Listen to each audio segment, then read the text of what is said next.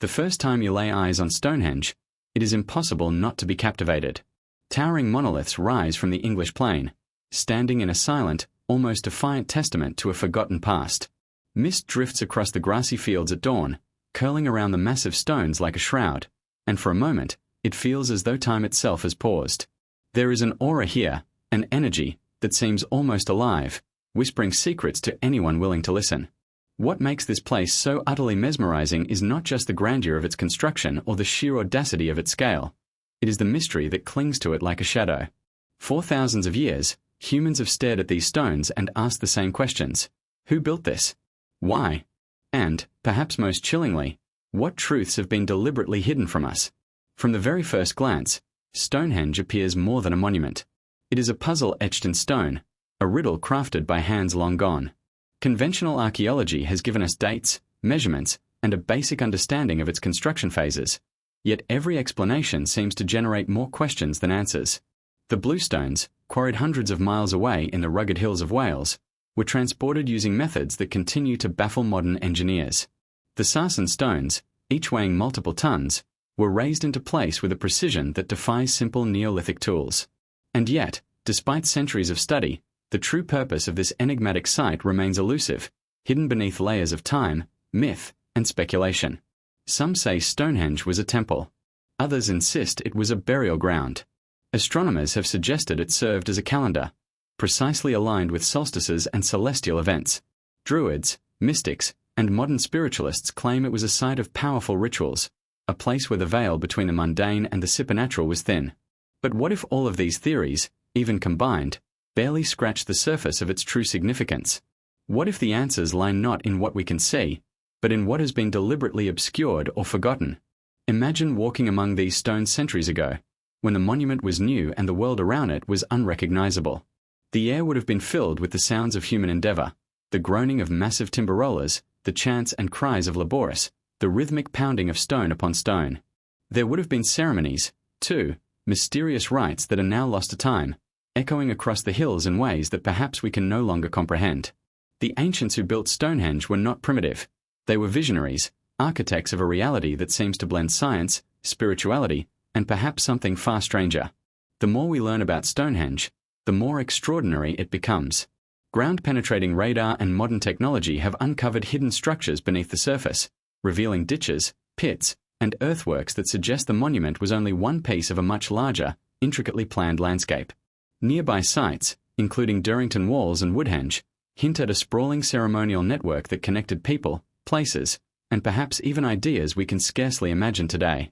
It is almost as if the builders were encoding messages in stone and earth, messages that would remain unreadable to anyone without the key, a key that may have been lost to history itself. The myths surrounding Stonehenge only deepen the intrigue. Legends tell of Merlin, the enigmatic wizard of Arthurian lore, conjuring the stones from afar. Folklore whispers of giants, supernatural forces, and celestial intervention. While many dismiss these tales as fanciful stories, a closer examination suggests they may contain fragments of truth disguised as myth. Perhaps the storytellers of old were attempting to convey knowledge too profound, too dangerous, or too sacred to be written plainly. Every stone at Stonehenge feels deliberate. Every alignment, every placement, seems purposeful, yet the rationale eludes definitive explanation. Some stones form circles, others rectangles. Some align with the sunrise on the summer solstice, others seem to correspond with lunar cycles. Could this have been merely ceremonial? Or does the pattern hint at something far more sophisticated, an advanced understanding of astronomy, mathematics, or even energies of the earth that modern science is only beginning to comprehend? What is most striking is the sense that Stonehenge was designed not just for observation, but for transformation. There is an almost palpable energy that visitors describe, a sense of awe, disorientation, even altered consciousness. Could the ancients have known something about human perception and consciousness that we have since forgotten? Were these stones more than mere monuments, perhaps serving as instruments, amplifiers, or gateways to experiences we cannot yet explain?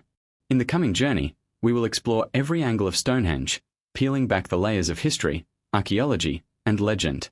We will examine evidence that challenges conventional understanding and uncover theories that might seem unbelievable, yet are grounded in meticulous research. From the astonishing feats of ancient engineering to the possibility of lost civilizations and hidden knowledge, Every revelation brings us closer to a truth that has been obscured for millennia. By the end, you may find yourself looking at Stonehenge not as a simple relic of the past, but as a profound mystery that forces us to question everything we think we know about human history. Stonehenge is not merely a monument. It is a riddle, a challenge, and an invitation. It stands as a silent witness to an ancient world, daring us to uncover its secrets. And those secrets, when finally revealed, promise to astonish, bewilder, and forever change the way we view our place in the tapestry of time. Stonehenge is much more than a collection of stones standing in an empty field. To the casual observer, it may seem simple, a circle of massive rocks arranged in a peculiar pattern, but beneath its weathered exterior lies a story that spans thousands of years. Located in Wiltshire, England, it occupies a unique place in human history as one of the most famous prehistoric monuments in the world. Scholars estimate that the first stones were erected around 3100 BCE, nearly 5,000 years ago, yet even after millennia of study, the monument continues to defy conventional explanation. Its mere existence challenges our understanding of ancient human capabilities, planning, and ambition. The structure consists of several types of stones, each with its own enigmatic origin and purpose. The massive sarsen stones form the iconic outer circle and trilithons, pairs of vertical stones capped by horizontal lintels. These stones, weighing up to 25 tons each, were transported from locations roughly 20 miles away. The smaller bluestones, many originating from the Preseli Hills in Wales, over 150 miles away, were carried across rugged terrain, rivers, and forests using methods that remain a mystery. Scholars continue to debate exactly how these ancient builders accomplished such an extraordinary feat without the benefit of modern machinery. Some suggest rolling logs, sledges, and human ingenuity. Others hint at lost technologies or techniques that have been forgotten over the ages. Stonehenge's design is as deliberate as it is perplexing. The stones are arranged in concentric circles, carefully aligned with astronomical events such as the summer and winter solstices. During the summer solstice, the sun rises directly over the heel stone, creating a spectacle that would have held immense significance for the people who built it. These alignments suggest that Stonehenge functioned not merely as a monument, but as a tool for observing and understanding celestial patterns. And yet, despite these clues, the full purpose of the site remains elusive. Was it a calendar? A sacred space? A place of initiation or healing? The answers remain tantalizingly out of reach, hidden in plain sight. The surrounding landscape adds further layers to the mystery. Stonehenge does not stand alone. Archaeological surveys have revealed a network of nearby structures, including burial mounds, henges, and settlements that hint at a complex and interconnected ritual landscape. Durrington Walls, located just 2 miles from Stonehenge, is one of the largest Neolithic settlements ever discovered, with evidence of ceremonial activity, feasting, and possibly gatherings of thousands. These nearby sites suggest that Stonehenge was the centerpiece of a larger cultural and spiritual framework, a hub of activity where the social, religious, and astronomical worlds converged. Despite centuries of excavation and research, many of Stonehenge's most compelling secrets remain buried beneath the earth. Early archaeologists focused primarily on the visible stones, often missing or dismissing subtle features such as hidden pits, post holes, and other anomalies that hint at more intricate structures and designs. Modern technologies like ground-penetrating radar, magnetometry, and LiDAR have uncovered previously invisible elements of the site, revealing evidence of timber circles, hidden ditches, and even possible ceremonial pathways that suggest a level of planning and sophistication far beyond what was once assumed. Every discovery raises new questions, reinforcing the idea that Stonehenge was more than just a simple stone circle. It was an architectural and cultural marvel whose full complexity we are only beginning to understand. One of the most fascinating aspects of Stonehenge is the way it challenges assumptions about prehistoric humans. For generations, mainstream scholars portrayed Neolithic societies as relatively simple, limited in their technological and organizational abilities. Stonehenge forces a reconsideration of this narrative. The monument required careful planning, coordination of labor, transportation of massive stones over vast distances, and an understanding of geometry and astronomy. Whether for ceremonial, astronomical, or possibly unknown purposes, its construction demonstrates a level of sophistication that rivals civilizations often thought to be far more advanced. The monument's allure is amplified by the scarcity of written records from the era. Unlike the Egyptians, the Sumerians, or the Mayans, the people who built Stonehenge left behind no written instructions, no explanatory inscriptions, no detailed accounts of their methods or intentions. We are left to decipher their work through the stones themselves, the surrounding landscape, and the few artifacts they left behind. This absence of documentation adds an aura of enigma, creating a sense that the truth of Stonehenge's purpose has been intentionally veiled, either lost to time or deliberately hidden by those who understood it. Stonehenge also occupies a unique place in the imagination of the modern world. Artists, writers, and filmmakers have drawn inspiration from its looming presence, from romanticized depictions of druids conducting secretive ceremonies to speculative theories of alien intervention. Its image evokes mystery, power, and a connection to forces beyond ordinary comprehension. And while some may dismiss such interpretations as fanciful, they highlight the monument's ability to provoke thought and stir the imagination, a testament to its enduring power as a symbol of the unknown. In tracing the history of Stonehenge, from its initial construction to its place in contemporary culture, one cannot escape a sense of wonder. Each stone, each alignment, each hidden feature invites us to look deeper, question assumptions, and imagine possibilities that stretch the limits of our understanding. Stonehenge is a puzzle of epic proportions, a challenge to historians, archaeologists, and dreamers alike. Its existence forces us to confront uncomfortable questions about human ingenuity, forgotten knowledge, and the true scope of our ancestors' capabilities.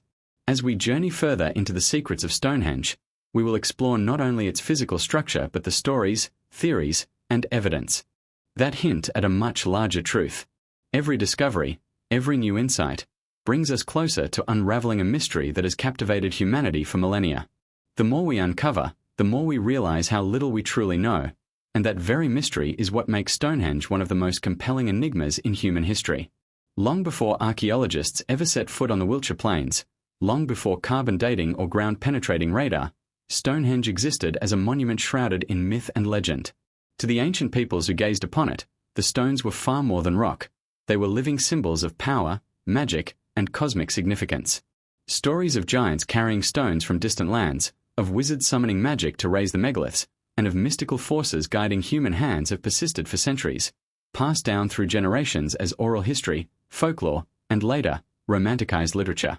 These legends offer tantalizing glimpses into a world where the natural and supernatural intertwined, where human understanding of reality was not limited to the tangible but extended into realms we can barely comprehend today. Perhaps the most famous legend involves Merlin, the enigmatic wizard of Arthurian lore, whose magical prowess is said to have moved the stones from Ireland to their present location in England. According to the tale, Merlin transported these massive stones overnight, effortlessly defying the laws of physics and engineering that still confound modern scholars. While historians dismiss such stories as fanciful, some theorists suggest that myths often encode fragments of truth. Could it be that Merlin represents the knowledge and ingenuity of people whose methods have been lost to time? Could the magic be a metaphor for advanced techniques or forgotten science? These stories, once thought to be simple fairy tales, take on a new level of intrigue when viewed through the lens of possibility rather than outright impossibility. Giants are another recurring motif in the legends of Stonehenge. Folklore tells of colossal beings lifting stones that no human could possibly move, shaping the landscape according to their own inscrutable purposes. In a time when monumental architecture was rare, attributing such feats to supernatural or superhuman forces was a natural way for people to explain the seemingly impossible. Some scholars suggest that these myths reflect humanity's or at the scale and complexity of Stonehenge, capturing the wonder and fear that the monument inspired in those who could only marvel at its enormity. Whether allegorical or literal, the stories emphasize that Stonehenge was not merely a construction. It was an event, a force, a creation that commanded reverence and respect. Celtic and Druidic traditions also play a crucial role in the myths surrounding Stonehenge. Druids are often depicted conducting ceremonies at the site, performing rituals to honor the sun, the earth, and the spirits that inhabit them. While historical evidence for Druidic use of Stonehenge is scant, the enduring association underscores the monument's spiritual resonance. Druids, with their deep understanding of nature and cosmic cycles, may have been drawn to the site for its energy, alignments, and symbolic power. These stories hint that Stonehenge's purpose could have extended beyond the physical or practical, serving as a focal point for consciousness, ritual, or sacred knowledge. The myths create an atmosphere in which the monument is not simply observed but experienced, a place where human perception and the mystical intertwine. Legends from local communities often add another layer of mystery. Tales abound of ghosts, spectral figures, and unexplained phenomena at Stonehenge, particularly at dawn or twilight, when the stones cast long shadows across the plains. Witnesses have reported hearing strange sounds, feeling sudden chills, or experiencing moments of profound clarity or unease. Whether these stories are products of imagination or reflections of deeper truths encoded in the monument itself, they have perpetuated the idea that Stonehenge is a living entity of sorts, a place where the veil between the seen and unseen is thin. These legends serve a dual purpose. They instill a sense of awe and caution, and they preserve the monument's enigmatic reputation across generations. Interestingly, the myths surrounding Stonehenge often blend elements of history, cosmology, and morality. Many legends describe the stones as possessing life or agency, moving or changing under certain conditions, or bestowing blessings or curses upon those who approach them. This animistic perspective suggests that the ancients may have viewed Stonehenge not as a static monument but as a dynamic system, a nexus of power interacting with the natural and spiritual world.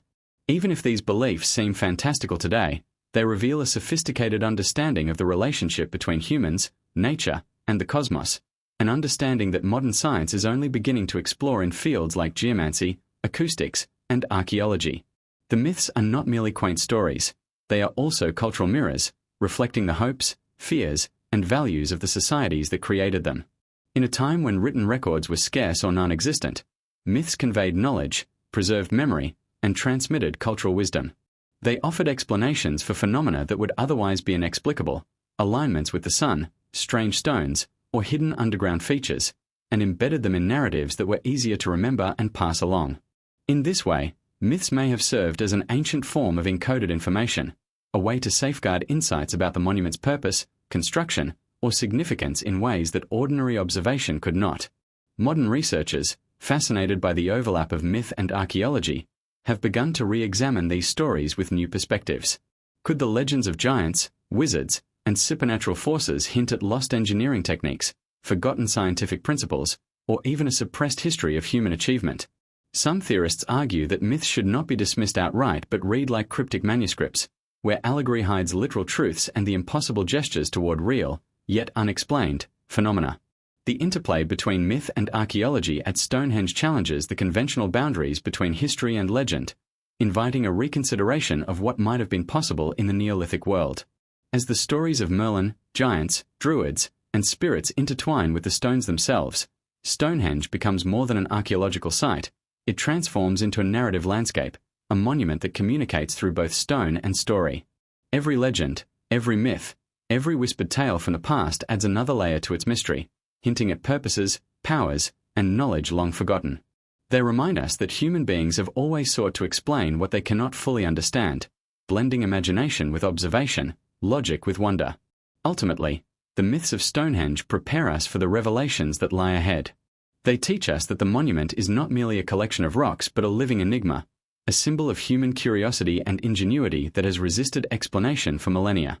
By examining these stories, we begin to glimpse the profound reverence and/or that ancient peoples felt for the site, feelings that modern visitors continue to experience today. And as we move from legend into archaeology, science, and forbidden theories, these myths provide the perfect bridge, reminding us that sometimes the line between fact and story is thinner than we imagine.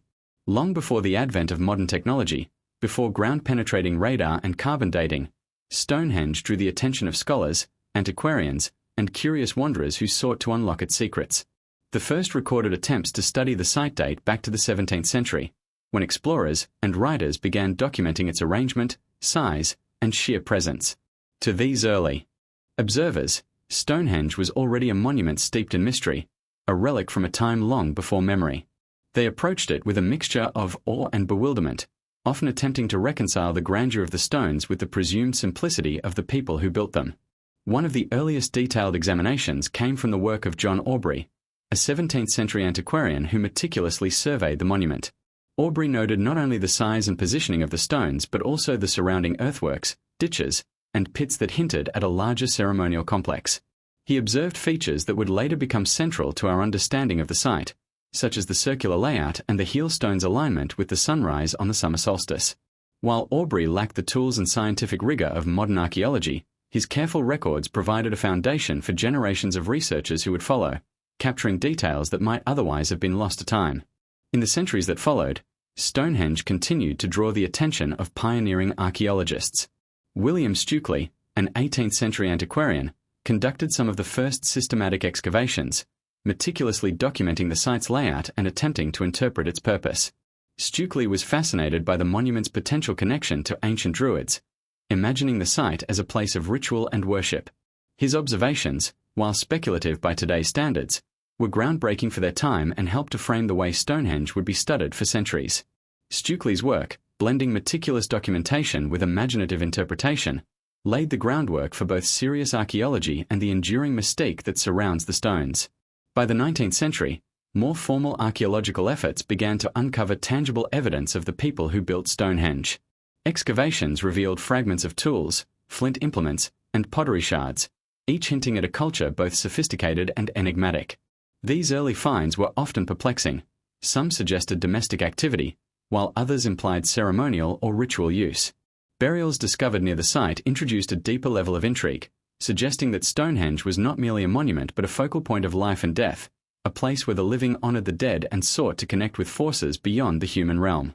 One of the most puzzling discoveries of the early period was the identification of pits and hollows surrounding the stones, later termed the Aubrey holes.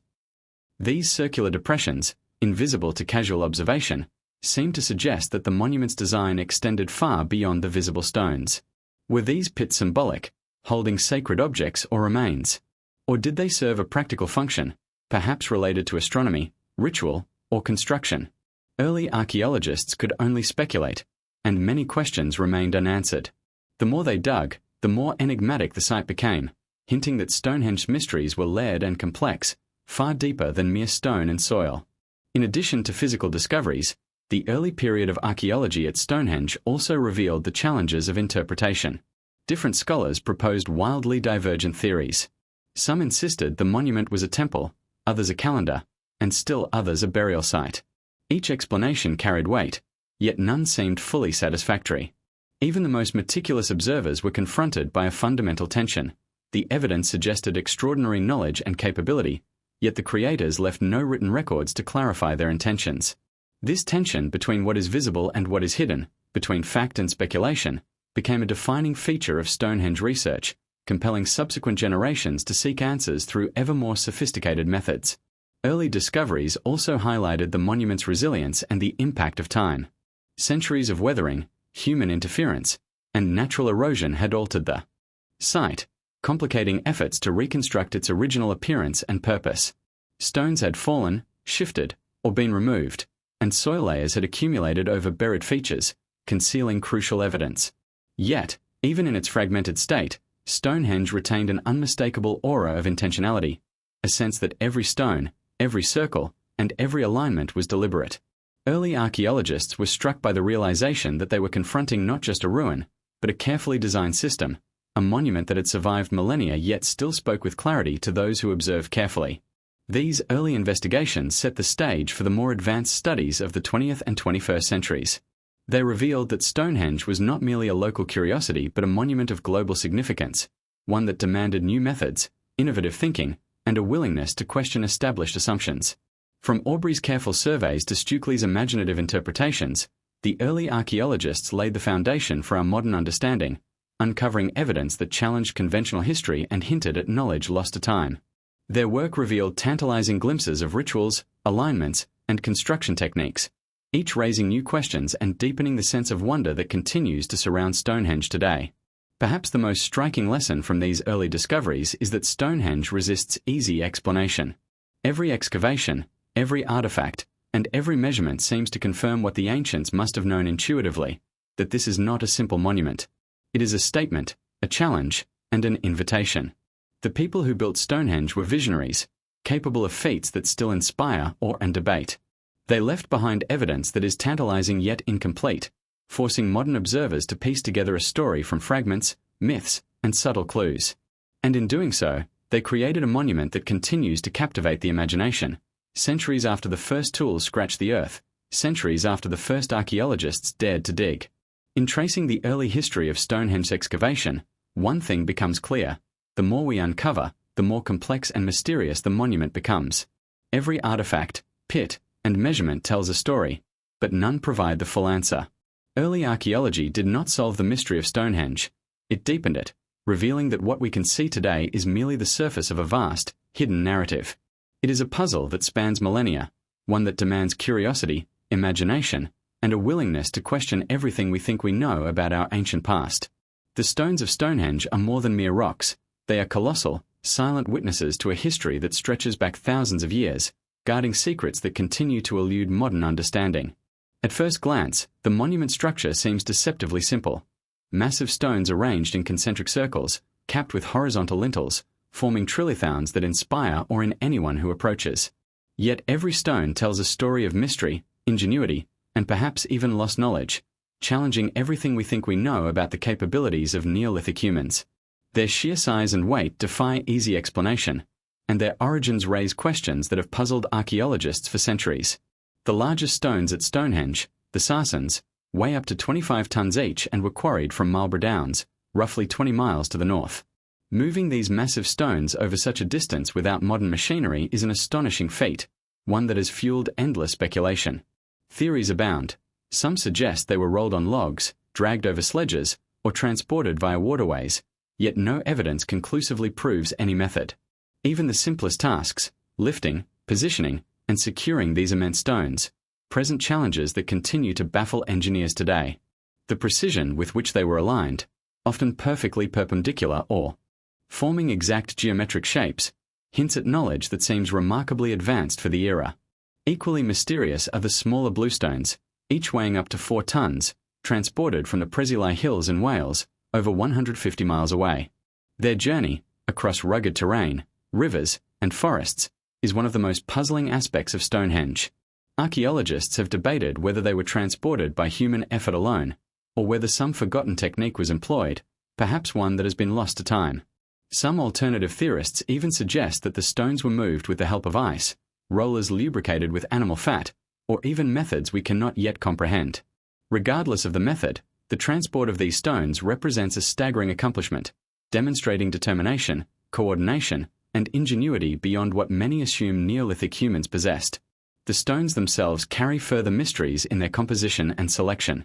The bluestones, unlike the local Sarsens, were carefully chosen, often for their distinctive colors, textures, or acoustic properties. Some researchers suggest these stones were believed to hold spiritual or healing properties, and their inclusion may have been more than practical, it may have been symbolic. The ancients seemed to recognize qualities in these stones that extended beyond the physical, perhaps sensing something inherent in their material that imbued the site with power or resonance. The deliberate pairing of Sarsens and bluestones, combined with precise positioning, indicates that the monument was not merely functional but deeply intentional, each stone selected for its unique role within the greater design. Even more confounding is the way the stones are fitted together. The lintels rest atop the vertical supports with remarkable precision, using mortise and tenon joints and tongue and groove connections that would challenge even modern builders. This level of craftsmanship suggests not only advanced knowledge of structural engineering but also a deliberate aesthetic or symbolic intention. Every joint, every placement, every alignment seems calculated to endure millennia, and endure it has. The builders were not merely constructing a temporary monument, they were creating a statement of permanence, one designed to withstand the ravages of time, weather, and human interference. Geologists have added another layer of intrigue. The bluestone's unique composition suggests they were selected for more than mere availability. Some studies indicate that the stones emit natural vibrations, producing subtle acoustic effects when struck or moved. Could the ancients have understood and harnessed this property? Some researchers speculate that the stone's sonic qualities may have played a role in rituals, ceremonies, or even consciousness-altering experiences. This possibility introduces an entirely new dimension to Stonehenge, a place where not only the eyes and mind were engaged but perhaps the body, the spirit, and the senses as well. The mystery deepens when considering the broader context of megalithic construction. Across Europe and the ancient world, massive stones were erected with similar precision and purpose, from Karnak in France to the standing stones of Malta. Stonehenge fits within this pattern, yet it stands apart due to its scale, alignment, and enduring fame. The question arises, what drove these ancient people to undertake such monumental tasks? Was it religious devotion, social organization, cosmic observation, or a combination of factors we cannot fully grasp? And why choose this particular configuration, these specific stones, and this location? The answers remain elusive, hidden in the interplay between human ambition and natural phenomena. Even more mystifying is the lack of contemporary records explaining the stone's purpose. Unlike other civilizations, the builders of Stonehenge left no inscriptions, no texts, no direct account of their intentions. We are left to interpret through physical evidence, oral traditions, and later myths, clues that are tantalizing but incomplete. This absence of direct explanation adds to the aura of enigma surrounding the stones. It invites speculation, encourages alternative theories, and forces us to confront the possibility that the true purpose of Stonehenge may never be fully known. What is undeniable, however, is the enduring power of the stones themselves. Standing amidst them, one can feel the weight of history and the echo of human endeavor across millennia. They demand attention, respect, and contemplation. Each stone seems to carry a message, a code, or a question for those willing to look closely, to probe deeper, to imagine possibilities beyond conventional understanding. And as modern science continues to uncover hidden features, from buried pits to subtle alignments, it becomes clear that these stones are not merely markers of time or monuments to human labor. They are repositories of mystery, encoded with intentions and knowledge that we are only beginning to approach. In the end, the stones of Stonehenge remain a profound testament to human curiosity, ingenuity, and reverence for the unknown. They are simultaneously familiar and alien, simple yet complex, natural yet imbued with purpose. Each layer of investigation peels back one mystery only to reveal another, a reminder that Stonehenge is not a monument to be solved but a puzzle to be experienced. And as we continue our exploration, we are compelled to ask the same questions that have haunted observers for centuries. How were these stones moved? Why these stones? And what message, if any, were the builders trying to leave for us across the millennia? One of the most extraordinary aspects of Stonehenge, the feature that has puzzled scientists and mystics alike for centuries, is its astonishing alignment with the cosmos. From the first glimmers of dawn on the summer solstice to the mysterious setting of the winter sun, the monument seems to be more than a simple circle of stones. It appears to be a sophisticated celestial observatory, carefully constructed to track the movements of the heavens. This realization has sent shockwaves through the scientific community, forcing experts to reconsider the capabilities of Neolithic people who, according to traditional narratives, had no advanced tools or knowledge of astronomy. Yet here, in the quiet Wiltshire landscape, evidence suggests otherwise, evidence that is as precise as it is perplexing. Perhaps the most famous alignment occurs on the summer solstice. On this day, the rising sun perfectly frames the heel stone, casting light into the heart of the monument. For centuries, this phenomenon has drawn visitors from around the world, people who gather at dawn to witness the spectacle and feel a connection to something ancient, something beyond ordinary human experience. But the precision required to achieve this alignment is staggering. The builders would have needed not only careful observation over generations but also an understanding of the solar cycle, horizon measurements, and spatial geometry, knowledge that was, until recently, thought impossible for societies of the era. The winter solstice adds another layer of intrigue. During this time, the sun sets in perfect alignment with the central trilithons, illuminating the inner circle in a way that suggests deliberate planning. The seasonal symmetry between the summer and winter solstices hints at a deeper purpose, one that may have combined practical observation with ritual significance. It is almost as if the stones themselves were designed to mark the rhythm of the year, guiding the lives, agriculture, and spiritual practices of the people who constructed them. The implications are staggering. These were not simple laborious placing stones randomly. They were careful planners with profound knowledge of the sky. Lunar alignments further complicate the picture.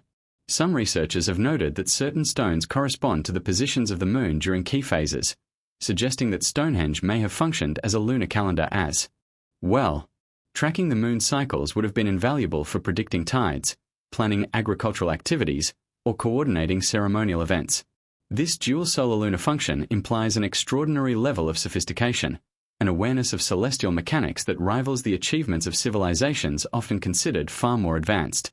It is a startling reminder that ancient humans were observing, calculating, and interacting with the cosmos in ways that modern observers sometimes underestimate.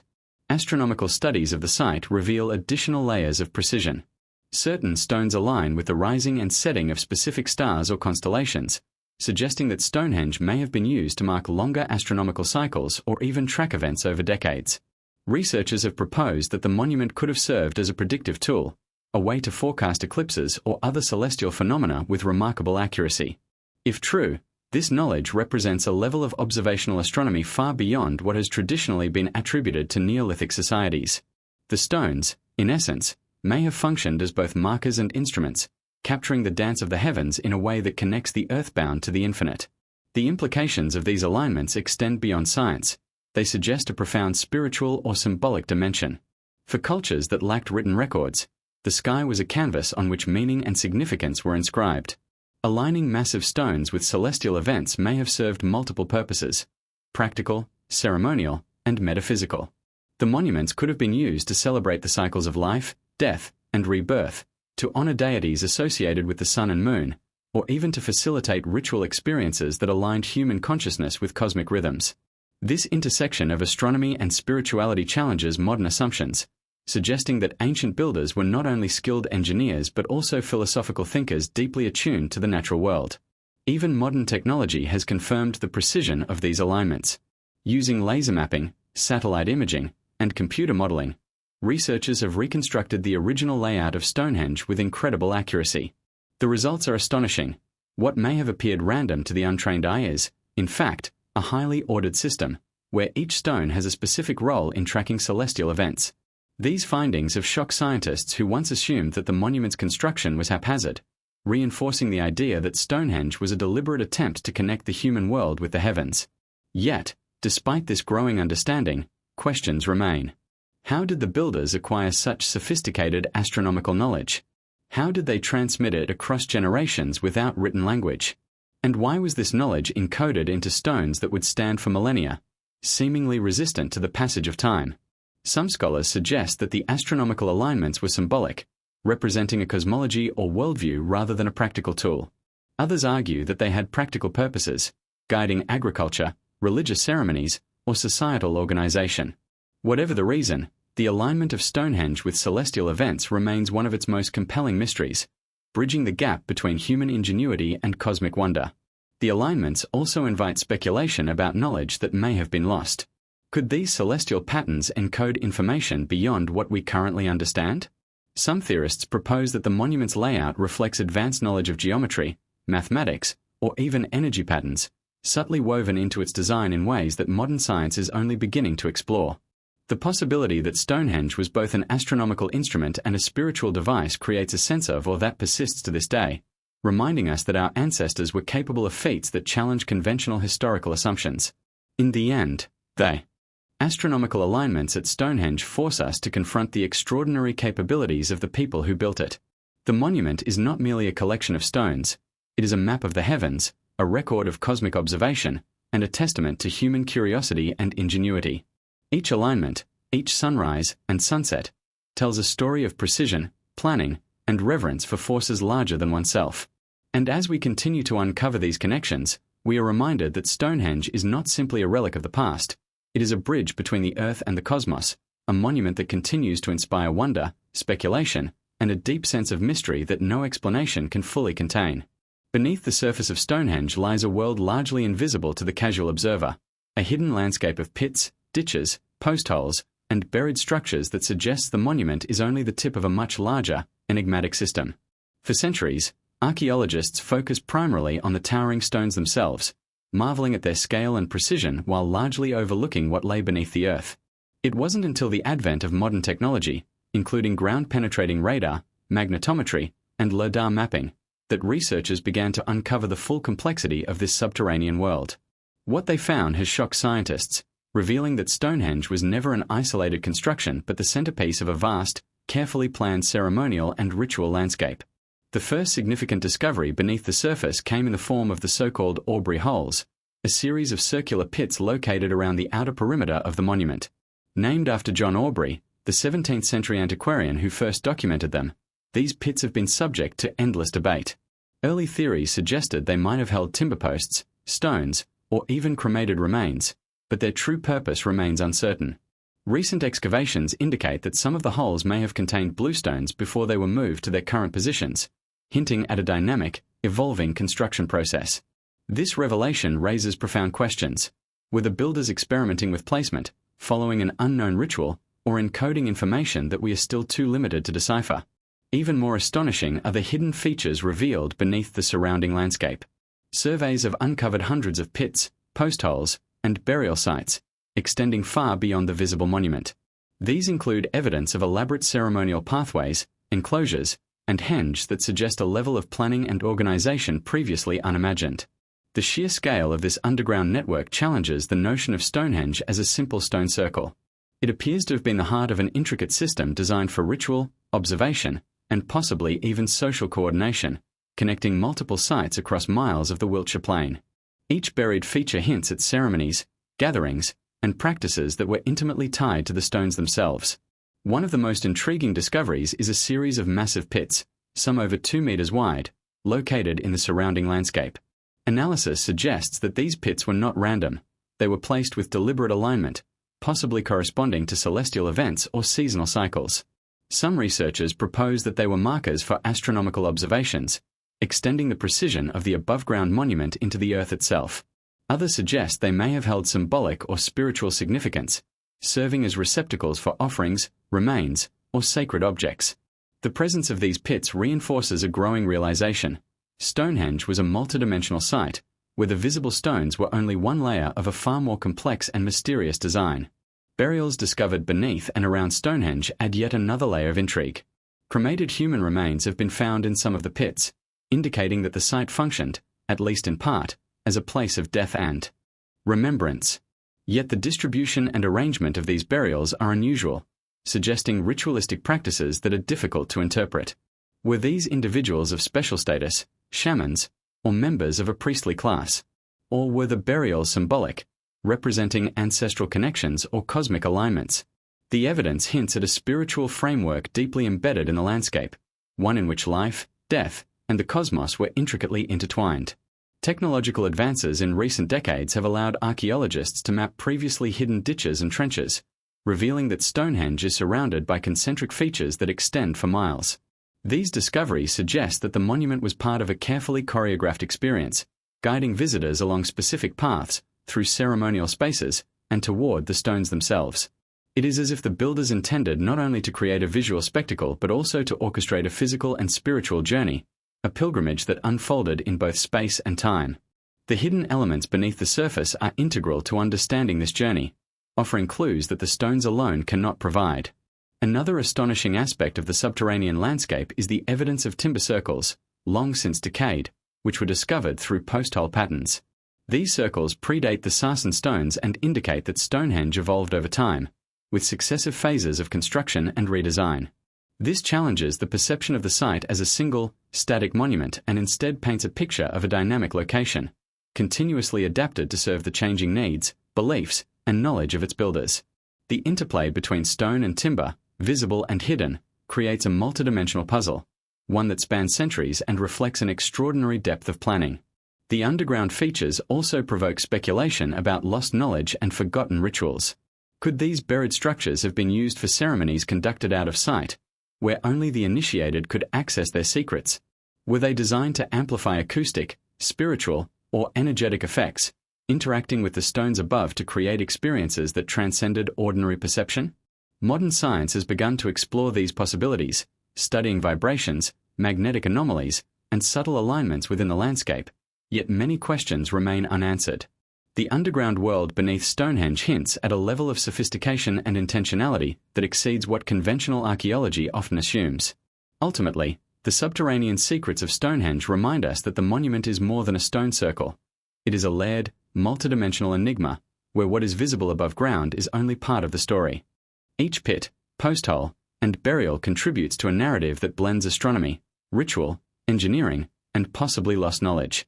Every hidden feature challenges us to reconsider our understanding of Neolithic capabilities and the intentions of the people who shaped this landscape. The ground beneath Stonehenge is not silent. It whispers of ceremonies long forgotten, of knowledge encoded in earth and stone, and of mysteries that continue to defy explanation. Stonehenge, therefore, is not merely a monument to be observed but an entire environment to be experienced. Its underground secrets compel us to look deeper, to question assumptions, and to imagine the full scope of its purpose. And as we continue to peel back the layers, we realize that each revelation only increases the monument's mystery, reinforcing the notion that Stonehenge is a masterpiece of hidden complexity, crafted with vision, knowledge, and perhaps even wisdom that stretches beyond our comprehension. The question of how Stonehenge was constructed has perplexed historians, engineers, and archaeologists for centuries. To the modern eye, the monument seems almost impossible to have been built with the simple tools and techniques available to Neolithic peoples. The sarsen stones alone, some weighing upwards of 25 tons, required not only immense strength but also knowledge of geometry, physics, and logistics. Yet, somehow, the builders accomplished this feat with a precision that continues to astonish even the most experienced engineers. Each stone stands in deliberate alignment, interlocked with its neighbors, and perfectly positioned to create a harmonious and enduring structure that has survived millennia. How they did it remains one of the greatest enigmas of human history. Traditional theories suggest that the builders used simple tools such as wooden sledges, levers, and earthen ramps. Workers may have rolled the massive stones over logs, dragged them along lubricated pathways, or floated them on rafts across rivers. While these explanations are theoretically plausible, they require coordination, manpower, and endurance on a scale that challenges our understanding of Neolithic societies. Imagine hundreds, if not thousands, of individuals working in perfect unison over miles of uneven terrain, lifting, dragging, and precisely placing stones that defy intuition and gravity.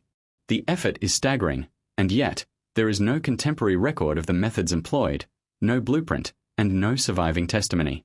We are left to marvel and speculate, piecing together theories from observation, experimentation, and imagination. One of the most confounding aspects of construction is the transportation of the bluestones from Wales, over 150 miles away. Unlike the local sarsens, these stones would have required a Herculean effort to move across rivers, hills, and forests, without the benefit of wheels or modern machinery. Some researchers have proposed that they were floated on rafts along the coast and then dragged inland, while others suggest a combination of sledges, rollers, and sheer manpower. Yet none of these explanations fully account for the efficiency, coordination, or precision involved. The journey alone is a testament to extraordinary human ingenuity, or, some argue, knowledge lost to time. Beyond transportation, the actual raising of the stones presents an even greater challenge. Positioning a multi-ton stone upright, then fitting a horizontal lintel perfectly atop vertical supports, requires careful planning, engineering skill, and an understanding of balance and leverage that seems improbable for a prehistoric society.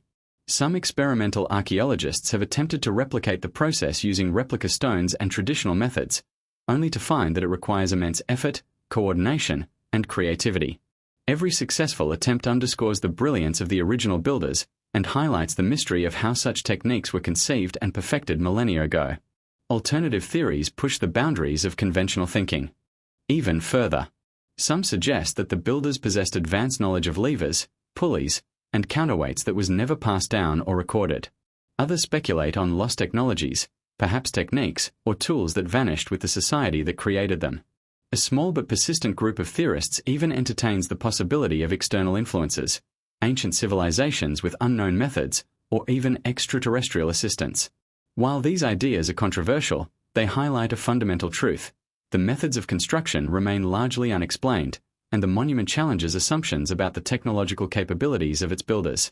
The precision of placement adds another layer of intrigue. The stones are not merely upright and aligned.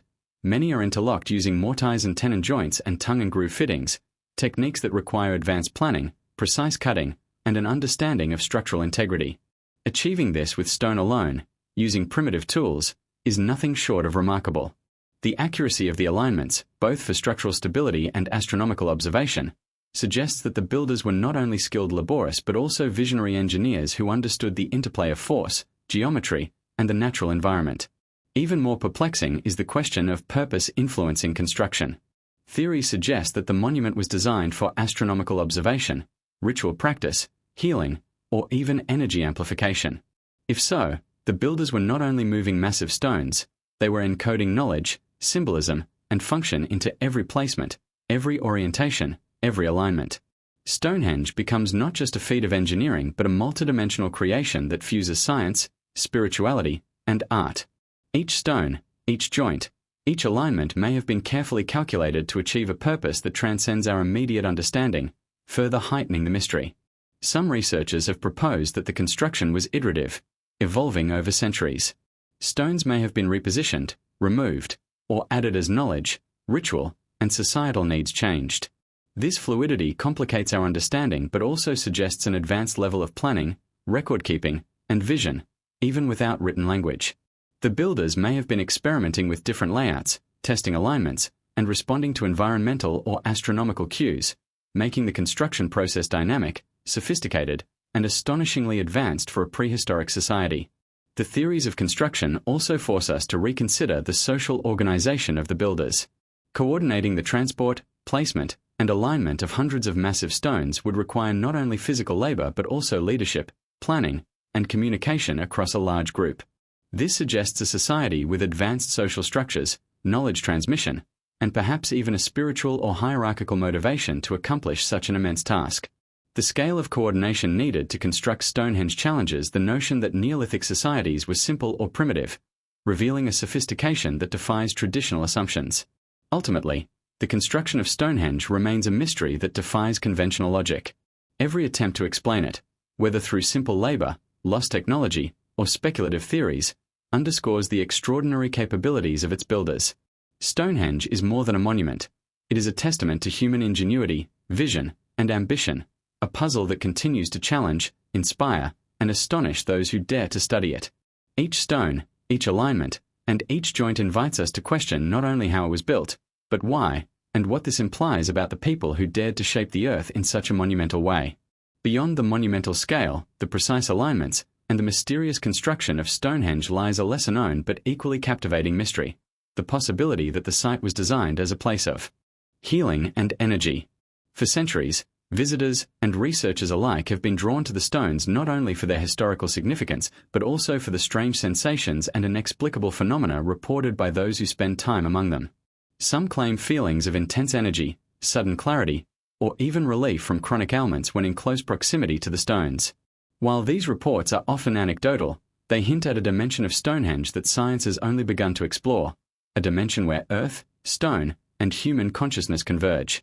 The idea of Stonehenge as a healing site is not entirely new. Historical records from the medieval period describe pilgrimages to the monument, with visitors seeking remedies for various illnesses, both physical and spiritual. The bluestones, in particular, have been singled out for their purported restorative properties. These stones, transported from Wales over 150 miles away, may have been selected for more than their size or color. Some theorists suggest that their mineral composition or vibrational qualities could have been perceived as medicinal or spiritually potent. Modern researchers investigating the acoustic and energetic properties of the stones have found that certain bluestones resonate with frequencies that can produce a calming or stimulating effect, hinting at a deliberate choice by the builders. The arrangement of the stones themselves may also play a role in energy dynamics. Some theorists argue that the circular configuration, combined with precise spacing and alignment, could create zones of electromagnetic or vibrational concentration, intentionally or otherwise. These energy centers might explain why visitors report unusual sensations at specific points within the monument. While mainstream science remains cautious, emerging fields like geophysics and biofield studies provide frameworks for exploring how natural formations might influence human perception and well-being. The possibility that Stonehenge was designed with these energetic considerations in mind opens a realm of speculation that blends archaeology, spirituality, and physics. Healing theories are further supported by archaeological findings of burials and ceremonial artifacts. Cremated remains found in pits around Stonehenge suggest that the site held deep spiritual significance, potentially related to rites of passage, purification, or connection to ancestral forces. Some researchers propose that the monument's creators believed in the stone's ability to bridge the physical and spiritual realms, offering restoration and transformation to those who engaged with the site. In this view, Stonehenge becomes not just a calendar or observatory but a sanctuary, a place where the boundaries between human and cosmic energy blur. Ancient cultures around the world often recognize the connection between certain stones and healing or spiritual power. In Egypt, Mesopotamia, and South America, megalithic structures were frequently linked to sacred energy, ritual cleansing, or astronomical observation. Stonehenge, in this global context, may represent a similar understanding, a deliberate attempt to harness natural and cosmic forces for human benefit. The transport of bluestones over long distances could have been motivated not only by ceremonial or symbolic reasons but also by a belief in their inherent potency, their ability to carry energetic or spiritual power to the site. Modern experiments with the stones have added intriguing, if inconclusive, evidence. Researchers measuring magnetic fields, subtle vibrations, and acoustics have identified anomalies in and around certain stones. These findings suggest that Stonehenge could create perceptible effects on the human nervous system or consciousness. While skeptics caution that psychological factors and expectation may play a role, the consistency of reported experiences across centuries and cultures lends weight to the idea that something extraordinary is occurring. Whether through material composition, structural design, or location, the monument appears to influence those who enter its circle in ways that defy simple explanation. The positioning of the stones relative to solar and lunar cycles may further enhance their perceived energy. Sunlight streaming through specific gaps at solstices and equinoxes creates dramatic visual effects, illuminating particular stones or casting intricate shadows that could have been interpreted as channels of energy or divine presence. The interplay of light, shadow, and human perception may have reinforced the monument's role as a healing or transformative space, blending sensory experience with spiritual intent. In this way, Stonehenge functions not merely as a physical structure but as a carefully orchestrated environment, designed to affect the body, mind, and spirit. Some alternative theorists take these ideas even further, suggesting that Stonehenge could have been a site for consciousness expansion or ritual initiation. The combination of resonant stones, precise alignments, and ceremonial architecture might have produced altered states of awareness, allowing participants to perceive dimensions beyond ordinary human experience. While such theories remain speculative, they highlight the monument's capacity to inspire wonder and exploration, reinforcing its reputation as a site where the known and unknown converge. Whether through spiritual intention, energetic properties, or a combination of both, the healing and energy aspects of Stonehenge add another layer of mystery to an already enigmatic monument. They challenge conventional archaeology to consider not only the physical and historical dimensions of the site, but also its experimental and perceptual significance. Stonehenge was more than a place of stones. It was a living environment, designed to engage the human body, mind, and spirit, drawing individuals into a connection with forces both natural and cosmic. In the end, the theories of healing and energy at Stonehenge remind us that the monument is multidimensional. It is simultaneously an architectural marvel, an astronomical instrument, and a potential sanctuary for human well-being. Each stone, each alignment, and each hidden feature may have been selected and positioned not only for structural or ceremonial purposes but also to create an environment of profound effect on those who interacted with it. The energy of Stonehenge, whether literal, symbolic, or psychological, continues to resonate across millennia, leaving modern observers to wonder, what did the builders know that we are only beginning to grasp? And how much of Stonehenge's true power remains hidden, waiting for those who are willing to experience it? Among all the enigmas of Stonehenge, few are as puzzling and captivating as the origins of the bluestones. These smaller stones, many weighing up to 4 tons, were transported over 150 miles from the Preseli Hills in Wales, a feat that continues to baffle archaeologists, engineers, and historians alike.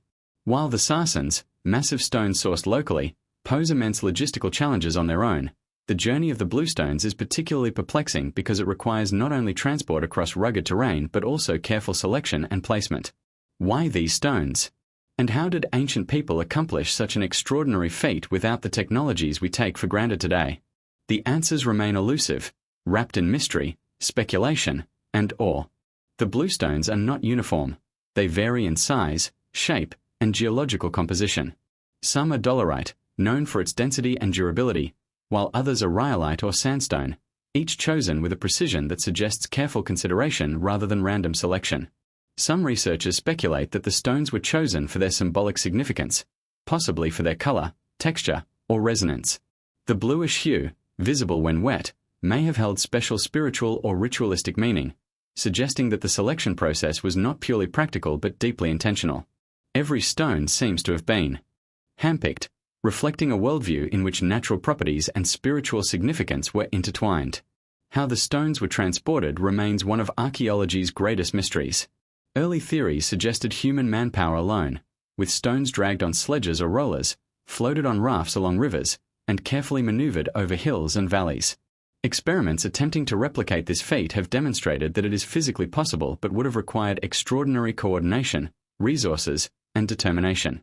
Thousands of individuals would have been involved, working in unison over weeks, months, or even years to move these stones to their destination. The scale of effort implies not only technical ingenuity but also a social and organizational sophistication that challenges assumptions about Neolithic communities. Some alternative theories propose even more extraordinary explanations. Could the bluestones have been moved with techniques now lost to history? Might there have been advanced knowledge of leverage, buoyancy, or mechanical devices that did not survive into later eras. Fringe theories even suggest the possibility of levitation, magnets, or other unknown forces, reflecting the awe and incredulity that the feat inspires. While such ideas are speculative, they underscore the profound difficulty of explaining the transport of the bluestones using conventional methods alone. Whatever the answer, the journey of these stones represents a testament to human ambition and ingenuity on a scale that continues to astonish. Geologists have traced the exact quarries from which the bluestones originated, confirming that each stone was sourced from a specific location within the Presilai Hills. This finding raises further questions. Why go to such extraordinary lengths to retrieve stones from such a distant site? Some researchers argue that the bluestones held symbolic significance to the builders, possibly representing ancestral lands, spiritual power, or mystical properties associated with their origin. Others suggest that the stones may have been valued for their unique acoustic or energetic properties, chosen for their resonance, density, or ability to transmit vibrations. Whatever the reason, it is clear that these were not random choices. The stones were deliberately and carefully selected for a purpose that remains partially hidden to this day. The journey of the bluestones also hints at a connection between Stonehenge and other ancient sites.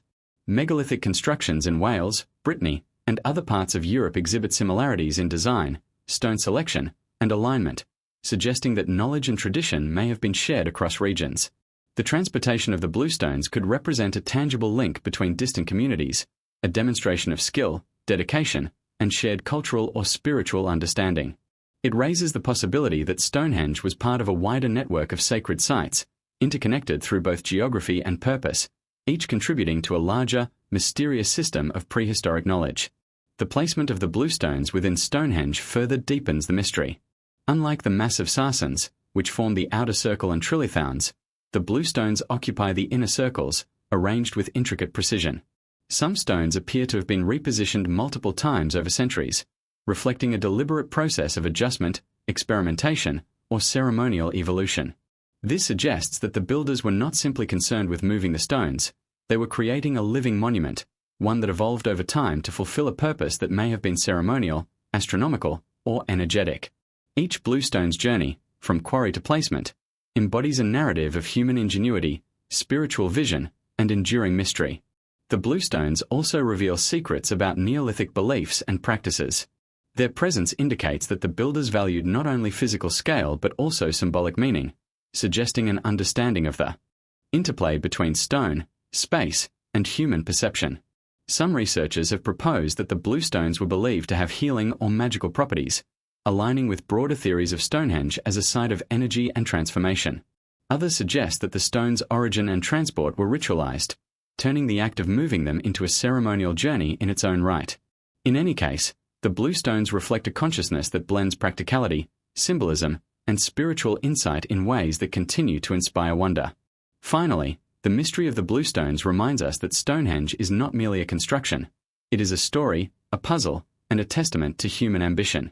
Each stone carries with it a journey, a history, and perhaps even a message encoded by those who understood the significance of every choice. The distance traveled, the selection of materials, and the careful placement all speak to a vision that transcends the ordinary, revealing a society capable of feats that challenge our assumptions about prehistoric humans. The bluestone's origins are more than a geological fact. They are a symbol of mystery, ingenuity, and the enduring allure of Stonehenge itself. In contemplating the journey of the bluestones, we are forced to confront the extraordinary achievements of our ancestors and to acknowledge how much remains hidden. Every mile they traveled, every alignment and placement, every choice made along the way points to knowledge, purpose, and intention that modern observers are only beginning to grasp. The bluestones are more than stones. They are silent witnesses to a story that stretches across time, space, and human imagination, waiting for those willing to explore the mystery beneath their ancient, weathered surfaces. When most people imagine Stonehenge, they picture mysterious figures draped in robes, performing sacred rituals at sunrise or sunset, images popularized by myths, legends, and Hollywood interpretations. But the connection between the monument and religious leaders, such as druids or ancient priests, is more than fanciful storytelling. It may hold a key to understanding why this massive stone circle exists. While the exact identity of the builders remains unknown, evidence suggests that Stonehenge was a site of intense spiritual significance, where ritual, astronomy, and social hierarchy intersected. Ancient priests, shamans, or spiritual leaders likely played a central role in orchestrating activities, interpreting cosmic events, and maintaining the sacred function of the site. Historical records from later periods, particularly those from Roman and medieval sources, describe Druids as intermediaries between humans and the divine. While these accounts postdate Stonehenge construction by millennia, they provide a framework for imagining the kinds of ceremonial leadership that might have existed in Neolithic times. Druids were often associated with sacred groves, astronomical observations, and rituals designed to honor deities or ancestors. Stonehenge, with its carefully aligned stones and potential energy zones, would have been an ideal stage for such figures, providing both a physical and symbolic center for spiritual activity. It is plausible that a small group of trained individuals, priests, astronomers, or spiritual guides, oversaw the ceremonies, instructed participants, and ensured that rituals coincided with celestial events. The positioning and movement of the stones themselves suggest that rituals at Stonehenge were highly organized. The central trilithons and inner circles likely served as stages or focal points, where specific actions were performed according to the time of year or the alignment of celestial bodies. Priests or shamans may have been responsible for directing these activities, signaling the beginning of ceremonies, or determining when participants should enter or exit the sacred space. The coordination required implies a hierarchy, with spiritual leaders at the top, guiding not only religious practices but also the social and cultural functions of the monument. In this sense, Stonehenge was more than a monument. It was a theater of human experience, where sacred knowledge was enacted and transmitted. Archaeological evidence supports the idea that certain individuals held special status at the site. Cremated remains found in and around Stonehenge, sometimes accompanied by grave goods or unique artifacts, suggest that select members of the community were honored or consecrated in a ritual context. These individuals may have been spiritual leaders, visionaries, or those believed to possess special knowledge. Their proximity to the stones and the ceremonial arrangement of their burials indicate that the site was not simply public space but a center for sacred practice, controlled and interpreted by those with authority. The role of priests, therefore, may have been to manage both the spiritual and social dimensions of the monument, ensuring that its significance extended beyond mere observation to active participation in ritual life. Some researchers argue that the Druids or priests may also have served as custodians of knowledge, preserving information about astronomy, healing, and the natural world. Stonehenge's precise alignments suggest a sophisticated understanding of solar and lunar cycles, and it is likely that someone was responsible for tracking these movements and interpreting their significance. These leaders may have held knowledge that was considered esoteric or sacred, passing it down through oral tradition, apprenticeship, or ritual practice. In this way, the spiritual leaders of Stonehenge were not only religious figures but also astronomers, mathematicians, and scientists of their time, blending empirical observation with mystical understanding. The integration of ritual and astronomy at Stonehenge raises questions about the types of ceremonies conducted under the guidance of priests. Seasonal festivals, solstice celebrations, and lunar events may have served multiple purposes, reinforcing social cohesion, honoring deities or ancestors, and transmitting cosmic knowledge to the wider community.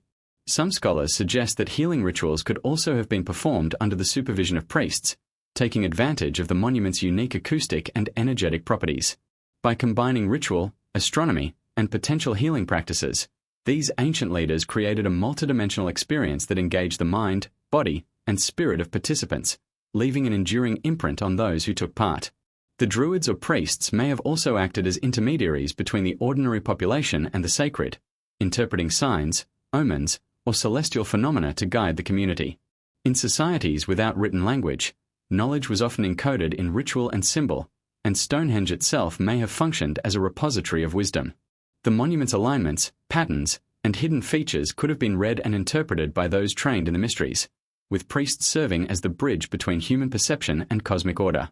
In this sense, the spiritual leaders were not merely performing ceremonies, they were decoding the universe, translating celestial patterns into human understanding and action. Legends and folklore surrounding Stonehenge reinforce the notion of its spiritual custodians.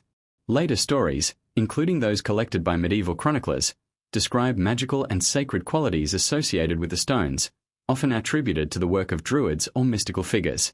While these accounts are centuries removed from the monument's construction, they may preserve echoes of older practices, reflecting a long-standing association between Stonehenge and spiritual authority. The persistence of these legends across time suggests that Stonehenge has always been more than a physical structure. It is a symbol, a stage, and a vessel for human belief, shaped and guided by those entrusted with its care. Ultimately, the role of Druids and ancient priests at Stonehenge highlights the monument's function as a center of human culture, knowledge, and spirituality. They were likely the architects of ritual, the keepers of cosmic knowledge, and the intermediaries who connected the earthly with the divine. Without them, the alignment of stones, the timing of ceremonies, and the profound experience of the monument may never have achieved the depth and complexity that has captivated generations. Stonehenge was not merely constructed with stone, it was constructed with knowledge, intention, and sacred purpose, guided by those who understood its significance and ensured its legacy endured across millennia. Stonehenge, therefore, is as much a story of human wisdom, spirituality, and leadership as it is of engineering or astronomy. The presence of priests, shamans, or druids, whether literal or symbolic, reinforces the monument's role as a multidimensional creation, a place of power, observation, ritual, and transformation. Their invisible hand lingers in every stone, every alignment, and every hidden feature, reminding us that the monument was not built for mere admiration. It was built to be lived, experienced, and understood by those who could grasp its mysteries. Stonehenge has long captivated scholars, tourists, and conspiracy theorists alike, but recent excavations have unveiled secrets that are forcing historians and archaeologists to rewrite their understanding of this ancient monument. While the towering stones have been studied for centuries, the earth beneath and around them continues to yield astonishing revelations, challenging long-held assumptions and hinting at hidden complexities that were previously invisible. Using advanced technology such as ground-penetrating radar, magnetometry, and LiDAR mapping, researchers have uncovered a subterranean world that is as meticulously organized as the visible monument itself, revealing Stonehenge as not just a circle of stones but the centerpiece of a sprawling prehistoric landscape. One of the most shocking discoveries involves the intricate network of buried features surrounding Stonehenge. Excavations have revealed hundreds of pits, post holes, and ditches that extend well beyond the visible perimeter of the stones. Some of these features appear to be part of a deliberate pattern, possibly related to astronomical observation, ritual activity, or ceremonial pathways. The scale and organization of these underground elements are staggering, suggesting a level of planning and societal coordination previously unimagined for Neolithic communities. What was once assumed to be a simple monument is now understood to be part of a complex and highly sophisticated cultural landscape. Another groundbreaking revelation comes from the discovery of cremated human remains in some of the pits surrounding the monument. These burials, carefully arranged, suggest that Stonehenge served as a ceremonial or sacred center, possibly linked to ancestor worship, ritual purification, or other spiritual practices. The placement of these remains in relation to the stones and their alignments implies deliberate planning, indicating that certain individuals may have held special status or spiritual significance within the community. These findings challenge the notion that the site was merely an astronomical observatory or a calendar.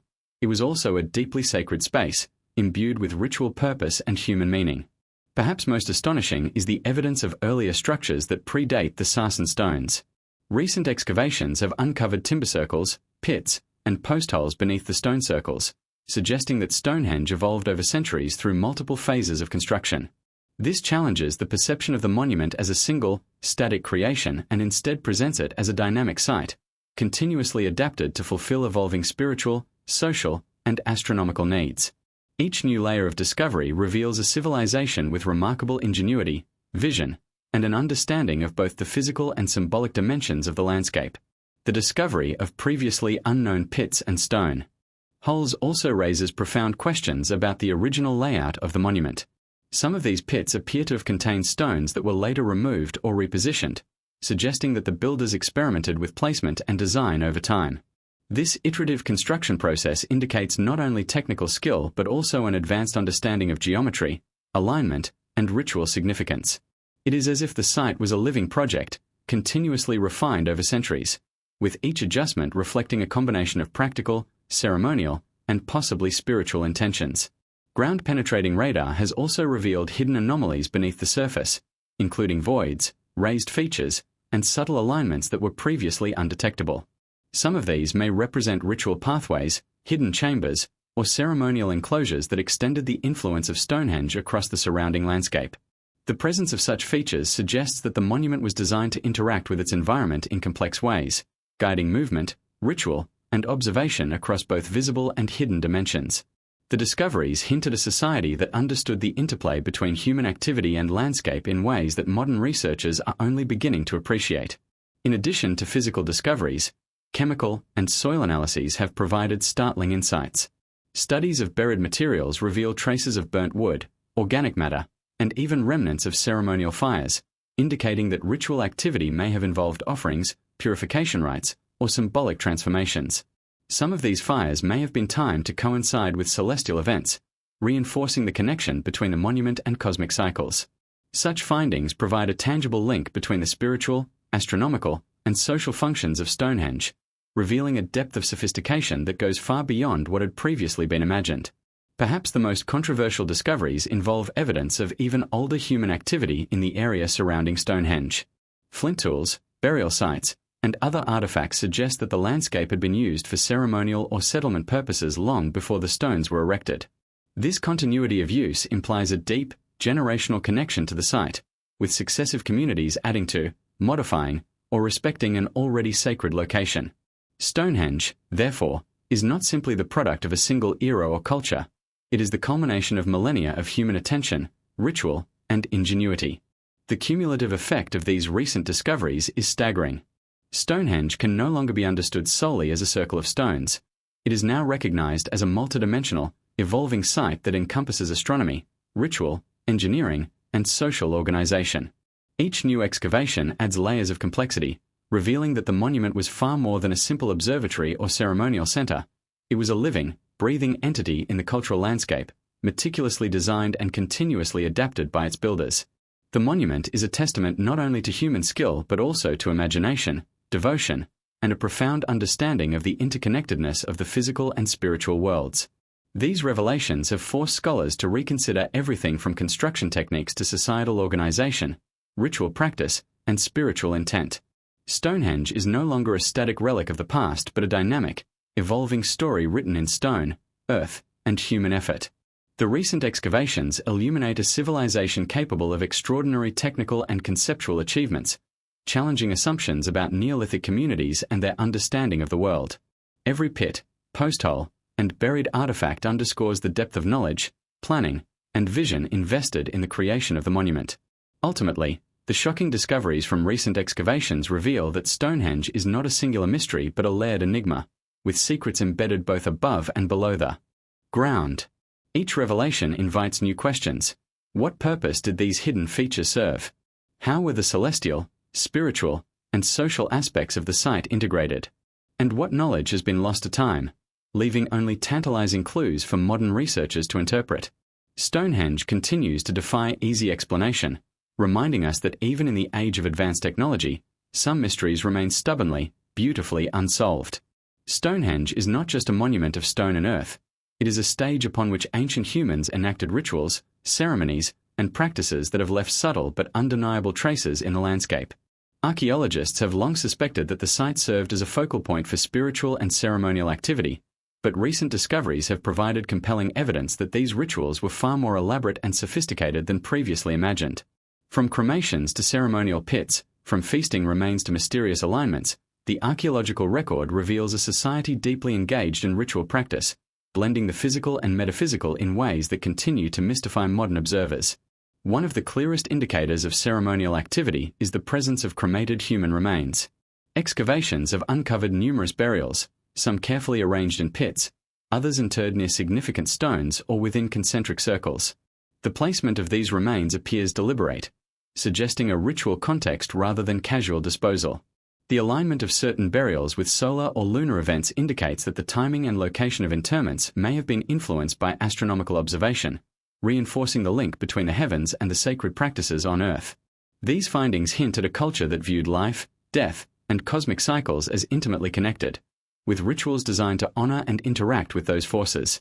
In addition to human remains, archaeologists have found evidence of animal bones, pottery, and other artifacts that point to ceremonial feasting. Such feasts may have accompanied seasonal festivals, religious ceremonies, or rites of passage, serving both spiritual and social functions. The scale of these gatherings suggests that Stonehenge was not merely a local site but a regional center, attracting people from distant communities who came to participate in rituals and celebrate the cycles of life, death, and nature. The integration of food, drink, and communal activity within the sacred space demonstrates a sophisticated understanding of how ritual can reinforce social cohesion, spiritual practice, and collective identity. The stones themselves provide further evidence of ritual. Marks on certain bluestones and sarsens suggest that they were intentionally shaped, moved, or interacted with in ceremonial contexts. Some stones show signs of repeated contact, possibly indicating ritual touch, offerings, or symbolic gestures performed by priests or participants. The careful alignment of the stones with celestial events, such as solstices and lunar cycles, reinforces the idea that ritual timing was crucial, with the monument serving as a calendar, observatory, and sacred space all at once. The placement and treatment of the stones demonstrate that the builders were not only constructing a physical monument, but also orchestrating spiritual and ceremonial experiences that engaged both the participants and the cosmos. Archaeologists have also uncovered evidence of timber circles, post holes, and other ephemeral structures that suggest temporary ceremonial enclosures. These features indicate that rituals may have extended beyond the stone circle itself, incorporating the surrounding landscape into a larger sacred system. Pathways, ditches, and henge discovered in the vicinity point to carefully choreographed movement, guiding participants from one sacred area to another. This choreography suggests a deep understanding of space, symbolism, and human experience, reinforcing the notion that Stonehenge was not only a monument to the past but also a carefully designed stage for ritual drama. Some scholars propose that sound and acoustics played a role in the ceremonies. The arrangement of stones creates unique echo patterns and resonance, which may have amplified chants, drums, or other ritual sounds. Participants could have experienced altered perceptions, a sense of awe, or even states of trance as sound interacted with the space. If intentional, this acoustic dimension reveals a profound understanding of the relationship between environment and human experience, suggesting that rituals at Stonehenge were multisensory events designed to engage body, mind, and spirit simultaneously. The timing of rituals likely held extraordinary importance. Alignments with solstices, equinoxes, and lunar events indicate that the calendar of ceremonies was synchronized with celestial cycles. This precision allowed participants to mark seasonal transitions, agricultural milestones, or cosmological phenomena, embedding astronomical knowledge within the spiritual life of the community. The integration of cosmic timing into ritual practice reflects a culture in which the heavens were not distant abstractions but active participants in human life, guiding ceremonies and shaping experience in ways that we are only beginning to understand. Archaeological evidence also suggests that these rituals were deeply symbolic. Certain burial arrangements, the selection of specific stones, and the placement of artifacts may have encoded beliefs, cosmology, or sacred knowledge in a tangible form.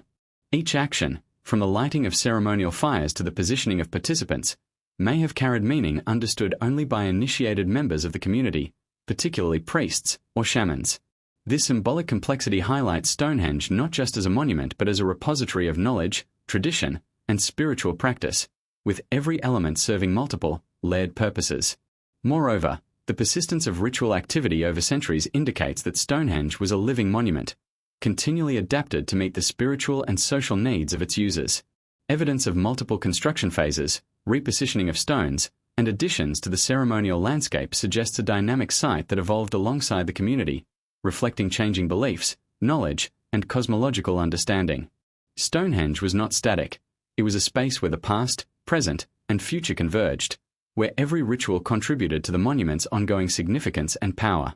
Ultimately, the evidence of ancient rituals and ceremonies at Stonehenge reveals a society deeply attuned to both the earthly and the cosmic.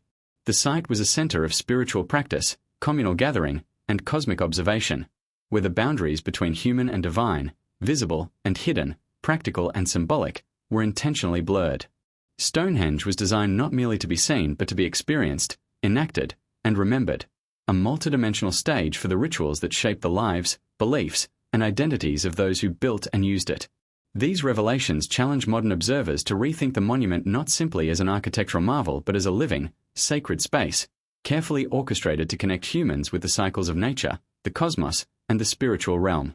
Every burial, every pit, every stone, and every alignment is a testament to the power of ritual and the enduring mystery of Stonehenge, inviting us to step closer to the ancient world and to consider the depth of knowledge, intention, and imagination that brought this extraordinary site to life.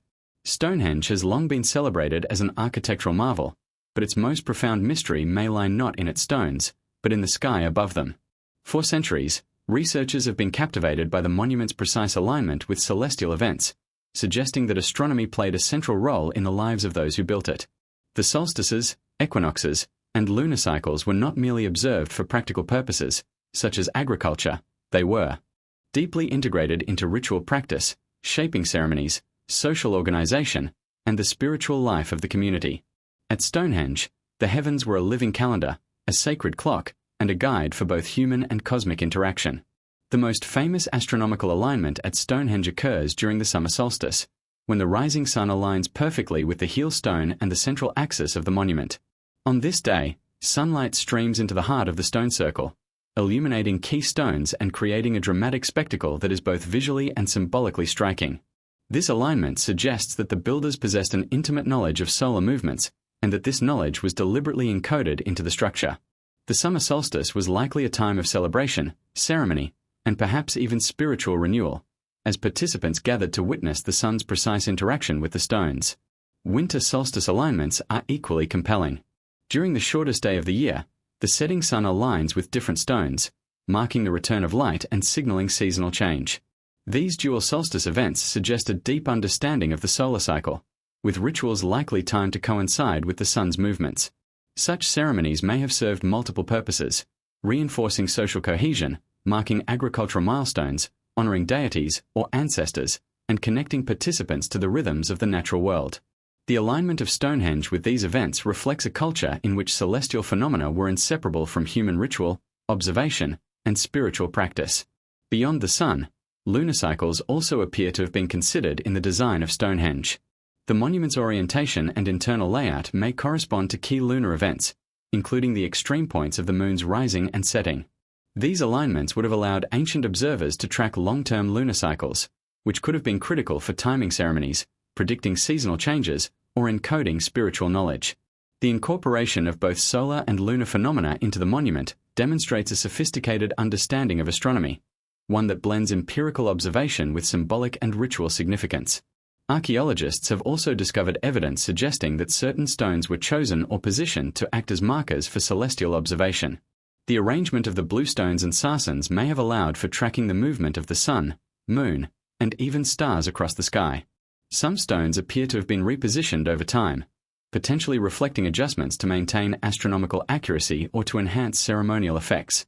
This iterative process indicates that the builders were not merely constructing a static monument, but were creating a dynamic tool for celestial tracking and ritual, one that could evolve in response to the passage of time and the shifting cycles of the heavens. The integration of astronomy into ritual practices likely extended to social organization as well. Certain positions within the stone circle may have been reserved for priests, shamans, or elite members of the community who interpreted celestial events and guided ceremonial activity.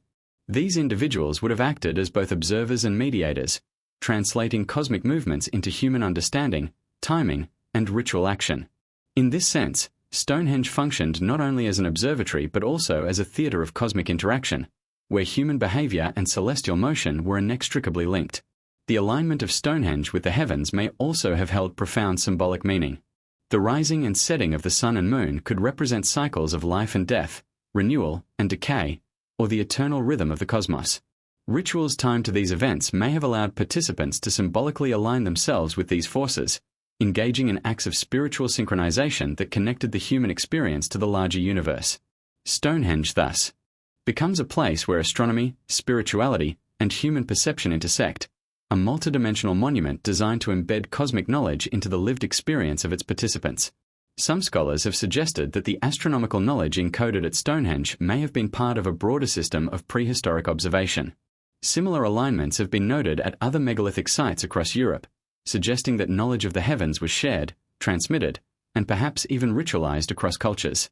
Stonehenge may have functioned as a central node within this network, allowing for the observation and ceremonial acknowledgement of key celestial events. The monument thus serves as both a local and regional center of cosmic understanding, reflecting a worldview in which astronomy, ritual, and human society were inseparably linked.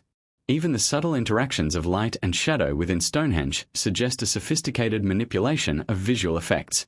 During solstices, equinoxes, or other significant astronomical events, sunlight and shadow would have dramatically altered the appearance of the stones, creating experiences that were simultaneously awe-inspiring, spiritual, and possibly transformative. Participants may have interpreted these visual effects as divine communication, signs of cosmic order, or confirmation of ritual success.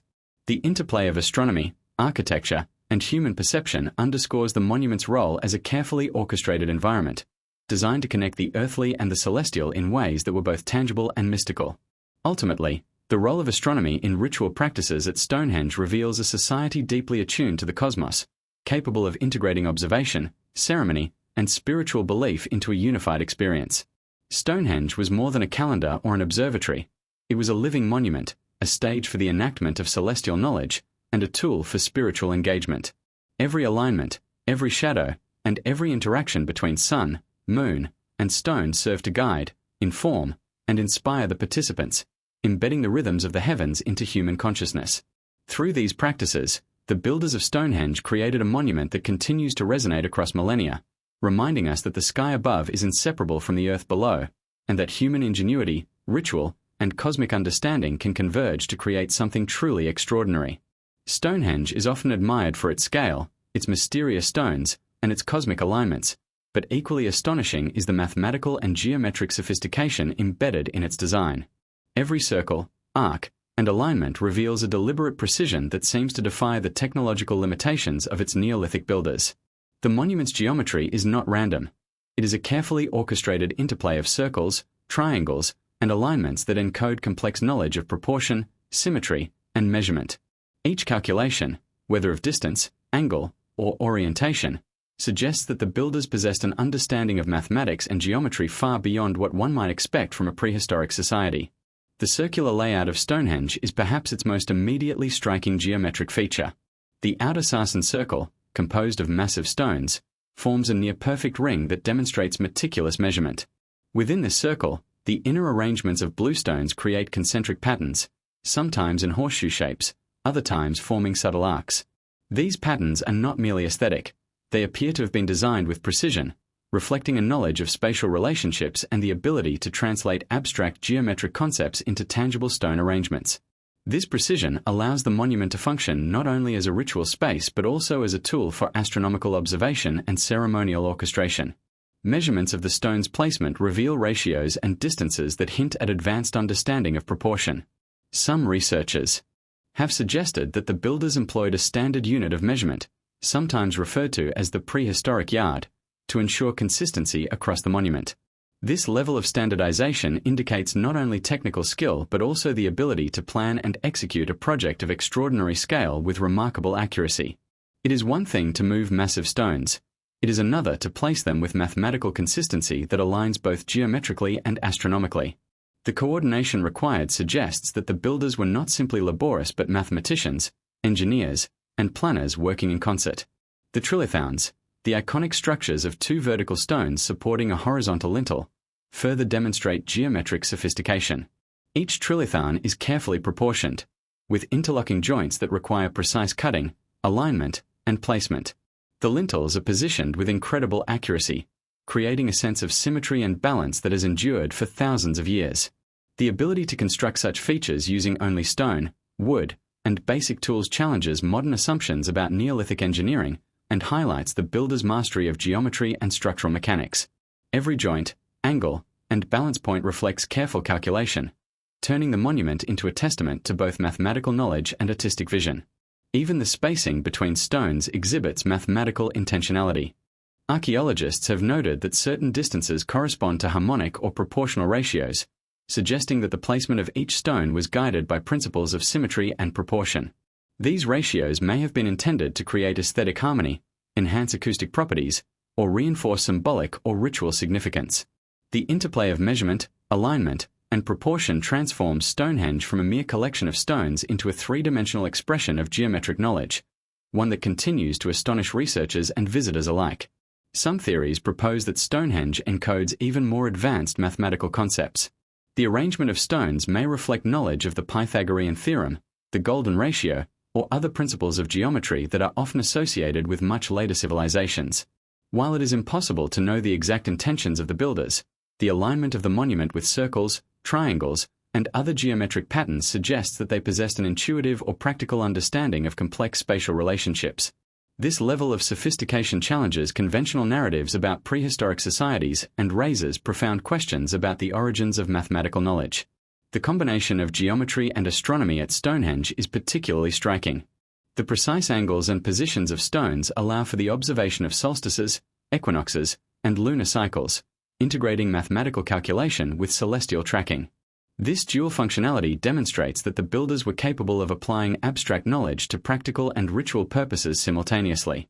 They were not only mathematicians but also astronomers and spiritual leaders, blending disciplines to create a monument that operates on multiple levels of meaning and function. The geometric precision of Stonehenge is inseparable from its role as a cosmic observatory and ritual space. The iterative nature of Stonehenge construction further highlights the role of geometry and mathematics. Evidence suggests that stones were repositioned, added, or removed over centuries, possibly to maintain alignment with celestial events or to refine proportions and patterns. This ongoing adjustment implies continuous observation, measurement, and recalibration, reflecting an advanced level of planning and knowledge transmission. The builders were engaged in a long-term project, one that required both patience and mathematical foresight, underscoring the sophistication of their intellectual and technical abilities. Even the smallest stones, the bluestones, demonstrate geometric intent. Their placement within the inner circles and horseshoe arrangements contributes to the overall symmetry, alignment, and proportionality of the monument. Each stone plays a role in creating harmonious patterns that are visible both aesthetically and astronomically. The precise arrangement suggests that the builders conceived of Stonehenge as an integrated system, where every element contributes to the whole, blending visual beauty, spatial order, and cosmic significance. Ultimately, the geometric precision and mathematical sophistication of Stonehenge elevate it from a monumental construction to a multidimensional masterpiece. It is a monument where numbers, angles, and ratios converge with ritual, astronomy, and human ingenuity to create a structure that is at once functional, symbolic, and awe-inspiring. Every circle, triangle, and alignment challenges our assumptions about prehistoric intelligence, revealing a civilization capable of conceptualizing and executing projects of extraordinary complexity. Stonehenge is not merely a collection of stones, it is a monument to human understanding, a geometric and mathematical marvel that continues to inspire wonder and debate across millennia. Stonehenge does not exist in isolation. Across the landscapes of Britain, Ireland, and continental Europe, countless other megalithic sites reveal striking similarities in design, purpose, and astronomical alignment, hinting at a vast network of prehistoric knowledge that stretches far beyond a single monument. From Avebury to Carnac, from Callanish to Newgrange, these sites share architectural features, stone arrangements, and ceremonial functions that suggest a deep, shared understanding of geometry, cosmology, and ritual practice. The connections between these sites raise profound questions. Were these cultures communicating ideas across hundreds of miles? Did they share a common spiritual framework, a cosmology, or an architectural language? Or were these parallels the result of convergent innovation, independent civilizations arriving at similar solutions to similar existential and ritualistic needs? Avebury, located just a short distance from Stonehenge, is perhaps the most famous nearby example of a megalithic complex. Its enormous stone circles, some of which dwarf even Stonehenge sarsens, indicate an understanding of geometry, alignment, and social organization on a comparable scale. Like Stonehenge, Avebury exhibits concentric rings, ceremonial pathways, and potential astronomical alignments, suggesting that the builders of both monuments were operating within a similar intellectual and cultural framework. Some researchers believe that these sites functioned as complementary nodes in a larger sacred landscape, each fulfilling specific ceremonial, astronomical, or social roles while remaining part of a coherent system of prehistoric observation and ritual. Beyond the British Isles, connections emerge with sites such as Carnac in Brittany, France. The Carnac alignments consist of thousands of standing stones meticulously arranged across rolling fields, forming linear rows and geometric patterns whose purpose remains largely mysterious. The similarities to Stonehenge, in terms of careful placement, astronomical consideration, and ceremonial potential, are striking. While there is no evidence that the builders of Stonehenge directly communicated with those of Carnac, the shared architectural and astronomical sophistication raises the possibility of a widespread prehistoric knowledge network. The precise meaning of these connections, whether spiritual, social, or practical, remains a subject of intense debate, but the patterns hint at an underlying continuity of purpose across time and space. Newgrange in Ireland offers another compelling comparison. This massive passage tomb, built nearly 5,000 years ago, predates Stonehenge and demonstrates extraordinary precision in alignment, particularly with the winter solstice sunrise. Each year, sunlight illuminates the inner chamber in a phenomenon that mirrors Stonehenge solstice alignments. This suggests that the builders of both monuments shared an intimate understanding of solar movements and an ability to integrate cosmic cycles into ceremonial architecture. Newgrange, like Stonehenge, blurs the boundaries between the practical, symbolic, and spiritual, revealing that megalithic knowledge was not localized but part of a broader prehistoric awareness of the heavens and their significance to human life. Callanish on the Isle of Lewis in Scotland provides yet another fascinating link. Its stone circles, avenues, and alignments exhibit remarkable similarities to Stonehenge, particularly in the interplay of geometry, ritual space, and astronomical observation. The careful placement of stones, the integration of pathways, and the alignment with solar and lunar phenomena suggest a shared cultural or ritualistic language across distant communities. These parallels indicate that the builders of these sites were not working in isolation but may have been part of a tradition or knowledge system that transcended geography, connecting diverse populations through shared understanding of the cosmos, sacred space, and ceremonial practice. The similarities extend beyond architectural and astronomical features. Many megalithic sites share evidence of ritualized activity, including burials, feasting, and offerings, reinforcing the idea that these monuments were central to spiritual and social life. Weather. In the form of cremation pits at Stonehenge, passage tombs at Newgrange, or alignments at Carnac, there is a recurring theme. Prehistoric people placed immense effort into creating spaces where humans could interact with the divine, the cosmos, and each other. The repetition of these elements across vast distances suggests a shared set of priorities, beliefs, or experimental needs that shape the construction of megalithic monuments. Some scholars have proposed that these connections may indicate early trade routes or networks of communication, through which ideas, techniques, and ceremonial knowledge were transmitted. The transport of bluestones from Wales to Stonehenge, for instance, implies long-distance coordination, resources, and expertise.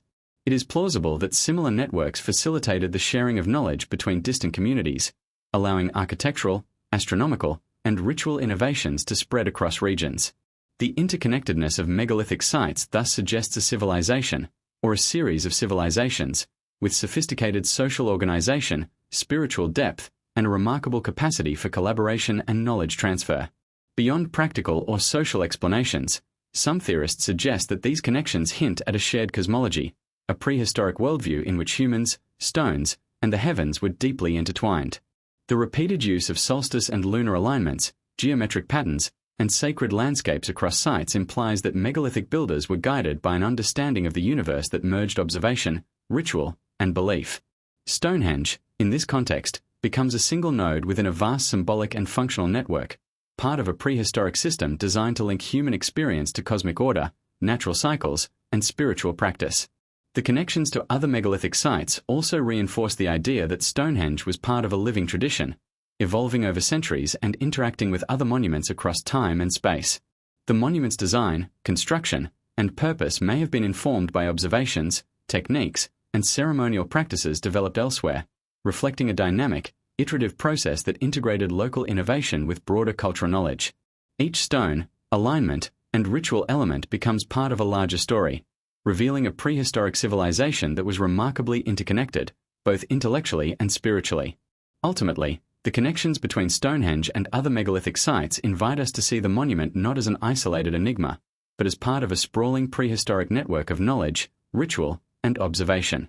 These links hint at a civilization, or perhaps a series of cultures, that shared understanding, technical skill, and spiritual vision across vast distances. Stonehenge is a single chapter in a much larger, awe-inspiring story of human ingenuity, ritual sophistication, and cosmic awareness, a story that continues to unfold as archaeologists uncover new evidence, revealing the extraordinary reach and ambition of our ancestors. Standing slightly apart from the main circle of Stonehenge, the heel stone has long captivated archaeologists, historians, and curious visitors alike. Unlike the other massive sarsens that form the central trilithons and outer circle, the heel stone occupies a solitary position, yet its placement is no accident. From its very inception, this stone was meticulously positioned to interact with the rising sun during the summer solstice, creating a dramatic visual effect that has persisted for over 4 millennia. The heel stone is both a sentinel and a guide, marking the precise moment when the sun emerges over the horizon, illuminating the inner sanctum of the monument and signaling the start of sacred ceremonies. What makes the heel stone particularly mysterious is not just its alignment, but its deliberate isolation. Unlike other stones, it is positioned slightly outside the main circle, suggesting that it served a function separate from the central trilithons. Some researchers propose that the heel stone acted as a reference point, a marker for timing rituals and celestial observations with astonishing precision.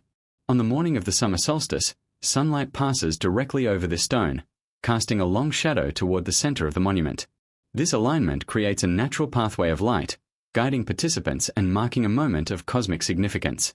The effect is both awe-inspiring and meticulously calculated, reflecting a sophisticated understanding of solar movement. Geological studies reveal that the heel stone is composed of a local sarsen, yet its sheer size, nearly 16 feet tall, and precise positioning imply intentionality and careful planning. Transporting, erecting, and orienting such a massive monolith would have required immense effort, coordination, and engineering skill. Unlike the bluestones, which were transported from distant Wales, the heel stone's local origin does not diminish the challenge. Its alignment demands perfect placement and leveling, ensuring that it fulfills its cosmic function. This stone, solitary yet central to the monument's design, embodies the intersection of engineering, astronomy, and ritual. The heel stone's role extends beyond marking the summer solstice. Some researchers have suggested that it may have functioned as part of a broader system of sightlines, aligning with other features in the surrounding landscape. Hills, ditches, and additional stones may have been intentionally integrated into the system, creating a network of visual and astronomical connections that extend far beyond the circle itself. The stone may have acted as a gateway, a cosmic pointer directing the attention of participants towards celestial events while reinforcing the sacred geometry of the site. Its solitary position enhances its function, allowing unobstructed interaction with the sun and the broader landscape. Archaeological investigations also suggest that the heel stone may have held symbolic or spiritual significance beyond its practical function. Its isolation and prominence could represent a boundary between the mundane and the sacred, marking the threshold of entry into the spiritual heart of Stonehenge. During solstice ceremonies, participants may have processed along the alignment created by the heel stone, using its shadow and position to orient themselves and experience a ritualized connection with the cosmos. In this way, the stone acts as both marker and mediator, bridging human activity and celestial phenomena in a tangible, immersive experience. The heel stone's alignment is so precise that it raises profound questions about the astronomical knowledge of the Neolithic builders. Observing the sun's exact position on the horizon requires careful tracking of the solar cycle over months or even years. Builders would have needed to understand the changing angles of sunlight, the shifting seasons, and the geometry of sightlines to achieve this level of accuracy. This suggests not only technical skill but also a conceptual understanding of the relationship between earth, stone, and sky, a knowledge system that merges practical observation with ritual and symbolic meaning. Interestingly, the heel stone may also interact with other celestial events beyond the summer solstice. Some researchers have proposed alignments with lunar extremes or specific star risings, implying a more complex role in a prehistoric observational network. While these hypotheses remain debated, the possibility that the heel stone served multiple astronomical functions adds layers of intrigue to its purpose. It is not merely a stone, it is a timekeeper, a marker, and a symbolic interface with the universe. The heel stone's visual impact should not be underestimated. From the center of Stonehenge, its presence dominates the horizon during solstice sunrise, drawing the eye and framing the light in a way that emphasizes the monument's sacred geometry. Its height, isolation, and precise alignment create a theatrical effect, transforming the rising sun into a ritual spectacle that would have captivated participants. In this sense, the heel stone functions as both instrument and stage, shaping human perception, guiding ritual, and reinforcing the monument's cosmic significance. Legends and folklore surrounding Stonehenge often highlight the heel stone, attributing magical properties or divine origins to it. Medieval chroniclers speculated that it marked the entrance to sacred spaces or had powers associated with the sun. While such accounts are centuries removed from the monument's construction, they may preserve echoes of ancient beliefs, hinting at the stone's continued significance across generations. Its role in ceremonies, combined with its astronomical precision, demonstrates that the heel stone was far more than a passive marker. It was an active participant in the rituals and beliefs of prehistoric communities. Ultimately, the heel stone embodies the intersection of astronomy, ritual, and human ingenuity at Stonehenge. Its placement, alignment, and visual impact reveal a society capable of extraordinary observation, calculation, and symbolic expression. It is a single stone, yet it shapes the experience of the entire monument, directing light, guiding ritual, and connecting humans to the cosmic order. The heel stone reminds us that every element of Stonehenge, from the largest trilithon to the smallest bluestone, was deliberately conceived and carefully executed, creating a monument that continues to inspire wonder and provoke questions about the knowledge, vision, and spirituality of its builders. Beneath the monumental stones of Stonehenge lies a world that is largely invisible to the casual observer, a hidden dimension that has only recently begun to reveal its secrets. For centuries, researchers focused primarily on the visible structures, the towering sarsens, the inner bluestones, and the intricate arrangements that define the iconic stone circle. However, advances in technology such as ground-penetrating radar, LiDAR scanning, and magnetometry have uncovered a vast subterranean network of features, including pits, post holes, cavities, and anomalies that suggest a hidden layer of Stonehenge far more complex than anyone could have imagined. These discoveries challenge the notion that the monument is merely a collection of stones. Instead, it appears to be a multidimensional site, with its power and purpose extending below the surface. One of the most intriguing findings is a series of previously undetected pits and voids that lie beneath the stone circle. These subterranean features vary in size and shape, with some appearing as deliberate chambers or enclosures, while others resemble foundations or markers. The arrangement of these hidden structures is neither random nor haphazard. Patterns emerge that suggest careful planning, ceremonial intent, or practical function. Archaeologists speculate that these pits could have served multiple purposes: burial spaces, ritual containers, or symbolic representations of cosmic or spiritual concepts. The presence of these features beneath the ground transforms Stonehenge from a visible monument into a layered landscape of hidden meaning and purpose. Chemical and soil analyses have provided further evidence of activity in these underground spaces. Traces of burnt wood, ash, and organic matter suggest that fires may have been conducted within or near the pits, possibly as part of ritual ceremonies. Some researchers believe that these hidden chambers could have functioned as spaces for purification, initiation, or secret rites, accessible only to select members of the community, such as priests or shamans. If so, Stonehenge would not merely have been a public ceremonial site.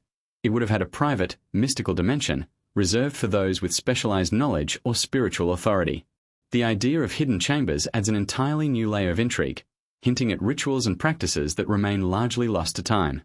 Magnetometry surveys have also revealed anomalies suggesting the presence of buried stones or structural remnants that are no longer visible above ground.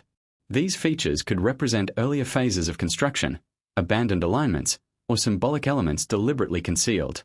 The possibility that Stonehenge contains hidden or forgotten stones challenges our understanding of its construction timeline and raises questions about how the site evolved over centuries. Each buried element, each anomaly, adds depth to the monument's narrative, indicating that what we see on the surface is only part of a much larger, more complex creation. Some researchers speculate that these subterranean features may have been used for astronomical observation. Cavities or pits could have acted as sightlines, marking the position of the sun, moon, or stars at critical points in the year.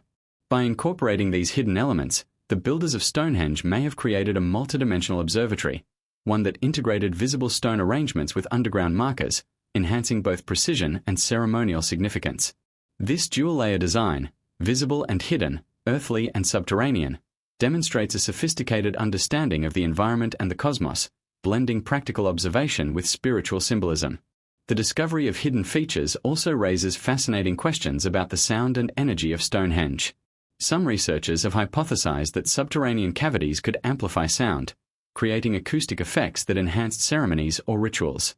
The resonance of drums, chants, or ritual incantations may have been shaped by the underground architecture, adding a sensory dimension to the spiritual experience. Such an intentional use of hidden spaces to manipulate sound would suggest that the builders were not only astronomers and engineers but also perceptive observers of human perception and experience. The interplay of sight, sound, and space underscores the monument's complexity and the depth of planning invested in its design. Additionally, excavations have revealed that some hidden chambers may have been associated with burials or ritual offerings. Small pits containing cremated human remains, animal bones, or artifacts have been uncovered in close proximity to the main stones.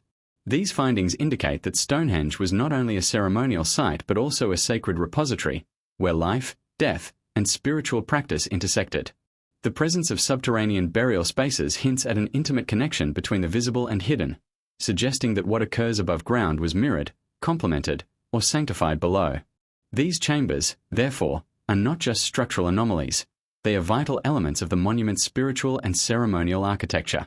The hidden features beneath Stonehenge also suggest a timeline of evolution and adaptation. Some chambers and pits predate the current stone arrangement, indicating that the site underwent multiple phases of construction and ceremonial use. Others may have been added or modified over centuries, reflecting changing ritual needs, spiritual beliefs, or astronomical priorities. This dynamic development implies that Stonehenge was not a static monument but a living, evolving complex, shaped by generations of builders, observers, and ritual practitioners. The subterranean mysteries add depth, both literally and figuratively, to our understanding of this extraordinary site.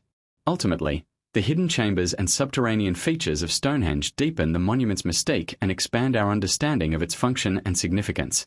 Far from being merely a visible circle of stones, Stonehenge emerges as a layered, multidimensional site, combining above-ground spectacle with hidden, secretive spaces that shaped ritual, observation, and spiritual experience.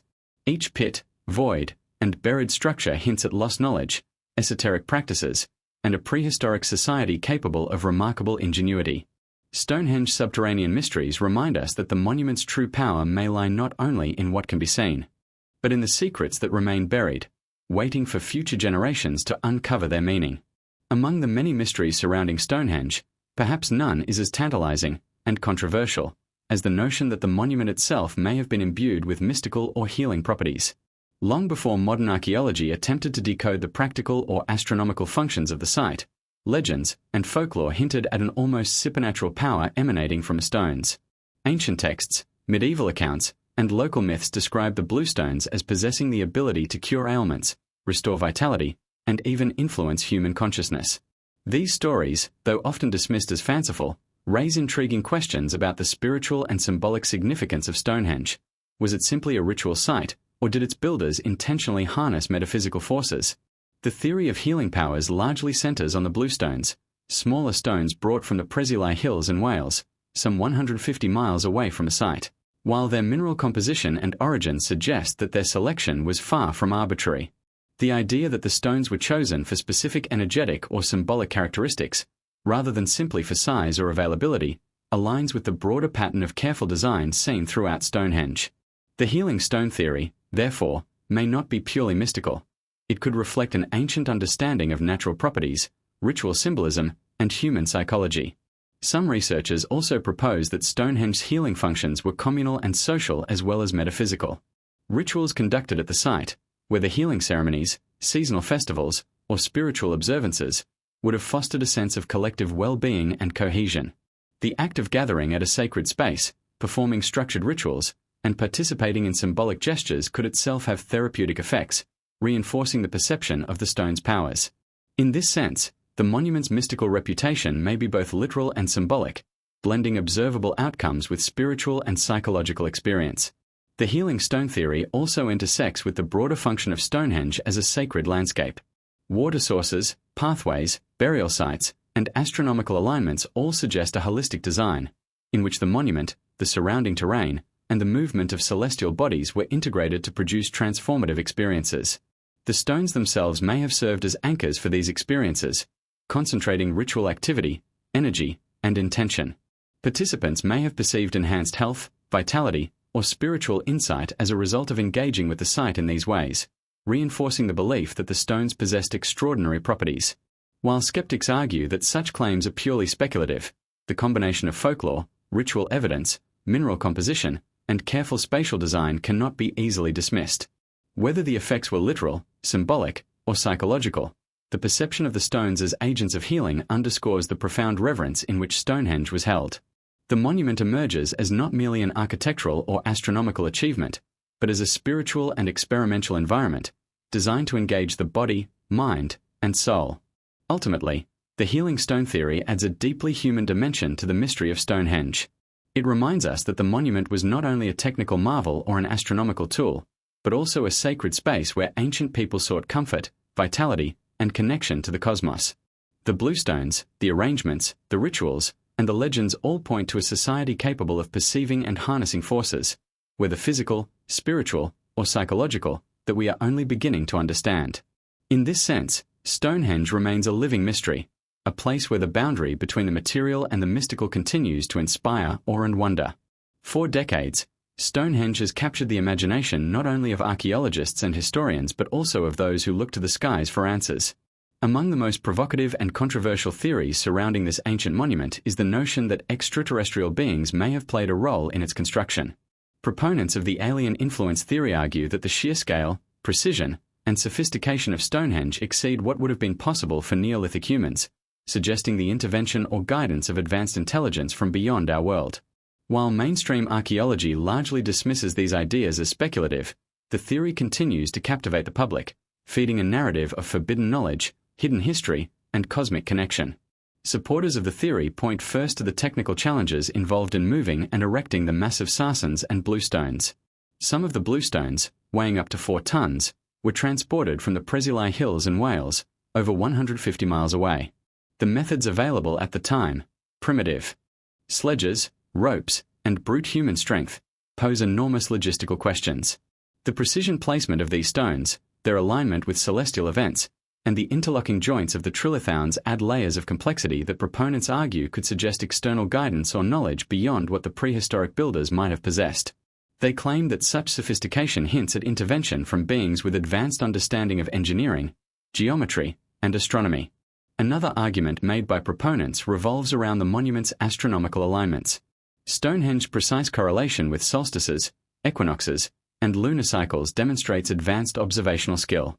Alien theorists argue that this knowledge, encoded in stone, implies either contact with or inspiration from beings who possessed an understanding of celestial mechanics far beyond the era's capabilities. The idea is that such extraterrestrial influence could have provided the blueprint or knowledge necessary to construct a monument that functions simultaneously as an observatory, ritual center, and calendar. While skeptics attribute these achievements to careful observation and trial-and-error ingenuity, proponents see something almost impossible in the convergence of technical precision, geometry, and cosmic alignment. Theories of alien involvement are further fueled by unexplained features within Stonehenge construction. Certain stones show wear patterns or tool marks that some claim cannot be explained by Neolithic technology. Proponents suggest these features could indicate advanced cutting techniques, laser-like precision, or other methods unknown to humanity at the time. Additionally, the monument's hidden underground features, pits, and anomalies, recently revealed through radar and scanning technologies, add to the mystique. Could these chambers and voids serve as landing markers, energy conduits, or communication devices for visitors from beyond Earth? While highly speculative, such ideas resonate with those fascinated by the intersection of ancient history and cosmic mystery. Theories of alien influence also draw upon global parallels. Stonehenge is not the only ancient site associated with advanced construction and astronomical alignment. The pyramids of Egypt, the megalithic structures of South America, and other prehistoric monuments worldwide share features that some claim could not have been achieved with contemporary technology. Proponents argue that these similarities may indicate a shared source of knowledge, possibly extraterrestrial, or repeated visits from beings capable of guiding or influencing human construction. The idea suggests that humanity's most enigmatic monuments may be part of a broader pattern of interaction between humans and cosmic visitors, a hidden history that challenges conventional narratives. Ancient texts, folklore, and myth also play a role in the alien hypothesis. Legends of gods, sky beings, and supernatural teachers abound in cultures worldwide, and some theorists interpret these stories as distorted accounts of real encounters with extraterrestrial visitors. In the context of Stonehenge, myths of stones with mystical powers, magical construction, or celestial significance could be seen as echoes of knowledge passed down from otherworldly sources. Even medieval chroniclers' accounts of Merlin transporting stones using magical or impossible means are cited as potential evidence of ancient memory preserving extraordinary events or technology. Critics argue that these theories underestimate the ingenuity, observation skills, and determination of Neolithic humans. They point out that Stonehenge construction techniques, while impressive, are within the realm of possibility using human ingenuity, organization, and centuries of incremental development. Archaeological evidence of tool use, transportation methods, and gradual evolution of the monument demonstrates that prehistoric societies were capable of extraordinary feats without extraterrestrial assistance. Yet, the allure of alien intervention persists, partly because it offers a sensational explanation that satisfies the imagination and resonates with the monument's air of mystery. The alien theory also taps into the human fascination with forbidden knowledge. The idea that ancient civilizations may have been guided, or even overseen, by extraterrestrial intelligence challenges our understanding of history, prompting us to question the limits of human achievement. It adds a layer of cosmic intrigue to Stonehenge, framing it as not just a monument of Neolithic society but as a nexus of universal or interstellar significance. Whether or not one accepts the theory, it forces a reconsideration of human potential, history, and our place in the cosmos. Some proponents go further, speculating on the purpose of such extraterrestrial influence. Could Stonehenge have been a marker, a beacon, or a communication device designed to align with celestial energies? Could it have served as a staging ground for teaching humans advanced mathematics, astronomy, or spiritual practices? While speculative, these ideas emphasize the monument's multidimensional complexity, reinforcing the perception that Stonehenge is more than a mere circle of stones. It is a focal point of mystery, power, and knowledge, bridging the earthly and the cosmic. Ultimately, whether one views the alien influence theory as plausible or fantastical, it reflects the enduring fascination with Stonehenge as a site of impossible knowledge and enigmatic purpose. The monument continues to inspire wonder, debate, and speculation precisely because it transcends ordinary explanation. Stonehenge's technical precision, astronomical alignment, and spiritual significance make it a perfect canvas for imagining connections between humanity and the cosmos. It invites us to question what is known, to explore what is hidden, and to consider the possibility that our ancestors glimpsed truths that modern society is only beginning to understand. Stonehenge has long been celebrated for its monumental stones, precise geometry, and celestial alignments, but a growing body of research suggests that sound, its resonance, echo, and amplification, may have played an equally important role in the monument's function. Recent acoustic studies reveal that the arrangement of the stones creates unique auditory effects, from subtle reverberations to harmonic resonances, suggesting that the builders understood the interaction between stone, space, and sound. The careful placement of massive sarsens and bluestones, the concentric circles, and even the post holes and subterranean cavities all contribute to a soundscape that would have been profoundly immersive for those participating in rituals or ceremonies. In this sense, Stonehenge was not only a visual and astronomical marvel but also a finely tuned acoustic instrument. Acoustic researchers have discovered that certain frequencies are amplified when sounds are produced within the stone circle. Claps, chants, or drumming may have echoed through the monument in ways that heightened ritual experience, creating an eerie, otherworldly ambience. The stones themselves appear to interact with these sounds, producing vibrations that could have been felt physically as well as heard. This suggests that the Neolithic builders were deliberately creating spaces where participants could experience sound as an active, transformative force, one that may have induced trance-like states, heightened spiritual awareness, or communal unity. Sound, in this context, becomes an invisible but powerful component of Stonehenge's design, merging architecture, ritual, and sensory perception. The bluestones, in particular, have been shown to resonate when struck. Archaeologists and experimental researchers have noted that these smaller stones, transported from Wales, produce tones that vary depending on their size, shape, and composition. Some theorists propose that these resonant qualities were intentionally utilized in ceremonial practices, turning the stones into instruments of sound. Participants may have engaged in rhythmic chants, drumming, or ritualized movement that interacted with these tones, creating a multisensory experience that reinforced spiritual and social cohesion. The possibility that Stonehenge functioned as a giant resonating chamber adds a dramatic layer to its mysteries, suggesting that the monument was designed to be heard as much as it was to be seen. The geometry of Stonehenge contributes significantly to its acoustic properties. The circular arrangement of the sarsens and inner bluestones allows sound waves to travel in predictable patterns, amplifying some frequencies while dampening others. Certain pathways and alignments may have been chosen to create deliberate acoustic effects, guiding sound toward the center of the monument or toward specific stones. This acoustic architecture could have enhanced ceremonies, creating a sense of awe, spiritual presence, or cosmic alignment as sound interacted with the space. The experience of sound at Stonehenge would have been immersive, enveloping participants in vibrations that reinforced the monument's symbolic and ritual power. Subterranean features, recently revealed by ground-penetrating radar, may have played an additional role in acoustics. Pits, voids, and cavities beneath the stones could have acted as natural resonators, amplifying or modulating sound. These hidden elements suggest that the monument was designed not only to align with celestial events, but also to manipulate the sensory experience of those within it. Rituals performed at specific points in the circle or in relation to these hidden chambers could have created intense auditory phenomena, further enhancing the perceived power of the stones.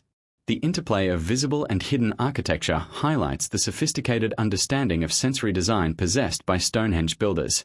Some researchers have also speculated that sound at Stonehenge had therapeutic or mystical functions. Vibrations produced by chanting, drumming, or interaction with resonant stones may have been perceived as physically or spiritually restorative. Participants could have felt these vibrations in their bodies, deepening the connection between human experience and the monument structure. In this sense, sound may have been an intentional medium for healing, spiritual attunement, or altered states of consciousness, complementing the visual and astronomical aspects of the site. The idea that Stonehenge was both seen and heard as part of its ritual impact underscores its multidimensional sophistication. Experiments in modern acoustics have demonstrated that certain arrangements of Stonehenge stones produce resonance at frequencies associated with human speech or chant. This suggests that the builders may have understood, at least intuitively, how the placement of massive stones could interact with human vocalization. Imagine a priest or shaman performing chants that resonate through the stone circle, their voice amplified and enriched by the very architecture of the monument.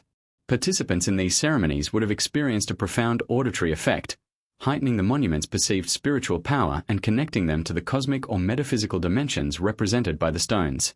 The role of sound also intersects with the visual and astronomical components of Stonehenge. During solstices and other key celestial events, the interaction of sunlight, shadow, and sound would have created a multisensory environment. Imagine the rising sun illuminating the heel stone while chants or drumming reverberate across the circle, the vibrations resonating through the ground and stones. This combination of sight, sound, and cosmic alignment would have produced a profoundly immersive experience, engaging the senses and the psyche in a ritualized connection to the universe. Stonehenge was not just a place to observe the heavens, it was a space to experience them with the body and soul. Ultimately, the acoustic properties of Stonehenge reveal yet another layer of sophistication in its design and purpose. The monument emerges as a multidimensional instrument, blending visual, auditory, and astronomical elements into a single, immersive environment. Sound, like the sun and the stars, becomes part of the ritual, shaping perception, guiding ceremony, and enhancing spiritual experience. The careful orchestration of acoustics underscores the ingenuity and intentionality of the Neolithic builders, reminding us that Stonehenge was not merely a static monument but a living, resonant space, designed to engage and transform all who entered it. Stonehenge has long fascinated scholars and enthusiasts alike not only for its monumental stones and mysterious alignments, but also for its potential role as a sophisticated prehistoric calendar. While the exact purpose of the monument remains a topic of debate, mounting evidence suggests that the builders were keenly attuned to the cycles of the sun, moon, and possibly even the stars, integrating this knowledge into the placement of stones with astonishing precision. From the massive heel stone marking the summer solstice sunrise to subtle alignments that track lunar extremes, Stonehenge appears to function as a complex instrument for measuring the passage of time. The idea that a Neolithic society could create such an accurate and enduring timekeeping system challenges conventional assumptions about prehistoric intelligence. The heel stone, positioned just outside the main circle, is perhaps the most famous timekeeping feature of Stonehenge. On the morning of the summer solstice, sunlight passes directly over this stone, illuminating the inner sanctum in a display that is both ceremonial and practical. For the ancient builders, this alignment would have provided a precise marker for the longest day of the year, signaling seasonal transitions essential for agriculture, ritual cycles, and social organization. But the heel stone is only one part of a larger network of alignments. Other stones and features of the monument are oriented to correspond with sunrise and sunset during key solar events, indicating that the monument functioned as a full-year calendar, capable of tracking both solstices and equinoxes with remarkable accuracy. In addition to solar markers, evidence suggests that Stonehenge may have been used to track lunar cycles. Certain stones appear to align with the moon's extreme rising and setting points, known as lunar standstills, which occur approximately every 6 years. These alignments would have required long-term observation, careful measurement, and precise placement, highlighting the builder's capacity for both patience and astronomical sophistication. By tracking lunar as well as solar cycles, Stonehenge could have functioned as a tool for predicting eclipses, planning agricultural activities, or coordinating religious and ceremonial events. Its dual solar-lunar functionality transforms the monument into a comprehensive calendar, bridging human activity with celestial rhythms. The spatial arrangement of the stones further underscores the monument's timekeeping potential. The concentric circles, trilithons, and inner horseshoe patterns appear to have been carefully calculated to create sightlines for observing celestial events. From specific points within the circle, one can witness the rising and setting of the sun or moon along predetermined axes, as if the stones themselves were markers on a cosmic clock. This precision suggests that the builders possessed not only technical skill but also an intimate understanding of geometry and measurement, capable of translating abstract celestial cycles into tangible, functional stone arrangements. Some researchers propose that Stonehenge may have been used to reconcile solar and lunar calendars, a challenge that even modern civilizations struggle to perfect. The apparent alignment of certain stones with both solar and lunar phenomena hints at an understanding of the complex relationship between these cycles, allowing the builders to predict seasonal and astronomical events with accuracy. Such functionality would have been invaluable for agricultural planning, ensuring that planting, harvesting, and ritual activities were synchronized with the natural world. In this sense, Stonehenge may have been both a sacred site and a practical tool, blending ritual significance with temporal precision. Stonehenge's calendar functions extend beyond the major solstices and lunar standstills. Some researchers have identified potential alignments with other celestial events, such as the rising of specific stars or constellations associated with seasonal changes. These observations suggest that the monument may have served as a multi-purpose astronomical observatory, capable of tracking a wide range of celestial phenomena. The integration of solar, lunar, and stellar markers transforms Stonehenge into a sophisticated instrument for understanding the cosmos, demonstrating that the Neolithic builders were not only keen observers but also highly analytical in their approach to timekeeping. The complexity of Stonehenge as a calendar also reflects the long-term evolution of the site. Archaeological evidence indicates that the monument was constructed over several phases, with stones added, repositioned, or realigned to improve accuracy or reflect changing astronomical knowledge. This iterative process suggests that the builders were actively refining their timekeeping system, observing celestial events over decades and adjusting the monument to optimize its functionality. The evolution of Stonehenge underscores the intellectual investment, foresight, and observational rigor required to create a prehistoric calendar of such enduring precision. Importantly, Stonehenge's timekeeping capabilities would have had profound cultural and spiritual implications. By marking solstices, equinoxes, and lunar cycles, the monument allowed communities to synchronize their activities with the natural world, reinforcing the connection between humans, the cosmos, and the divine. Seasonal festivals, agricultural cycles, and ritual ceremonies could all be timed with precision, creating a rhythm that integrated social life with celestial phenomena. In this way, Stonehenge functioned not only as a practical calendar but also as a sacred instrument, linking the mundane and the mystical through the measurement of time. Ultimately, the evidence suggests that Stonehenge was far more than a monumental stone circle.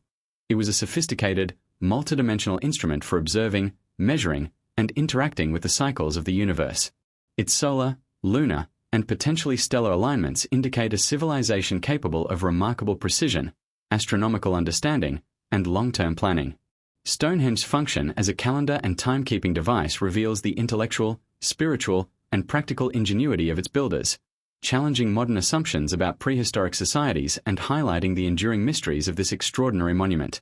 It is a structure that not only honors the cosmos but also reminds us that the ancients were deeply attuned to the passage of time, the rhythm of the heavens, and the integration of human life with the celestial order. Stonehenge has not only fascinated archaeologists and historians, it has also captured the imagination of storytellers, mythmakers, and chroniclers for centuries. Long before modern science attempted to explain its construction or function, the monument was enveloped in layers of mythology and ancient lore, each narrative adding another dimension to its enigmatic presence. Across time, cultures have attributed supernatural origins, magical properties, and divine significance to Stonehenge, weaving it into stories that blend history, spirituality, and imagination. These myths and legends, though often removed from archaeological fact, reveal how humans have interpreted, revered, and sought to understand this prehistoric marvel.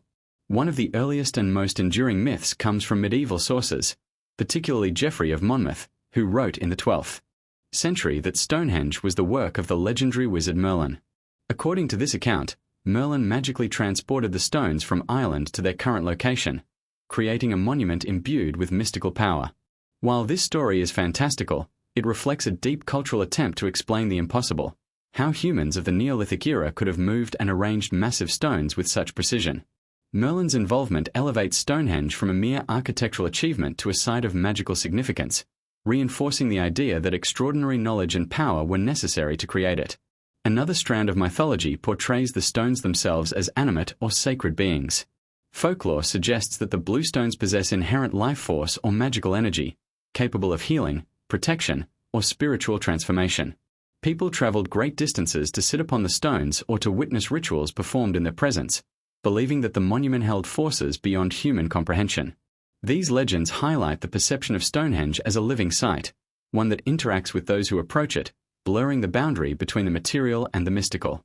The stories of sentient or spiritually charged stones underscore humanity's enduring fascination with the monument as a source of mystery and power. Celtic mythology also contributed to the aura surrounding Stonehenge. Druids, though historically associated with a period long after Stonehenge construction, were thought to have used the site for rituals, ceremonies, and astronomical observations. Accounts describe sacred rites performed at the monument, including solstice celebrations, seasonal festivals, and initiations. While direct evidence linking Druids to Stonehenge remains sparse, the association between the monument and these ancient spiritual leaders has persisted in folklore, enhancing the site's reputation as a place of divine connection and mystical authority. The mythic overlay reinforces Stonehenge's role as a focal point for human imagination and spiritual aspiration. Legends often emphasize the cosmic or celestial nature of Stonehenge. Many myths describe the monument as a gateway to the heavens, a conduit between earth and the divine, or a map of the stars. Some accounts suggest that the stones were positioned to harness celestial energies, capturing the movement of the sun, moon, and stars for ritual or divinatory purposes. These stories reflect a human tendency to interpret extraordinary architectural and astronomical feats as evidence of supernatural insight, framing Stonehenge as a place where cosmic forces intersect with human life. The blending of astronomy and mythology underscores the monument's role as both a practical and symbolic interface with the universe. Another recurring theme in ancient lore is the idea that Stonehenge embodies a lost or forbidden knowledge. Some legends suggest that the monument was built by ancient civilizations possessing advanced wisdom, possibly lost to the sands of time. This aligns with later theories of alien influence or secret spiritual knowledge, reflecting humanity's fascination with hidden truths and mysteries. Stonehenge becomes a repository of ancient understanding, a puzzle to be deciphered, and a symbol of humanity's quest to connect with forces greater than itself. The myths reinforce the monument's enigmatic status, suggesting that its full significance remains elusive and perhaps intentionally concealed. In addition to legends of magical construction and sacred power, Stonehenge is also embedded in folklore associated with death, the afterlife, and spiritual transformation. Some myths describe the site as a place where souls ascend, spirits dwell, or rituals of passage are performed. Archaeological evidence of burials, cremations, and ceremonial pits lends weight to these stories, suggesting that prehistoric communities may have indeed used the monument in ways that intersected with spiritual beliefs about life and death. The intertwining of myth, ritual, and archaeology demonstrates how folklore can preserve echoes of real practices, even when the stories themselves are embellished with supernatural elements. The resonance of Stonehenge in mythology is not confined to the British Isles. Across Europe, megalithic monuments are often linked to similar legends of magical stones, cosmic alignment, and sacred rites. This widespread mythic motif points to a shared human impulse to explain, revere, and mythologize monumental architecture that transcends ordinary understanding. Stonehenge, as one of the most iconic of these monuments, has become a global symbol of mystery, capturing the imagination of successive generations and inspiring stories that continue to evolve today. Ultimately, Stonehenge's place in mythology and ancient lore enriches our understanding of its significance. Beyond its astronomical, architectural, and archaeological functions, the monument exists as a cultural and spiritual symbol, a canvas upon which human imagination and aspiration have been projected for millennia. Its myths convey awe, reverence, and curiosity, reflecting our desire to connect with forces larger than ourselves and to find meaning in the extraordinary. Stonehenge, therefore, is not only a prehistoric marvel but also a living narrative, a monument to the interplay of human ingenuity, cosmic wonder, and the enduring power of story. Stonehenge has fascinated explorers, scholars, and adventurers for centuries, but it was the systematic archaeological excavations of the 20th and 21st centuries that truly began to peel back the layers of mystery. Surrounding this enigmatic monument, early investigations, often rudimentary by modern standards, revealed only glimpses of the monumental effort and sophisticated planning that went into constructing Stonehenge. As techniques improved and scientific rigor increased, archaeologists began uncovering a wealth of information that challenged assumptions, reshaped timelines, and opened entirely new avenues of inquiry. Every trench dug, every soil sample analyzed, and every artifact uncovered brought the monument's history into sharper focus while simultaneously deepening its mysteries. One of the most groundbreaking discoveries came from the detailed mapping and stratigraphic analysis of the site. Excavations revealed that Stonehenge was not a single-phase project, but rather the result of multiple construction phases spanning centuries. Initial work focused on earthworks and circular ditches, while subsequent phases saw the erection of bluestones and massive sarsens arranged with astronomical precision. This phased construction suggests a continuity of purpose, with successive generations refining and expanding the monument's functions, whether ceremonial, astronomical, or ritualistic. Each layer of excavation provided tangible evidence that Stonehenge was a living, evolving project rather than a static, one-time construction. Perhaps the most sensational discoveries relate to the so-called Aubrey holes, a series of 56 pits encircling the stone circle. Initially uncovered in the 1920s by archaeologist William Hawley, their purpose remained uncertain for decades. Recent studies suggest that these pits may have been used for ritualistic purposes, possibly holding timber posts, stones, or even cremated remains. The careful spacing and alignment of the Aubrey holes indicate that they were not random features but deliberate components of the site's ceremonial and astronomical framework. These holes reveal a level of planning and symbolic intent that underscores the complexity of Stonehenge and hints at practices that may forever remain partially obscured by time. Advancements in technology, particularly ground-penetrating radar, GPR, and magnetometry, have revolutionized our understanding of Stonehenge. These non-invasive methods have revealed extensive subsurface features, including previously unknown pits, buried stones, and traces of wooden structures. Remarkably, these discoveries suggest that the monument was part of a larger ceremonial landscape, with connections to surrounding henges, avenues, and ritual sites. The subterranean elements indicate that Stonehenge's significance extended far beyond what is visible above ground, hinting at a multi-layer design that incorporated both physical and spiritual dimensions. Every hidden cavity, post hole, and anomaly uncovered adds to the sense that Stonehenge was meticulously designed to integrate the seen and unseen, the tangible and the symbolic. Archaeologists have also uncovered evidence of human activity dating back thousands of years before the erection of the famous sarsens and bluestones. Flint tools, pottery shards, and evidence of early settlements indicate that the site was part of a long continuum of human occupation and ritual activity.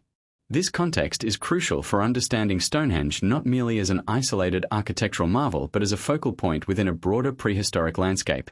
The accumulation of artifacts and features reveals a society deeply attuned to its environment, capable of sophisticated observation, and invested in creating a monument that served multiple purposes: astronomical, ceremonial, and communal. Breakthrough discoveries in burial practices at Stonehenge have also provided startling insights.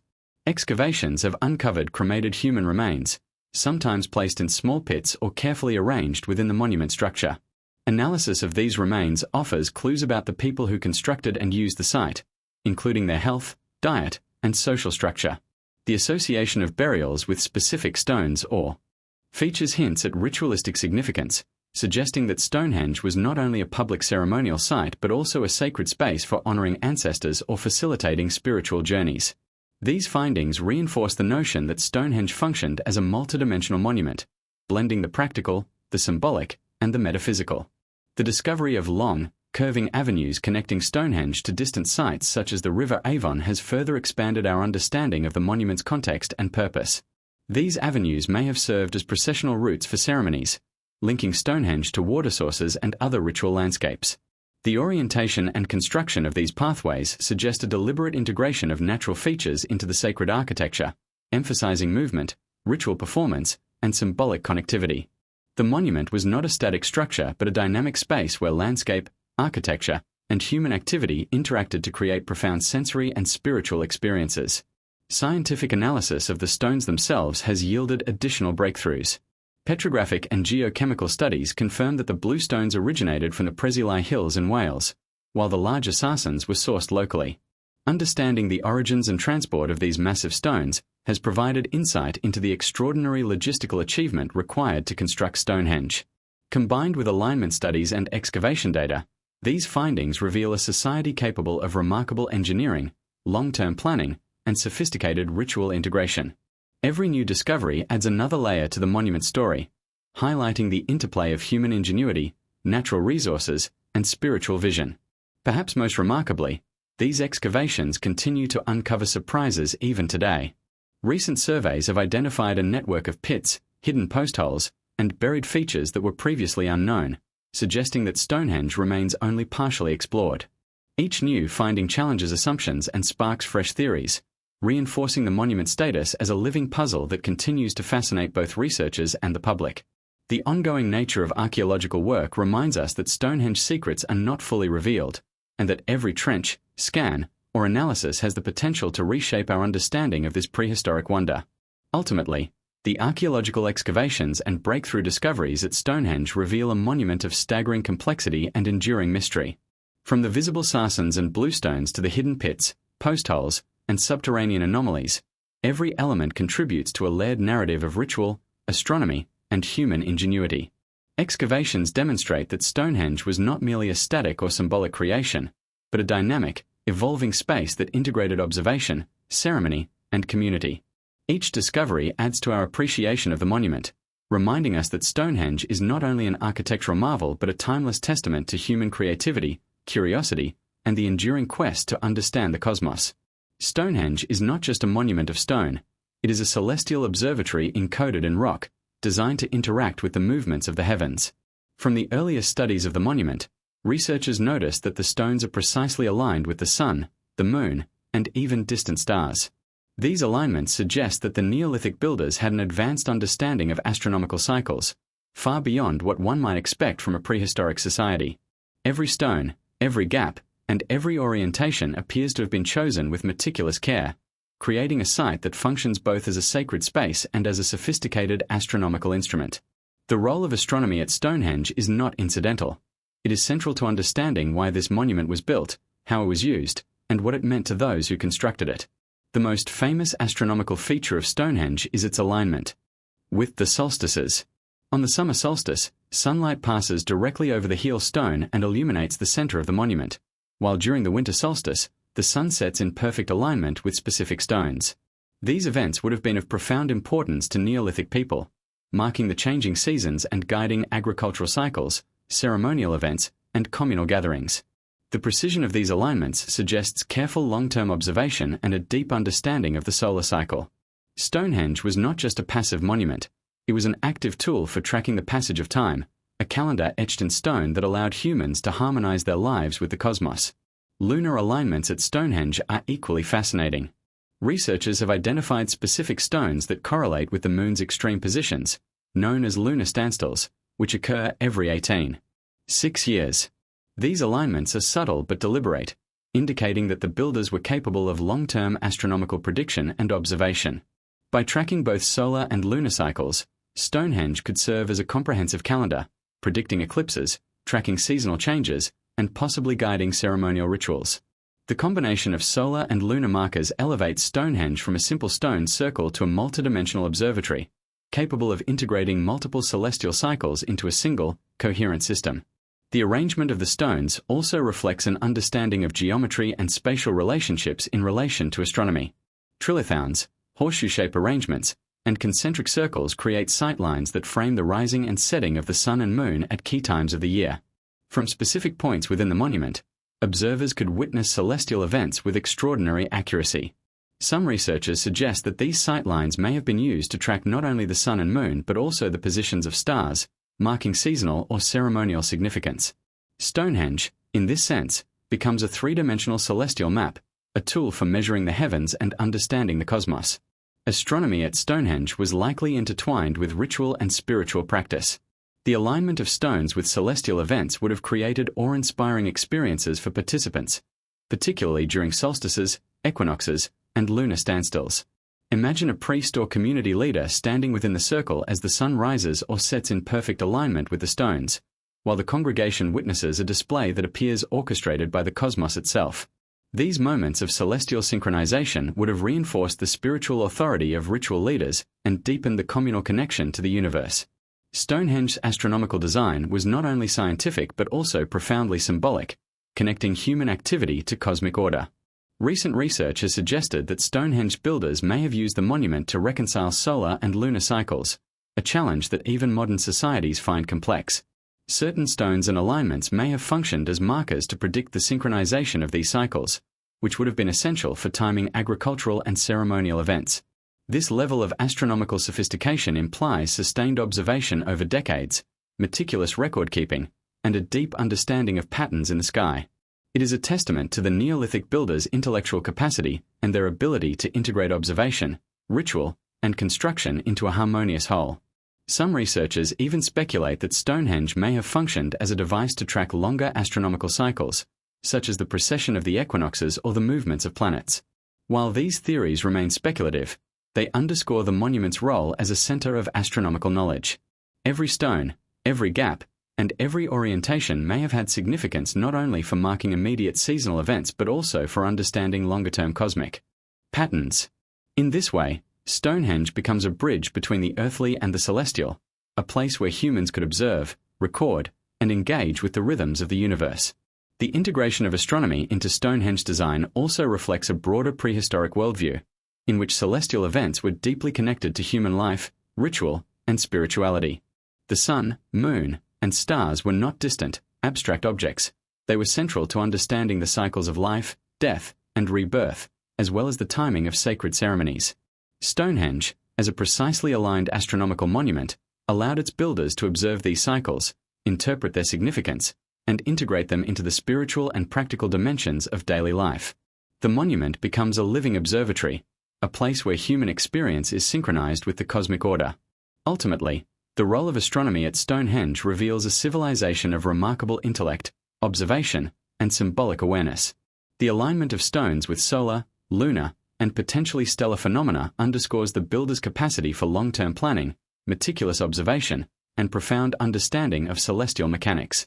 Stonehenge was not a static monument but an active instrument, a sacred calendar, and a spiritual observatory, designed to integrate human life with the cosmos. Its astronomical function, combined with its architectural, acoustic, and ritual dimensions, cements Stonehenge as one of humanity's most extraordinary prehistoric achievements, a monument where science, spirituality, and wonder converge in stone. Stonehenge, with its towering stones and precise astronomical alignments, was not merely an observatory or calendar. It was a sacred space deeply entwined with the cycles of life and death. Excavations and historical research reveal that the monument played a central role in rituals that honored both the living and the dead, reflecting a worldview in which mortality and spirituality were inseparable. For the communities that built and used Stonehenge, the site was a threshold, a liminal space where human life intersected with cosmic rhythms, ancestral veneration, and the mysteries of existence. Every stone, pit, and pathway seems to have been carefully chosen to facilitate ceremonies that navigated the complex balance between life, death, and renewal. Archaeologists have uncovered compelling evidence of funerary practices at Stonehenge. Cremated human remains, dating back thousands of years, have been found in and around the monument, suggesting that the site served as a focal point for burial rituals. The careful placement of these remains in pits or near specific stones indicates that the act of interment was highly ceremonial, imbued with symbolic meaning. The presence of these burials within the sacred landscape reinforces the notion that Stonehenge was a space designed to mediate between the material and the spiritual, offering a physical location where the living could honor the dead and seek connection with ancestors. Some of the earliest burials at the site predate the construction of the massive sarsen stones, indicating that Stonehenge's function as a sacred space for life and death was established long before the monument reached its iconic form. These initial burials, often simple cremations placed in the surrounding earth, demonstrate a continuity of ritual that persisted for centuries. The monument, in its evolving phases, expanded this sacred purpose, creating an increasingly complex ceremonial environment in which life, death, and cosmic order were intertwined.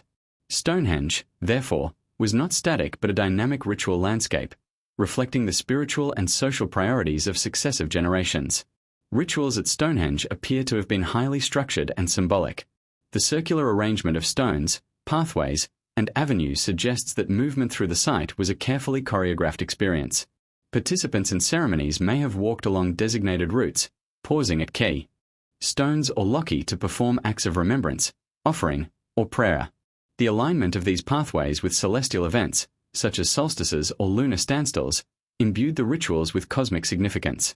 By integrating life and death ceremonies with the rhythms of the sun, moon, and stars, Stonehenge builders created a holistic spiritual experience that connected individuals to both the natural and supernatural worlds. The concept of transformation and rebirth was likely central to Stonehenge rituals of life and death. Cremation, a common practice at the site, symbolizes not merely the end of physical existence but the release of the spirit and its journey toward renewal. The monument itself, with its towering stones and precisely aligned structures, may have been designed to facilitate this transition, serving as a conduit between the earthly and the divine. By performing rituals within this sacred geometry, participants could experience a sense of continuity and cosmic order, reaffirming their place within the cycles of life, death, and regeneration. In addition to cremation burials, evidence suggests that Stonehenge may have hosted ceremonies marking the life cycle of the living. Seasonal festivals, solstice gatherings, and other rituals likely involved rites of passage, fertility celebrations, and communal observances. These events would have connected the community not only to the celestial order but also to each other, reinforcing social cohesion and shared spiritual beliefs. The monument's spatial design, with concentric circles, inner horseshoes, and carefully positioned stones, provided a stage for these rites, creating an environment that was at once awe-inspiring, participatory, and deeply symbolic. The interplay between the living and the dead at Stonehenge highlights the monument's role as a liminal space, a threshold between worlds. Participants in ceremonies would have been acutely aware of the presence of ancestors and the cycles of cosmic order, experiencing the monument as a bridge between mortality and eternity. The combination of astronomical alignment, acoustic resonance, and ritual choreography suggests that these ceremonies were multisensory experiences, engaging sight, sound, and movement to heighten spiritual awareness. In this way, Stonehenge functioned as both a physical and metaphysical environment, mediating life and death through ritual, observation, and participation. Archaeological discoveries also reveal that materials used in burial and ritual practices were carefully selected for symbolic significance. Ochre, quartz, and other minerals were often found in conjunction with cremations or ceremonial deposits, indicating that these substances may have held spiritual or ritual importance. The deliberate use of such materials reflects a sophisticated understanding of symbolism and ritual efficacy, further emphasizing Stonehenge's role as a sacred center for navigating life, death, and transformation. Ultimately, Stonehenge's function in the rituals of life and death underscores its multidimensional significance. It was simultaneously a monumental achievement in engineering, an astronomical observatory, and a sacred space for spiritual practice. By integrating funerary rites, ceremonial pathways, celestial alignment, and ritualized movement, the monument created an environment in which participants could engage with the cycles of existence on multiple levels. Stonehenge was more than stone and soil. It was a living spiritual ecosystem, a place where humans sought understanding, solace, and connection with the forces that govern life and death. Stonehenge's enduring power lies in its ability to convey the complexity of human existence across millennia. Even today, standing among its stones, one can sense the weight of centuries of ritual, the echoes of ancestors, and the meticulous care with which its builders aligned human life with the cosmos. The rituals of life and death at Stonehenge remind us that the monument was a bridge between the temporal and the eternal, a testament to humanity's enduring desire to understand, honor, and participate in the mysteries of existence. It is a place where life and death converge, where the mortal and the cosmic intersect, and where the ancient and modern worlds continue to meet in profound and unforgettable ways. Stonehenge stands as one of humanity's most extraordinary engineering feats, a monument that continues to baffle and inspire experts nearly 5 millennia after its construction. The scale, precision, and complexity of the site suggest a mastery of engineering that rivals even some of the earliest known civilizations. Every stone, every joint, and every alignment reflects careful planning, sophisticated problem-solving, and an intimate understanding of materials, forces, and human labor. What makes Stonehenge truly remarkable is not just the size of the stones, but the ingenuity required to transport, shape, and erect them in a precise arrangement that has endured through the centuries. The engineering marvels behind Stonehenge reveal a prehistoric society capable of feats that seem almost impossible, blending technical skill with visionary ambition. The first challenge the builders faced was sourcing and transporting the massive stones. The smaller bluestones, weighing up to 4 tons, were brought from the Preseli Hills in Wales, over 150 miles away. Archaeologists continue to debate how these stones were moved, with theories ranging from timber sledges and rollers to river transport using rafts and manpower. Each method would have required extraordinary coordination, planning, and understanding of physics. The transportation of the sarcens, some weighing up to 25 tons and sourced from nearby Marlborough Downs, was equally daunting. Even over shorter distances, moving these colossal stones with limited tools and technology would have demanded ingenuity, teamwork, and an unparalleled grasp of leverage, friction, and balance. Once the stones arrived at the site, shaping and positioning them presented another engineering challenge. Experimental archaeologists have demonstrated that Neolithic tools, such as stone hammers, chisels, and antler picks, could have been used to carve and smooth the stones, yet the precision achieved is astonishing. The trilithons, pairs of upright stones capped by horizontal lintels, required exact measurement to ensure stability. The mortise and tenon joints carved into the stones, designed to lock them together securely, reveal an advanced understanding of structural engineering. These joints not only stabilize the stones but also allow the monument to withstand the test of time, enduring earthquakes, weather, and millennia of natural erosion. The vertical placement of stones also required remarkable skill. Excavations reveal that builders dug deep holes, sometimes filled with rubble or packed earth, to anchor the uprights. The stones were likely levered into position using ropes, wooden frameworks, and sheer human coordination. Once upright, the lintels were raised and carefully maneuvered into place, resting on precisely carved sockets. This process demanded an extraordinary understanding of balance, weight distribution, and mechanical advantage. Considering that these techniques were employed without modern machinery, the precision and stability of Stonehenge construction remain one of the greatest engineering achievements of the ancient world. In addition to transportation and placement, the alignment of stones with astronomical events represents another layer of engineering sophistication. The builders achieved precise orientation to the solstices, equinoxes, and lunar standstills, suggesting careful observation and measurement over decades. Some researchers propose that sighting markers, rudimentary plumb lines, and leveling techniques may have been employed to achieve such accuracy. The combination of heavy labor, precise engineering, and long-term planning highlights a society capable of both practical problem-solving and abstract astronomical reasoning, a remarkable duality that elevates Stonehenge from a simple monument to a complex, multidimensional achievement. Engineering at Stonehenge also extended to its acoustic and spatial design. Research indicates that the placement of stones and their arrangement within concentric circles created resonant properties, amplifying sound and enhancing ritual experiences.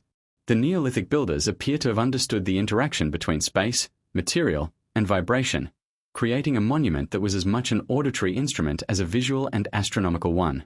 This consideration of sound alongside structure and alignment underscores the holistic engineering vision embedded in Stonehenge, where multiple sensory dimensions were deliberately integrated into the design. The foundation work at Stonehenge further demonstrates an understanding of soil mechanics and long-term durability. Builders carefully prepared the ground for the stones, using layers of chalk, rubble, and packed earth to stabilize uprights and prevent sinking. The choice of location itself, on the slightly elevated Salisbury Plain, shows an awareness of terrain, drainage, and exposure, ensuring that the monument would remain structurally sound over centuries. Even with limited technology, the builders achieved a level of civil engineering sophistication that remains impressive by modern standards, particularly given the monument's endurance through millennia of natural wear and weathering. Another remarkable aspect of Stonehenge's engineering is its adaptability. Over time, the monument evolved through multiple construction phases, with stones moved, replaced, or reoriented to improve structural integrity or alignment. This iterative process reflects not only an understanding of engineering principles but also the capacity for long-term planning, observation, and problem-solving. The builders were able to respond to challenges, refine techniques, and enhance the monument's stability and functionality over decades or even centuries. Stonehenge was not a static construction but a living engineering project, refined and perfected by successive generations. The engineering feats of Stonehenge extend beyond physical construction to the organization and coordination of labor. Moving, shaping, and erecting the stones would have required hundreds, if not thousands, of people working in concert. Planning, communication, and logistical coordination were essential, demonstrating a sophisticated understanding of project management. The ability to mobilize such resources, sustain labor over extended periods, and integrate multiple engineering disciplines into a coherent monument is a testament to the ingenuity, vision, and determination of the Neolithic builders. Ultimately, the engineering marvels behind Stonehenge reveal a civilization of extraordinary skill, foresight, and ambition. The monument's enduring stability, astronomical alignment, acoustic resonance, and structural precision testify to a comprehensive understanding of mechanics, materials, and spatial design. Stonehenge is not merely a prehistoric construction. It is a testament to human creativity, technical mastery, and the capacity to transform vision into enduring reality. Standing among its massive stones today, one cannot help but marvel at the ingenuity of a society that, without modern tools, created a monument that continues to inspire awe, provoke questions, and challenge our understanding of what ancient humans were capable of achieving. Stonehenge has long fascinated not only archaeologists and historians but also those drawn to the idea that ancient monuments may harness unseen energies. Beyond its astronomical alignments, acoustic properties, and architectural mastery, some researchers and theorists suggest that Stonehenge could have functioned as a focal point of energy, a place where natural, cosmic, or even mystical forces converge. While conventional science has yet to fully validate these claims, the concept of Stonehenge as an energetic site opens a provocative dimension of inquiry, blending geology, physics, and human consciousness. From subtle vibrations to geomagnetic anomalies, the monument may hold secrets that extend far beyond the visible stones. Proponents of ancient energy theories point to the unique geological composition of the bluestones and sarsens as a possible source of power. Bluestones, quarried from the Preseli Hills in Wales, are composed of dolerite, rhyolite, and other minerals that are known to produce piezoelectric effects under stress. In simpler terms, certain types of stone can generate small electrical charges when pressure is applied or when they interact with vibrations. While this phenomenon is well understood in modern physics, its potential significance in Neolithic times remains speculative. Some theorists propose that the builders of Stonehenge may have intuitively recognized the energetic properties of these stones, selecting them not only for their size and beauty but also for their ability to resonate or channel energy. Acoustic energy is another dimension that has drawn attention. Studies show that Stonehenge's configuration amplifies sound, creating resonances and vibrations that can be physically felt. Clapping, chanting, or drumming within the circle produces frequencies that interact with the stones in ways that could heighten sensory or even altered states of consciousness. In ancient rituals, this acoustic amplification may have been perceived as spiritual energy, reinforcing the sacredness of the space. The combination of geological and acoustic properties suggests that Stonehenge was not only a visual and astronomical marvel but also a site capable of generating a multidimensional sensory and energetic experience. Geomagnetic anomalies have also been observed in the vicinity of Stonehenge, prompting speculation about the monument's relationship to Earth's magnetic field.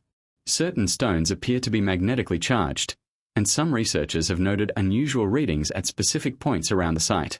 While mainstream archaeology remains cautious, these findings have fueled theories that Stonehenge may have functioned as a center for energy work, divination, or healing.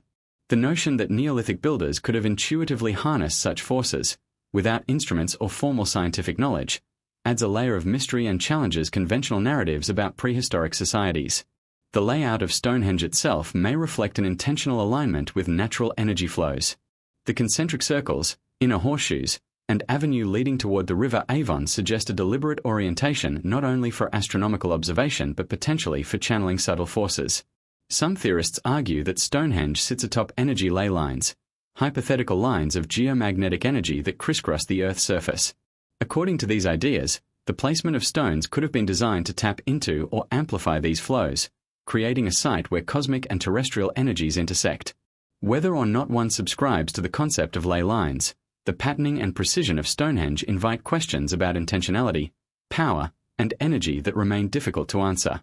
Healing is another aspect often associated with ancient energy theories. Historical accounts and folklore suggest that people traveled to Stonehenge for physical and spiritual rejuvenation. The bluestones, in particular, were believed to possess curative properties. Some modern researchers have speculated that the combination of mineral composition, acoustics, and geomagnetic anomalies may have created an environment conducive to psychological or physiological effects, enhancing meditation, focus, or even perceived well-being. Stonehenge may have been a sanctuary where participants could experience transformation, whether through ritual, sensory engagement, or energetic resonance. The energy theories of Stonehenge are further enriched by comparative studies with other megalithic sites around the world.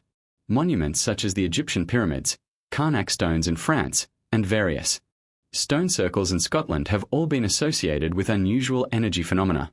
While the evidence varies, the recurring theme is that ancient civilizations may have been aware of the Earth's natural energies and sought to incorporate them into sacred architecture. Stonehenge, in this context, emerges as part of a global tradition of monument building that transcends mere utility, blending spiritual, cosmic, and energetic considerations into enduring stone structures. Critics of ancient energy theories argue that these ideas are speculative and often lack empirical evidence. Yet, the persistent allure of these concepts highlights the monument's profound impact on human imagination. Even if energy fields, ley lines, or piezoelectric effects cannot be conclusively proven, the perception that Stonehenge is a site of power has influenced countless generations. This interplay between mystery, sensory experience, and human belief reinforces the monument's status as a multidimensional phenomenon, an intersection of science, spirituality, and imagination. Ultimately, Stonehenge's potential connection to ancient energies expands the way we understand the site. It is not simply a stone circle, a calendar, or an observatory. It may also have been conceived as a place where unseen forces could be felt, experienced, and harnessed. Whether through acoustic resonance, mineral composition, geomagnetic alignment, or ritual practice, the monument creates a space that engages the human senses and spirit in profound ways. The energy theories of Stonehenge remind us that the Neolithic world was not only concerned with survival and utility but also with the invisible, the mystical, and the extraordinary forces that shape our existence. Stonehenge continues to challenge our assumptions, inviting inquiry, experimentation, and wonder. Its potential as a focal point of energy, whether physical, cosmic, or symbolic, adds yet another layer to its already complex narrative. As we continue to study, explore, and experience this prehistoric marvel, the possibility that Stonehenge was designed to harness or interact with energy reminds us that the monument's full significance may forever transcend the purely rational, leaving room for imagination and the enduring mystery of human ingenuity. For decades, Stonehenge has been at the center of one of the most controversial and sensational debates in archaeology. Could extraterrestrial intelligence have played a role in its construction? While mainstream scholars firmly attribute the monument to human ingenuity, the sheer scale, precision, and complexity of Stonehenge have fueled speculation that it may have been influenced, or even aided, by beings from beyond our planet. Proponents of these theories point to the precise alignment of massive stones, the transportation of bluestones from distant quarries, and the advanced astronomical knowledge encoded in the monument as evidence that Neolithic humans alone might have struggled to achieve such feats. The notion of alien involvement, though speculative, has captured the imagination of millions, adding yet another layer of mystery to this already enigmatic site. One of the central arguments in favor of extraterrestrial involvement is the question of logistics. The bluestones, weighing up to 4 tons each, were transported over 150 miles from the Preseli Hills in Wales. Without advanced machinery, moving such massive stones would have required enormous coordination, ingenuity, and time. Skeptics of human-only construction argue that the precision and efficiency involved may exceed the capabilities of a Neolithic society. They propose that advanced knowledge, or direct assistance, from extraterrestrial visitors could explain how these monumental stones were quarried, transported, and erected with such enduring stability. While archaeological evidence overwhelmingly supports human effort, the mystery surrounding the methods keeps the extraterrestrial hypothesis alive in popular imagination. Astronomical alignment forms another pillar of this controversial theory. Stonehenge's orientation corresponds with the summer and winter solstices, lunar cycles, and potentially even distant stars. The precision with which these alignments were achieved has led some to suggest that Neolithic humans may have received guidance from beings with advanced knowledge of astronomy. Ancient astronaut theorists argue that the monument's ability to function as a sophisticated celestial observatory could reflect knowledge imparted by extraterrestrial visitors, who may have instructed or influenced the design of the stone circle. The meticulous integration of astronomy into the monument reinforces the notion that Stonehenge was more than just a ritual or ceremonial site. It may have been a repository of knowledge beyond the capabilities of the period. Legends and folklore surrounding Stonehenge also feed into extraterrestrial theories. Medieval accounts, such as those describing Merlin magically transporting the stones, hint at a perception of the monument as something extraordinary, almost otherworldly. Ancient myths frequently attribute supernatural or cosmic origins to megalithic sites, which some theorists interpret as coded memory of extraterrestrial contact. While these stories are not evidence in themselves, They reveal a persistent cultural fascination with the idea that Stonehenge is connected to forces beyond ordinary human understanding. The recurring theme of mysterious origin in folklore provides fertile ground for speculation that otherworldly beings may have contributed to its creation. Proponents of extraterrestrial involvement also cite the precision engineering of Stonehenge as a possible indicator. The mortise and tenon joints used to lock the massive lintels atop the upright stones demonstrate advanced understanding of structural mechanics. Experimental archaeologists have shown that such feats could theoretically be accomplished using Neolithic tools, but the time, labor, and coordination required are staggering. For those entertained by the idea of alien influence, the argument is that extraterrestrials may have shared engineering knowledge or technology to achieve such precision. Whether one views it as human brilliance or extraterrestrial guidance, the engineering of Stonehenge remains awe-inspiring and almost inexplicable to some observers. Another point often highlighted is the potential symbolic connection between Stonehenge and extraterrestrial phenomena. The monument's alignment with celestial bodies, its geometric precision, and its function as a calendar or observatory suggest a deep engagement with the cosmos. Ancient astronaut theorists speculate that these characteristics could indicate not just observation of the heavens, but communication or instruction intended for beings from beyond Earth. The idea posits that Stonehenge may have served as a beacon, a guide, or a ceremonial hub designed with cosmic contact in mind. While mainstream science remains skeptical, the alignment of monumental architecture with astronomical phenomena continues to fuel speculation. Skeptics of the extraterrestrial hypothesis argue convincingly that the Neolithic builders possessed extraordinary ingenuity born from generations of experience with stone, wood, and earth. Evidence from quarries, tools, and experimental archaeology demonstrates that humans of the period were capable of feats that, at first glance, seem otherworldly. However, the extraterrestrial theory persists because Stonehenge embodies a combination of scale, precision, and complexity that pushes the boundaries of imagination. The monument's enduring mystery, its alignment with the cosmos, and its enigmatic purpose make it a magnet for theories that challenge conventional understanding. Regardless of one's stance, the extraterrestrial theory underscores the profound awe that Stonehenge inspires. It reminds us that humans have always grappled with the limits of knowledge and the extraordinary possibilities of the unknown. Stonehenge, in its massive stones, precise alignments, and enduring mystery, serves as a canvas onto which both science and imagination project ideas of genius, cosmic significance, and even interstellar involvement. Whether built solely by human hands or influenced by otherworldly guidance, the monument remains a testament to the enduring capacity of humanity to dream, plan, and achieve the extraordinary. Ultimately, Stonehenge's association with extraterrestrial theories highlights the human fascination with the unknown. It is a monument that defies simple explanation, encouraging us to explore the boundaries between history, science, myth, and speculation. The debate over its origins, human, alien, or a combination of both, reflects our relentless desire to understand, interpret, and marvel at what lies beyond our immediate comprehension. Stonehenge continues to challenge, inspire, and provoke thought, ensuring that it remains a focal point of inquiry, wonder, and cosmic speculation for generations to come. Stonehenge has long been associated with the Druids, the ancient priestly class of Celtic society, though the connection is more complex than popular imagination often suggests.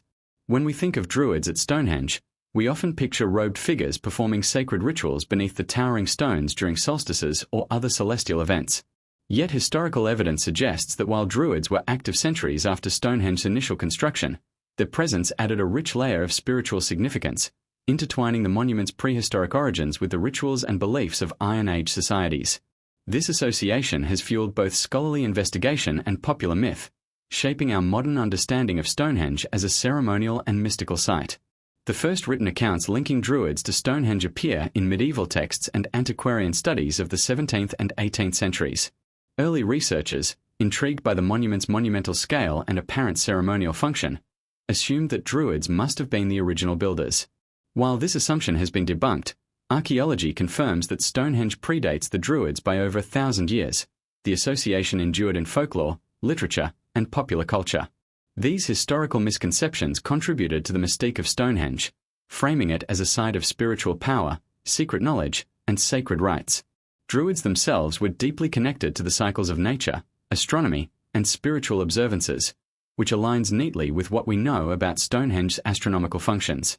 The summer and winter solstices, in particular, would have provided powerful ritual focal points, allowing Druids to observe celestial events in a setting imbued with historical and symbolic resonance.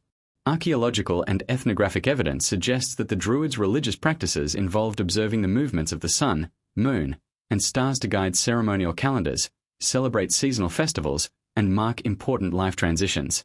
Stonehenge's alignment with these celestial markers would have made it an ideal location for such ceremonies, even if the original builders had no connection to the Druids themselves.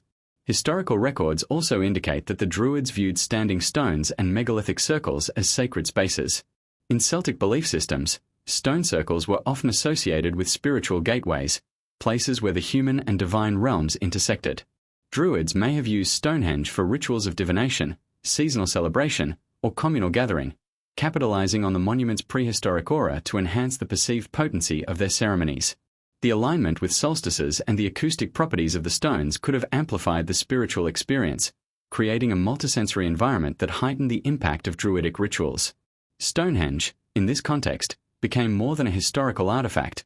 It became a living sacred site that connected the spiritual and material worlds. The Druidic association with Stonehenge has been reinforced through centuries of folklore and cultural revival movements. In the 18th and 19th centuries, Romantic writers and antiquarians popularized the image of the Druid as a mystical figure connected to megalithic monuments, solstices, and ancient wisdom.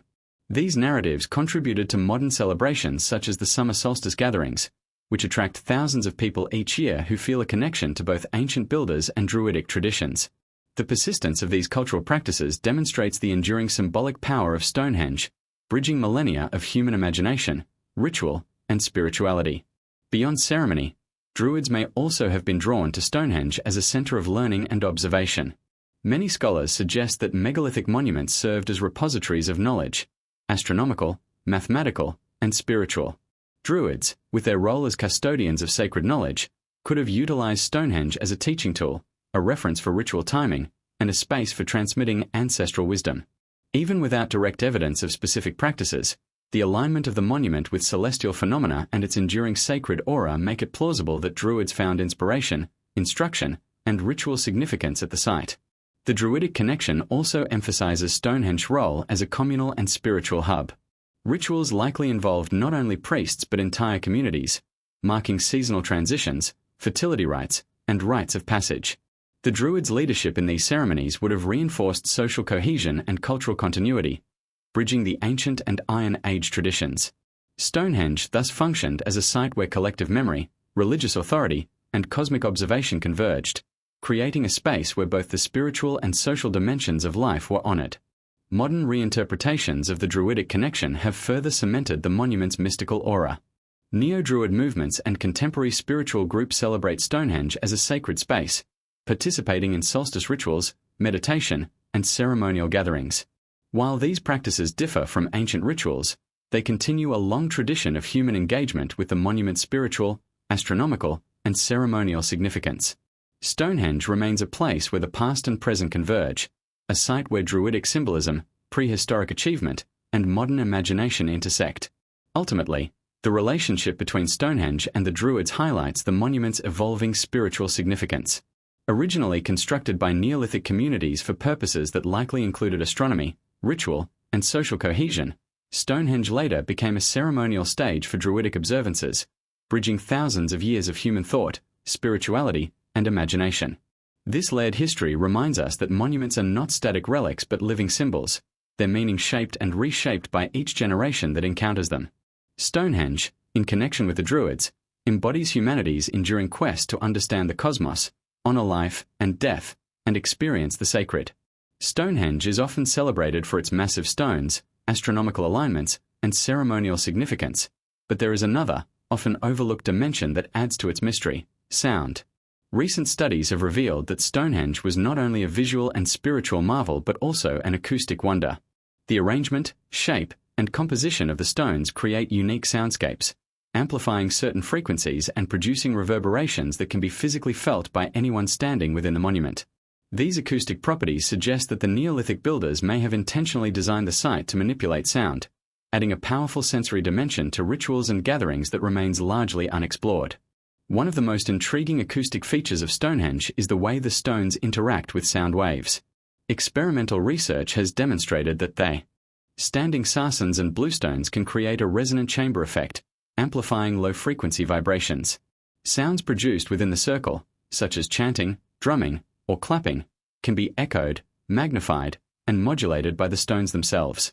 This phenomenon would have created an immersive auditory experience, enveloping participants in vibrations that could heighten emotional and spiritual states.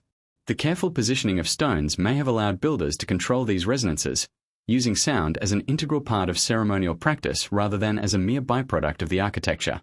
Acoustic anomalies at Stonehenge extend beyond simple amplification. Researchers have observed that certain stones, particularly the smaller bluestones, produce unique tones when struck, much like a musical instrument.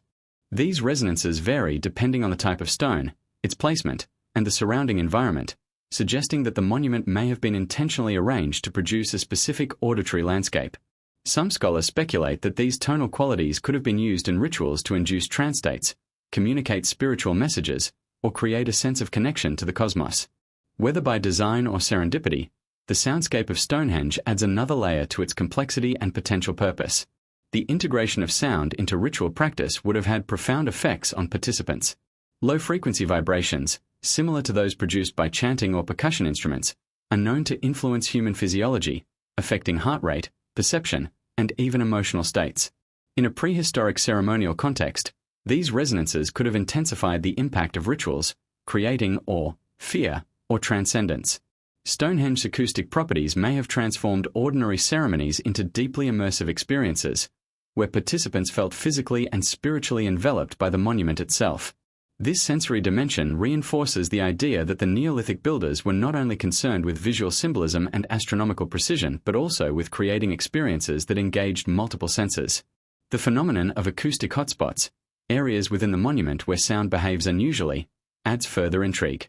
Certain positions inside Stonehenge amplify specific frequencies while dampening others, creating pockets where sound is concentrated or transformed. Participants standing in these locations would have experienced altered perceptions of space and sound, possibly interpreting them as supernatural or spiritually significant. The presence of these acoustic hotspots raises the possibility that the monument's layout was not only astronomically precise but also acoustically deliberate, enhancing the ceremonial and ritual impact of the site. Some theorists suggest that the acoustic design of Stonehenge may have been linked to communication or signaling over long distances. Vibrations carried through stone and earth could have been perceived in ways that conveyed information, ritual cues, or warnings. While this idea remains speculative, it highlights the multifaceted nature of the monument, where architecture, astronomy, and acoustics converge to create an environment capable of supporting complex social and spiritual functions. Stonehenge was more than a static monument. It was an experimental space that engaged participants on visual, auditory, and emotional levels. Comparisons with other megalithic sites around the world reinforce the idea that sound played a role in prehistoric ceremonial architecture. Sites in Malta, Ireland, and Scotland exhibit similar acoustic phenomena, suggesting that ancient builders had an intuitive understanding of resonance and vibration. Stonehenge's acoustic properties, combined with its astronomical alignments and ritual significance, place it within a global context of prehistoric sites designed to manipulate perception, create immersive experiences, and reinforce spiritual or social authority. This connection across cultures underscores the sophisticated awareness of sound and its potential effects among ancient peoples. Modern experiments at Stonehenge, including audio mapping, vibration analysis, and musical simulations, continue to uncover surprising insights. Researchers have demonstrated that the monument's soundscape would have been dramatically different in the Neolithic period, when fewer surrounding structures and vegetation would have allowed sound to travel and reverberate more freely. These studies suggest that ceremonies conducted thousands of years ago would have been accompanied by rich, resonant, and sometimes otherworldly auditory effects, amplifying the monument's spiritual and communal impact. Sound was not an afterthought. It was an essential component of the Stonehenge experience. Ultimately, the acoustic mysteries of Stonehenge reveal yet another dimension of its genius. The monument was not only a marvel of stone, astronomy, and ritual but also a carefully orchestrated soundscape, capable of shaping perception, emotion, and spiritual experience. The interplay between stone, vibration, and human presence suggests a sophisticated understanding of sensory manipulation that adds depth to our appreciation of Neolithic ingenuity. Stonehenge engages sight, sound, and space, creating a multisensory environment that transcends ordinary architectural achievement. The acoustic phenomena of Stonehenge remind us that this monument was designed to be experienced, not merely observed. Every vibration, echo, and resonance carries with it the echoes of ancient ritual, the presence of long-departed ancestors, and the ingenuity of a civilization capable of harmonizing architecture, astronomy, and sensory perception. Standing within the circle today, one can sense the subtle power of these acoustic effects, imagining how sound would have enhanced ceremony, ritual, and spiritual connection thousands of years ago. In this way, Stonehenge soundscape becomes a bridge across time, linking modern visitors to the sensory and spiritual world of its Neolithic builders. While most visitors to Stonehenge marvel at the visible stones and their precise astronomical alignments, beneath the surface lies another layer of mystery, hidden chambers and subterranean structures that hint at secrets long buried. Recent archaeological investigations using ground-penetrating radar, magnetometry, and other remote sensing technologies have revealed anomalies beneath and around the monument, pits, tunnels, and potential chambers that may have served ritual, storage, or ceremonial purposes. These hidden features suggest that Stonehenge was far more than an open-air monument. It was a multidimensional site with layers of construction, symbolism, and function that extend beneath the ground. Each discovery challenges our perception of the monument, hinting at activities and intentions that remain shrouded in mystery. One of the most striking discoveries is the presence of subterranean pits aligned with the stones above. These so-called socket holes appear to mirror the arrangement of uprights and lintels, creating echoes of the monument underground. Some researchers suggest that these pits may have held wooden posts, smaller stones, or ritual deposits, forming a hidden counterpart to the visible circle.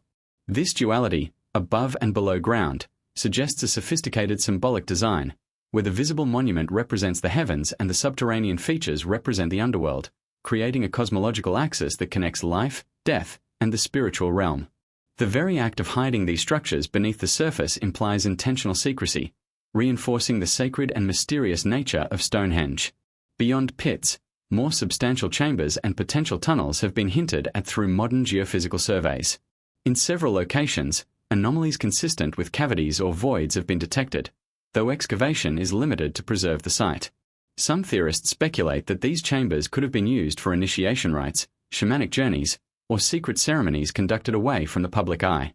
Others suggest practical purposes, such as storage of ceremonial objects, sacred materials, or astronomical instruments. The presence of hidden chambers adds another dimension to Stonehenge, transforming it from a simple ceremonial circle into a complex, multi-layered ritual landscape. The notion of underground spaces aligns with broader prehistoric traditions. Many ancient cultures constructed subterranean chambers beneath sacred sites, connecting the living space with realms of the dead, spirits, or the underworld. Examples range from passage tombs in Ireland to the Hypogeum of Malta, where hidden chambers were integral to ritual and cosmology. Stonehenge's hidden features may represent a similar intent, to create a sacred continuum between the surface, where human life unfolds, and the hidden depths, where mystery, death, and spiritual forces reside. The interaction between visible stones and subterranean structures hints at a worldview in which life and death, heaven and underworld, were inseparably intertwined. Excavations have also uncovered traces of human activity within these hidden spaces. Charcoal, pottery fragments, and cremated remains suggest that the subterranean features were not merely structural but functional, supporting ceremonial or ritual activity. The careful deposition of materials indicates that these chambers were treated with reverence and intentionality. These findings deepen the enigma of Stonehenge, revealing that even when most eyes were focused on the monumental stones above, important sacred acts may have been taking place below, hidden from view. The duality of public display and secret practice underscores the monument's complexity and the sophisticated spiritual life of its builders. The hidden chambers also raise questions about what might remain undiscovered. Ground-penetrating radar has its limits, and the fragile nature of the monument prevents invasive excavation in many areas. It is possible that additional chambers, tunnels, or ritual features remain buried, holding artifacts, remains, or symbolic objects that could radically reshape our understanding of Stonehenge. Every subterranean anomaly fuels speculation, prompting questions about the scale, purpose, and intentions of these hidden constructions. Were they exclusively ritual, or did they also serve practical, astronomical, or social functions? The answers remain tantalizingly out of reach, heightening the monument's aura of mystery. Some theories propose that the hidden chambers were designed to enhance spiritual experiences during ceremonies. The use of underground spaces for ritual is a common theme in prehistoric architecture, where confined, dark, and acoustically unique spaces were believed to facilitate contact with the spiritual or supernatural realm. If Stonehenge subterranean features served a similar purpose, participants could have experienced profound sensory and psychological effects, amplifying the emotional and mystical power of the monument. The interplay between the visible stones and hidden chambers would have created a layered ceremonial experience, with above-ground displays complementing subterranean rites, connecting humans to both the earth and the cosmos. The discovery of hidden chambers reinforces the idea that Stonehenge was not a single-purpose monument. It was a dynamic, multifunctional site integrating astronomy, ritual, spirituality, and possibly social or political authority. The underground features may have been reserved for initiates, priests, or specific ceremonies, creating a hierarchy of access that mirrors human and cosmic order. The monumental stones above would have impressed the public, while the hidden chambers below allowed for controlled, secretive, and profound ritual experiences. This dual design demonstrates a level of sophistication that continues to amaze modern researchers. Ultimately, the hidden chambers at Stonehenge remind us that what we see on the surface is only part of the story. The monument's true scale, purpose, and power extend below ground, into spaces deliberately concealed from casual observation. These subterranean mysteries suggest a civilization deeply engaged with both the material and spiritual worlds, capable of constructing not only massive stones and precise alignments but also hidden layers of ritual significance. Stonehenge, above and below, remains a monument of wonder, a testament to human ingenuity, sacred intention, and the enduring mystery of our ancestors' vision. Standing among the visible stones today, one can only imagine what lies beneath, hidden from view yet integral to the monument's function and symbolism. The hidden chambers are silent witnesses to ancient rituals, echoes of ceremonies that may never be fully understood, and reminders that even in the 21st century, Stonehenge continues to guard secrets that challenge our understanding, stir our imagination, and inspire awe. Stonehenge is often celebrated for its sheer scale and ritual significance, but beneath the surface of its monumental stones lies a remarkable story of ancient technology. The construction of this prehistoric marvel required innovations that challenge our assumptions about Neolithic societies.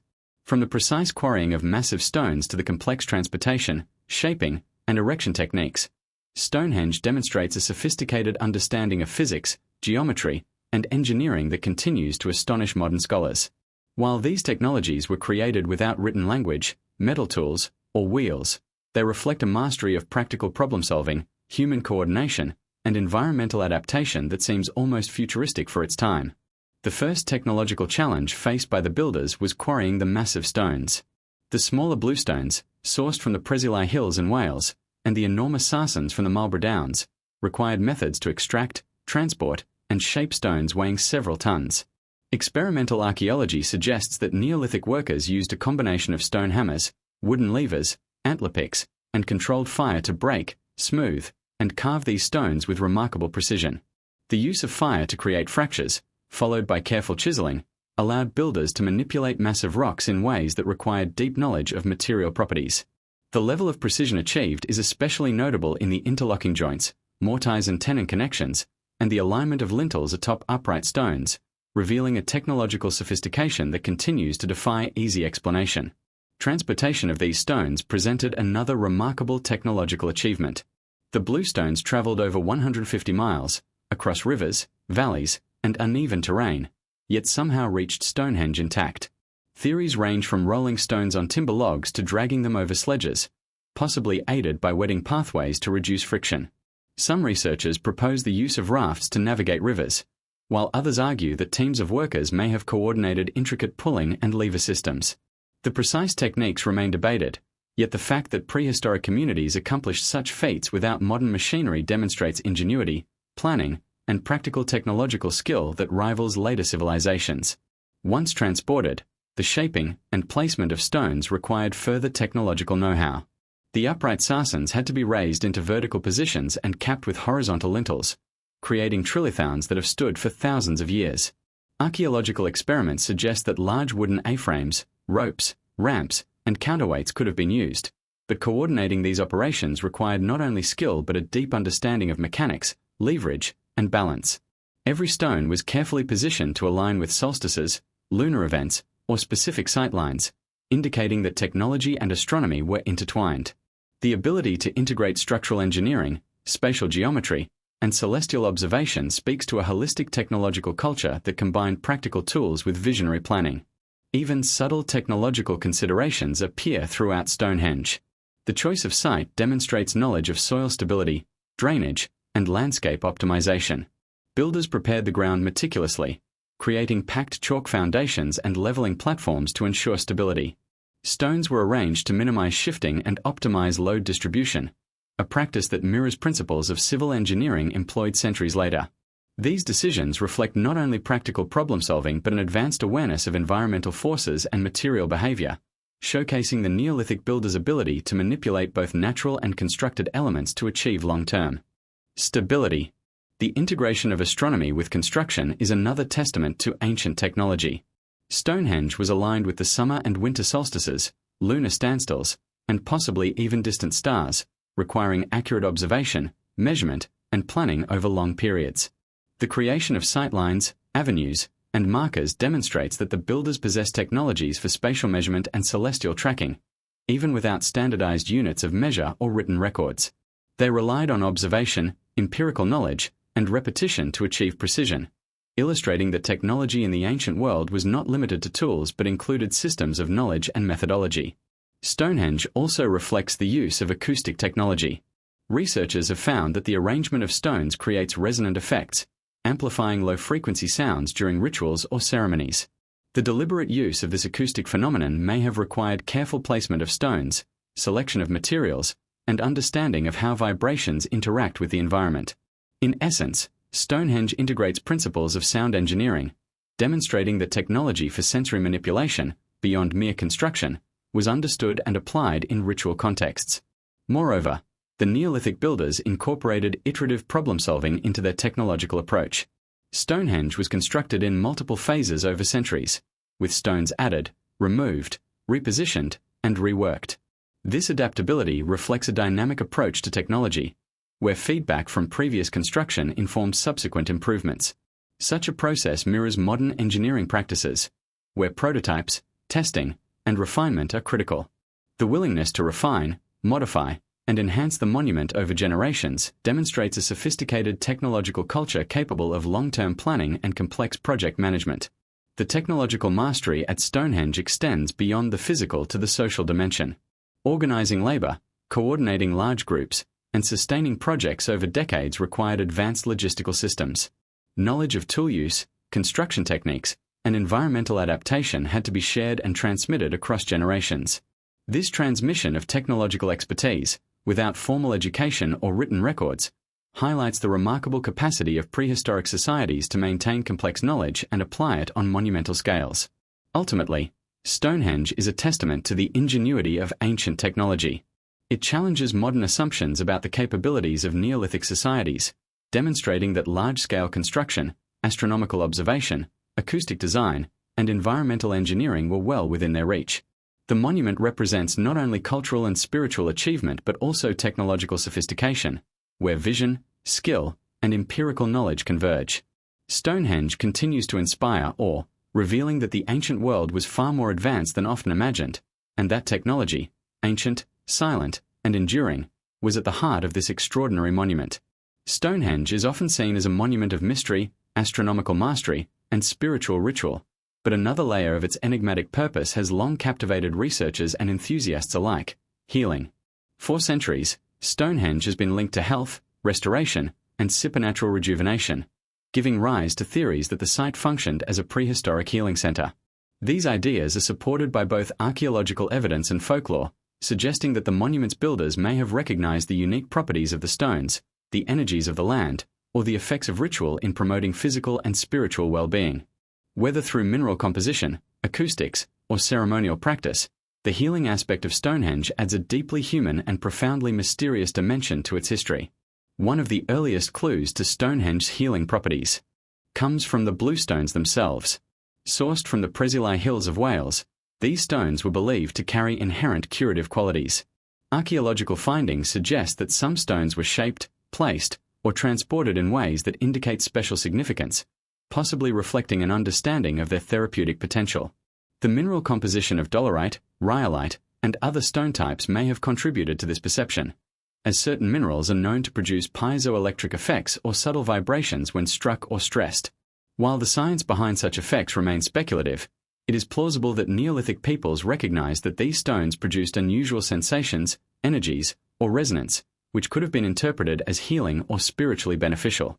Folklore and historical accounts further reinforce Stonehenge's reputation as a place of healing. Medieval legends describe pilgrims traveling to the monument to be cured of ailments, and early antiquarians reported stories of miraculous recoveries associated with the site. These narratives often emphasize the blue stones in particular, sometimes referred to as healing stones, and their reputed ability to restore strength, cure illness, or promote fertility. While these accounts are steeped in myth, they reflect a long-standing perception of Stonehenge as a center of restorative power, bridging prehistoric knowledge with subsequent cultural beliefs. The healing theories extend beyond the physical properties of the stones.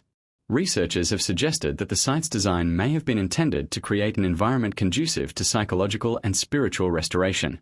Stonehenge's circular arrangement, alignment with solstices, and acoustic properties combine to produce a multisensory experience that could have enhanced meditation, ritual, and introspection. Low-frequency resonances within the stone circle, amplified by chanting or drumming, could have produced calming or trance-like states, promoting mental focus, spiritual insight, or perceived well-being. In this sense, the monument functioned as both a physical and psychological tool, facilitating healing through sensory immersion and ritual practice. Archaeological discoveries of human remains near Stonehenge provide additional context for healing theories. Many skeletal fragments show signs of trauma, disease, or malnutrition, suggesting that the monument may have been associated with care, ritualized attention, or ceremonial intervention for the sick or injured. The careful placement of bones and artifacts in surrounding burial mounds indicates that healing may have been intertwined with funerary practices, blending physical recovery with spiritual or symbolic restoration. These findings suggest that Stonehenge served not only as a ceremonial center but also as a sanctuary for those seeking transformation, recovery, or connection to ancestral forces. The landscape surrounding Stonehenge further supports the idea of its healing function. The site is located on the slightly elevated Salisbury Plain, an area rich in natural springs, chalk deposits, and unique mineral formations. Neolithic builders may have chosen this location for its perceived energetic or therapeutic properties, combining environmental awareness with architectural ingenuity. The alignment of the stones with celestial events could also have been part of a broader healing strategy, synchronizing human activity with seasonal cycles, solar rhythms, and lunar phases to optimize physical and spiritual restoration. Comparative studies with other megalithic sites reinforce the healing theory.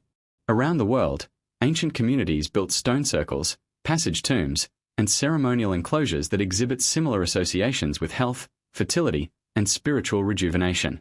Sites in Malta, Ireland, and France, for example, reveal patterns of ritualized healing, where sacred spaces, acoustic phenomena, and mineral resources were integrated into therapeutic practice.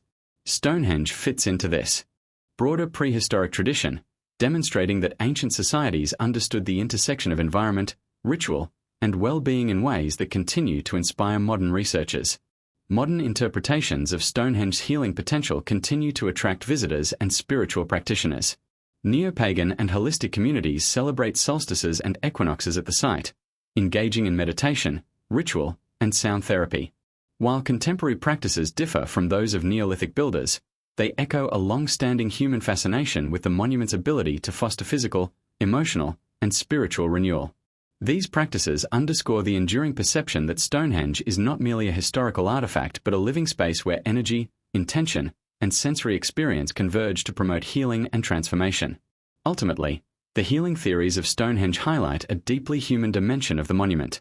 Beyond its astronomical alignments, monumental construction, and ceremonial function, Stonehenge may have served as a sanctuary of restoration, a place where the physical, spiritual, and psychological intersected. Whether through the properties of the stones, the design of the circle, or the rituals performed within it, the site offered an experience that transcended ordinary human perception, providing solace, strength, and transformation.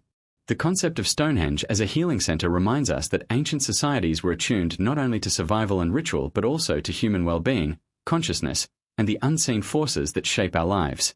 Stonehenge, in its enduring mystery and layered significance, continues to inspire awe, inviting us to explore the intersection of architecture, ritual, and the human quest for health and spiritual fulfillment. Its reputation as a place of healing endures across millennia, bridging prehistoric knowledge, folklore, and modern spiritual practice. The monument stones, alignments, and hidden energies speak to a timeless human desire to connect with the earth, the cosmos, and the forces within ourselves that bring restoration, resilience, and wonder.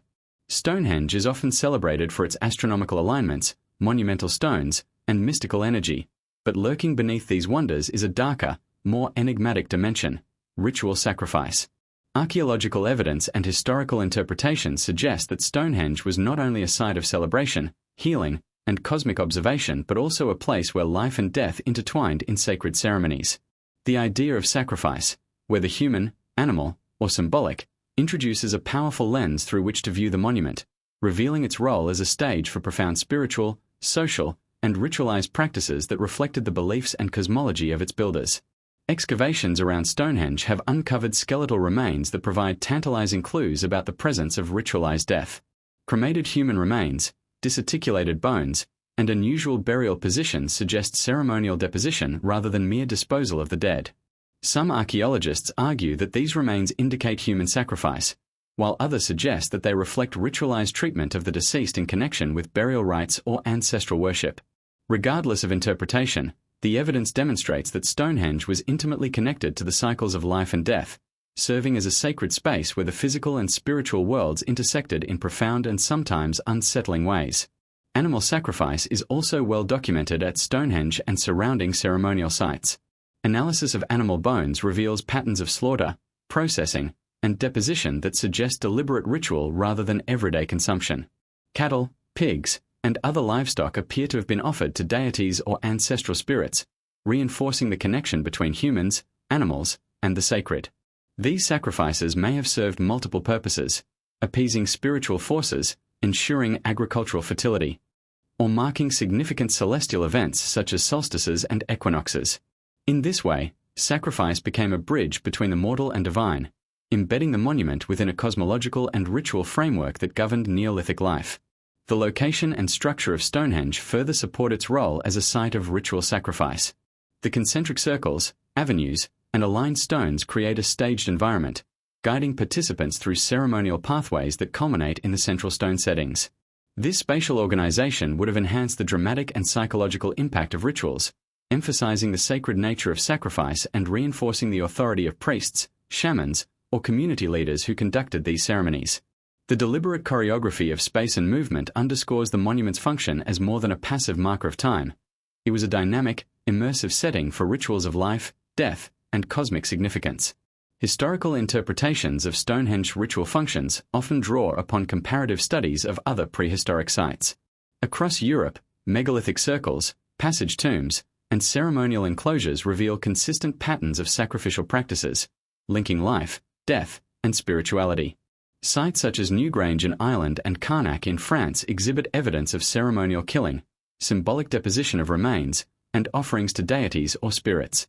Stonehenge fits within this broader context, suggesting that the monument was part of a pan-European tradition in which sacrifice, physical, symbolic, or both, played a central role in ritual and cosmology. The timing of sacrifices at Stonehenge may have been closely linked to celestial events. The summer and winter solstices, lunar standstills, and equinoxes provided not only astronomical markers but also ritual opportunities. Scholars speculate that sacrifices were timed to align with these events, creating a profound connection between the heavens and ceremonial practice. The dramatic alignment of stones with the sunrise or sunset at these key times would have intensified the spiritual and psychological impact of sacrifice, emphasizing humanity's relationship with the cosmos and reinforcing the sacred authority of those conducting the rites. Some theories propose that sacrifice at Stonehenge was not solely about appeasing deities but also about social cohesion and community identity.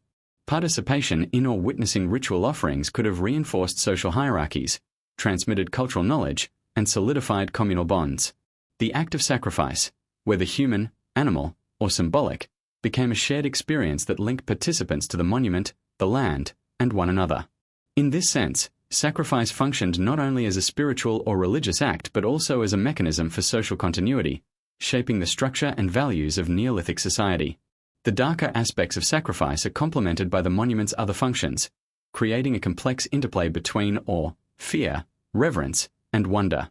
Stonehenge was a place of life-affirming rituals, healing, and celebration. Yet it was also a site where death and transformation were ritualized and symbolically enacted. This duality reflects a sophisticated understanding of human experience, acknowledging the inseparability of life and death, creation and destruction, light and shadow. The presence of ritual sacrifice adds a dramatic, almost cinematic dimension to the monument, emphasizing its power as a focal point for profound human emotion and spiritual engagement. Modern interpretations of Stonehenge as a site of sacrifice continue to provoke fascination and debate. While some scholars caution against sensationalizing human remains, others argue that acknowledging the possibility of ritual sacrifice deepens our understanding of the monument's significance. By integrating archaeological evidence, historical context, and comparative studies, we gain a richer appreciation of Stonehenge as a complex ceremonial landscape where the forces of life, death, and cosmic order converged in deliberate, awe-inspiring ways. Ultimately, the association of Stonehenge with ritual sacrifice highlights the monument's role as a site of profound spiritual and cultural importance. It reminds us that ancient societies engaged with life and death not merely as biological phenomena but as sacred, symbolic, and communal experiences. Sacrifice, whether through the deposition of human or animal remains, or through symbolic ritual, reinforce the connection between the natural world, the cosmos, and human society. Stonehenge stands as a testament to the intricate interplay of awe, ritual, and the human quest to understand and influence the forces that govern existence. Standing within Stonehenge today, one can imagine the solemn ceremonies that unfolded thousands of years ago, the echoes of chants and footsteps, the weight of intention, and the profound spiritual resonance of acts both life-affirming and life-taking. The monument, in all its grandeur and mystery, reminds us that the Neolithic world was a place of profound reverence for both life and death, and that the forces of ritual, sacrifice, and cosmic alignment were intertwined in ways that continue to captivate and challenge modern understanding. One of the most captivating aspects of Stonehenge is its precise astronomical alignment, a feature that has puzzled and fascinated researchers for centuries. Far from being a random arrangement of stones, the monument reflects an extraordinary understanding of celestial mechanics, suggesting that its builders were keen observers of the heavens. Every upright and lintel appears to have been placed with deliberate consideration of solar, lunar, and possibly even stellar events. From the summer and winter solstices to the complex cycles of the moon, Stonehenge acts as both a calendar and a cosmic observatory, bridging the terrestrial world with the rhythms of the sky. The more closely one studies these alignments, the more evident it becomes that the monument was a sophisticated tool for tracking and interpreting astronomical phenomena. The most well-known alignment occurs during the summer solstice, when the rising sun aligns perfectly with the heel stone and the central trilithons. On this day, sunlight floods the center of the monument in a dramatic and awe-inspiring display. Thousands of modern visitors flock to witness this event, echoing what may have been an equally significant moment for Neolithic communities. The winter solstice presents a similar spectacle at the opposite horizon, marking the shortest day of the year. These alignments demonstrate not only practical knowledge of solar cycles but also a deep cultural and spiritual connection to celestial events, emphasizing their importance in agricultural planning, ritual observance, and social cohesion.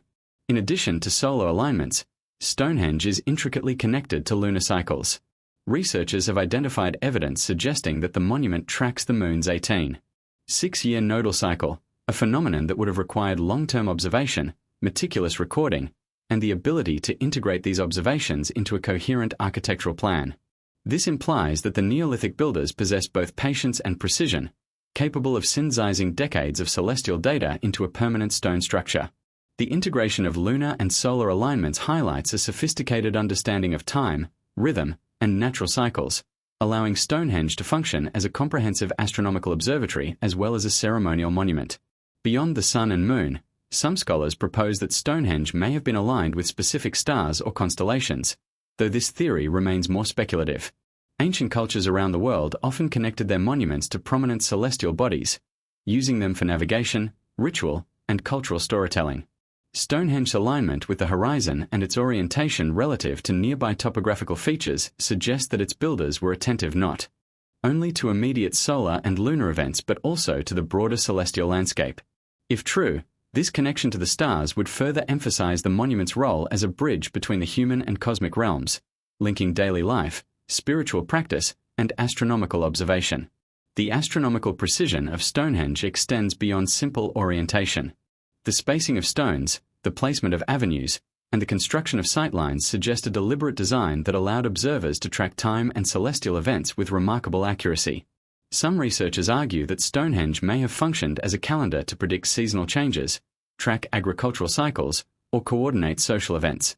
The monument's ability to mark solstices, equinoxes, and lunar standstills demonstrates a level of sophistication that rivals much later civilizations, challenging assumptions about the scientific and mathematical capabilities of Neolithic societies. Stonehenge's astronomical function also intersects with its ritual significance. Celestial events would have marked moments of ceremonial importance, guiding festivals, offerings, and community gatherings. The alignment of the stones created a stage upon which the heavens themselves participated in human rituals. Sunlight, shadows, and moonlight may have been incorporated into ceremonies to symbolize renewal, fertility, life, and death. This intertwining of astronomy and ritual emphasizes that Stonehenge was not merely a passive observation post, but an active participant in the spiritual and cultural life of its builders, a place where cosmic order was mirrored and enacted in stone. Comparisons with other prehistoric observatories underscore Stonehenge's significance. Across Europe and beyond, ancient cultures constructed monuments with precise alignments to celestial events, including passage tombs, stone circles, and megalithic avenues. These structures suggest a widespread understanding of astronomy in prehistoric societies, integrated with ritual, social organization, and environmental observation. Stonehenge, with its scale, precision, and enduring alignment, stands as one of the most sophisticated examples, demonstrating that Neolithic communities possessed knowledge and skills that continue to amaze modern scholars. The enduring mystery of Stonehenge's astronomical alignment lies not only in its precision but also in its intent. Why did Neolithic people invest such effort into observing, recording, and integrating celestial events into a stone monument? The answer likely encompasses both practical and spiritual dimensions. Astronomical alignments helped organize agriculture, navigation, and seasonal planning, while simultaneously reinforcing the social and religious authority of those who understood and interpreted the sky. In this sense, Stonehenge becomes a nexus of knowledge, power, and cosmic awareness, reflecting humanity's earliest attempts to harmonize earthly life with the rhythms of the universe. Ultimately, Stonehenge's astronomical alignments reveal a civilization deeply attuned to the cosmos. Its builders demonstrated extraordinary observation skills, mathematical reasoning, and cultural sophistication, creating a monument that was functional, symbolic, and profoundly beautiful. The interplay of sun, moon, stars, and stone continues to captivate modern observers, connecting us to the vision, knowledge, and spirituality of people who lived thousands of years ago. Stonehenge stands as a testament to humanity's enduring fascination with the heavens, a silent observatory that bridges time, space, and imagination. Standing at Stonehenge today, witnessing the alignment of stones with the rising or setting sun, one cannot help but feel a connection to the people who built it. Their observations of the sky, encoded in stone, remind us that the quest to understand our place in the cosmos is as ancient as civilization itself. Stonehenge, with its astronomical precision, serves as both a monument to the past and a continuing source of inspiration, inviting us to look upward, question, and marvel at the ingenuity of our ancestors. Stonehenge has long captivated humanity not only for its monumental stones and ritual significance, but also for the possibility that it served as a gateway, an interface between Earth and the cosmos. Some researchers and theorists propose that Stonehenge was designed as a celestial portal, a sacred site where human consciousness could connect with the universe in profound and mysterious ways. The alignment of stones with solstices, lunar cycles, and possibly specific stars suggests that the monument was more than a calendar or observatory. It may have been conceived as a spiritual bridge, linking the terrestrial realm with celestial forces and energies beyond human comprehension. The concept of Stonehenge as a portal elevates its purpose from functional or ceremonial to metaphysical, suggesting that its builders were attuned to dimensions of reality that remain elusive to modern science. The idea of celestial portals is grounded in both the architectural layout and the astronomical precision of the site. Stonehenge's concentric circles, avenues, and trilithons create a dynamic space that guides participants' attention and movement, culminating in points where celestial bodies rise or set in perfect alignment. These alignments, particularly with the solstices, transform the monument into a stage upon which the heavens themselves appear to participate in human rituals. On these days, Sunlight pours through the stones in ways that may have been interpreted as divine illumination or cosmic presence, reinforcing the notion that Stonehenge was a conduit for energies, messages, or spiritual forces from the sky. Beyond mere light and shadow, some researchers suggest that the monument's acoustic properties amplify its role as a celestial portal. The arrangement of stones produces resonances that can be felt physically, especially during chanting, drumming, or ritual activity. Low-frequency vibrations may have been interpreted as communication from higher realms or as a mechanism to alter consciousness, facilitating spiritual journeys or transcendental experiences. By integrating sight, sound, and spatial orientation, Stonehenge becomes a multisensory portal, an environment designed to heighten perception and invite participants into a state of spiritual receptivity. The connection between Stonehenge and celestial portals is further reinforced by its surrounding landscape.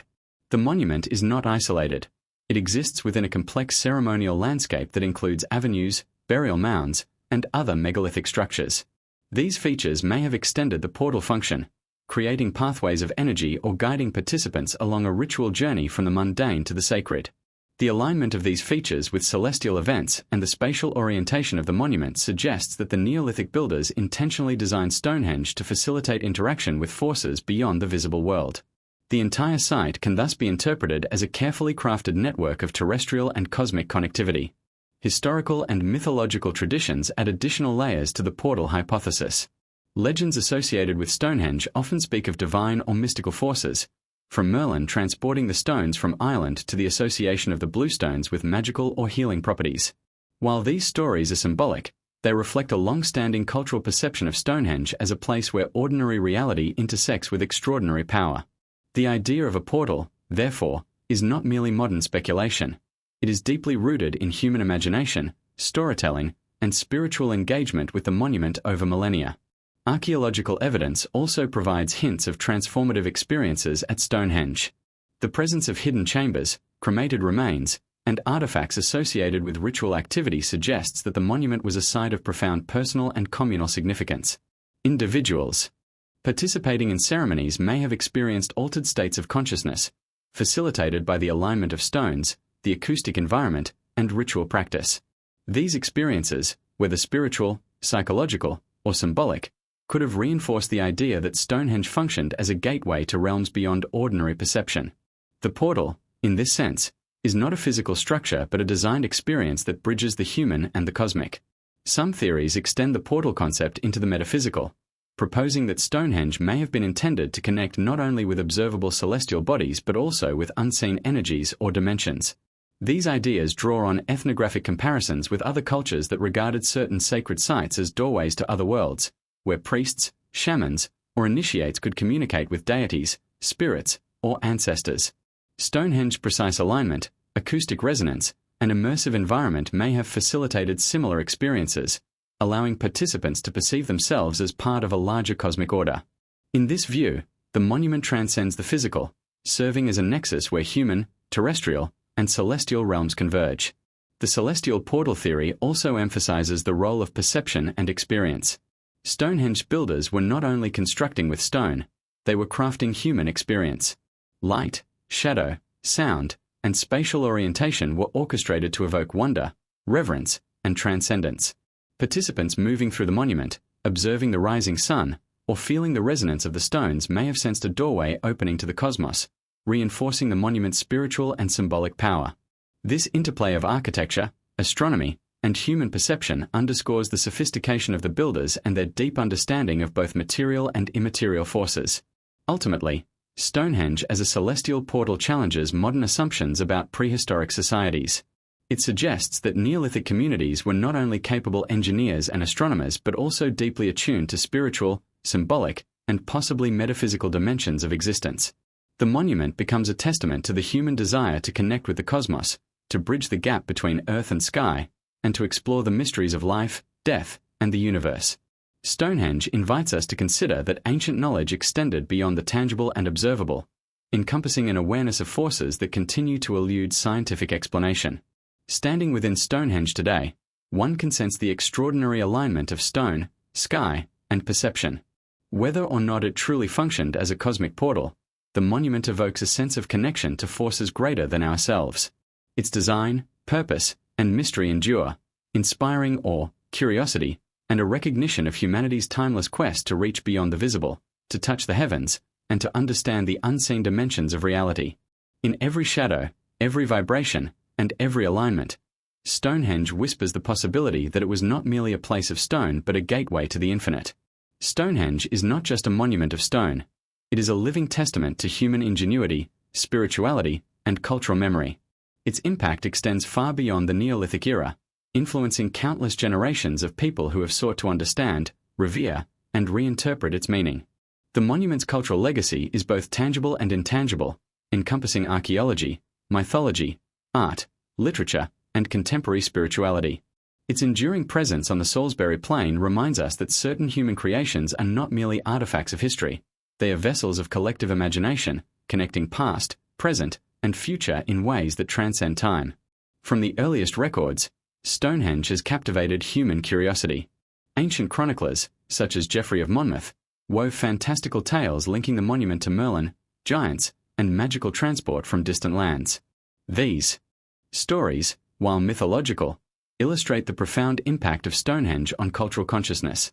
Even in medieval Europe, the site was regarded as sacred, inspiring pilgrimage, reverence, and awe.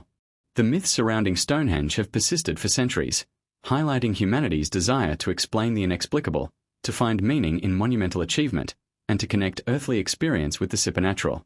Archaeology has revealed another layer of Stonehenge's legacy, documenting the lives, technologies, and rituals of its builders. Excavations, radiocarbon dating, and geophysical surveys have allowed us to reconstruct aspects of Neolithic society, from construction techniques to ceremonial practices.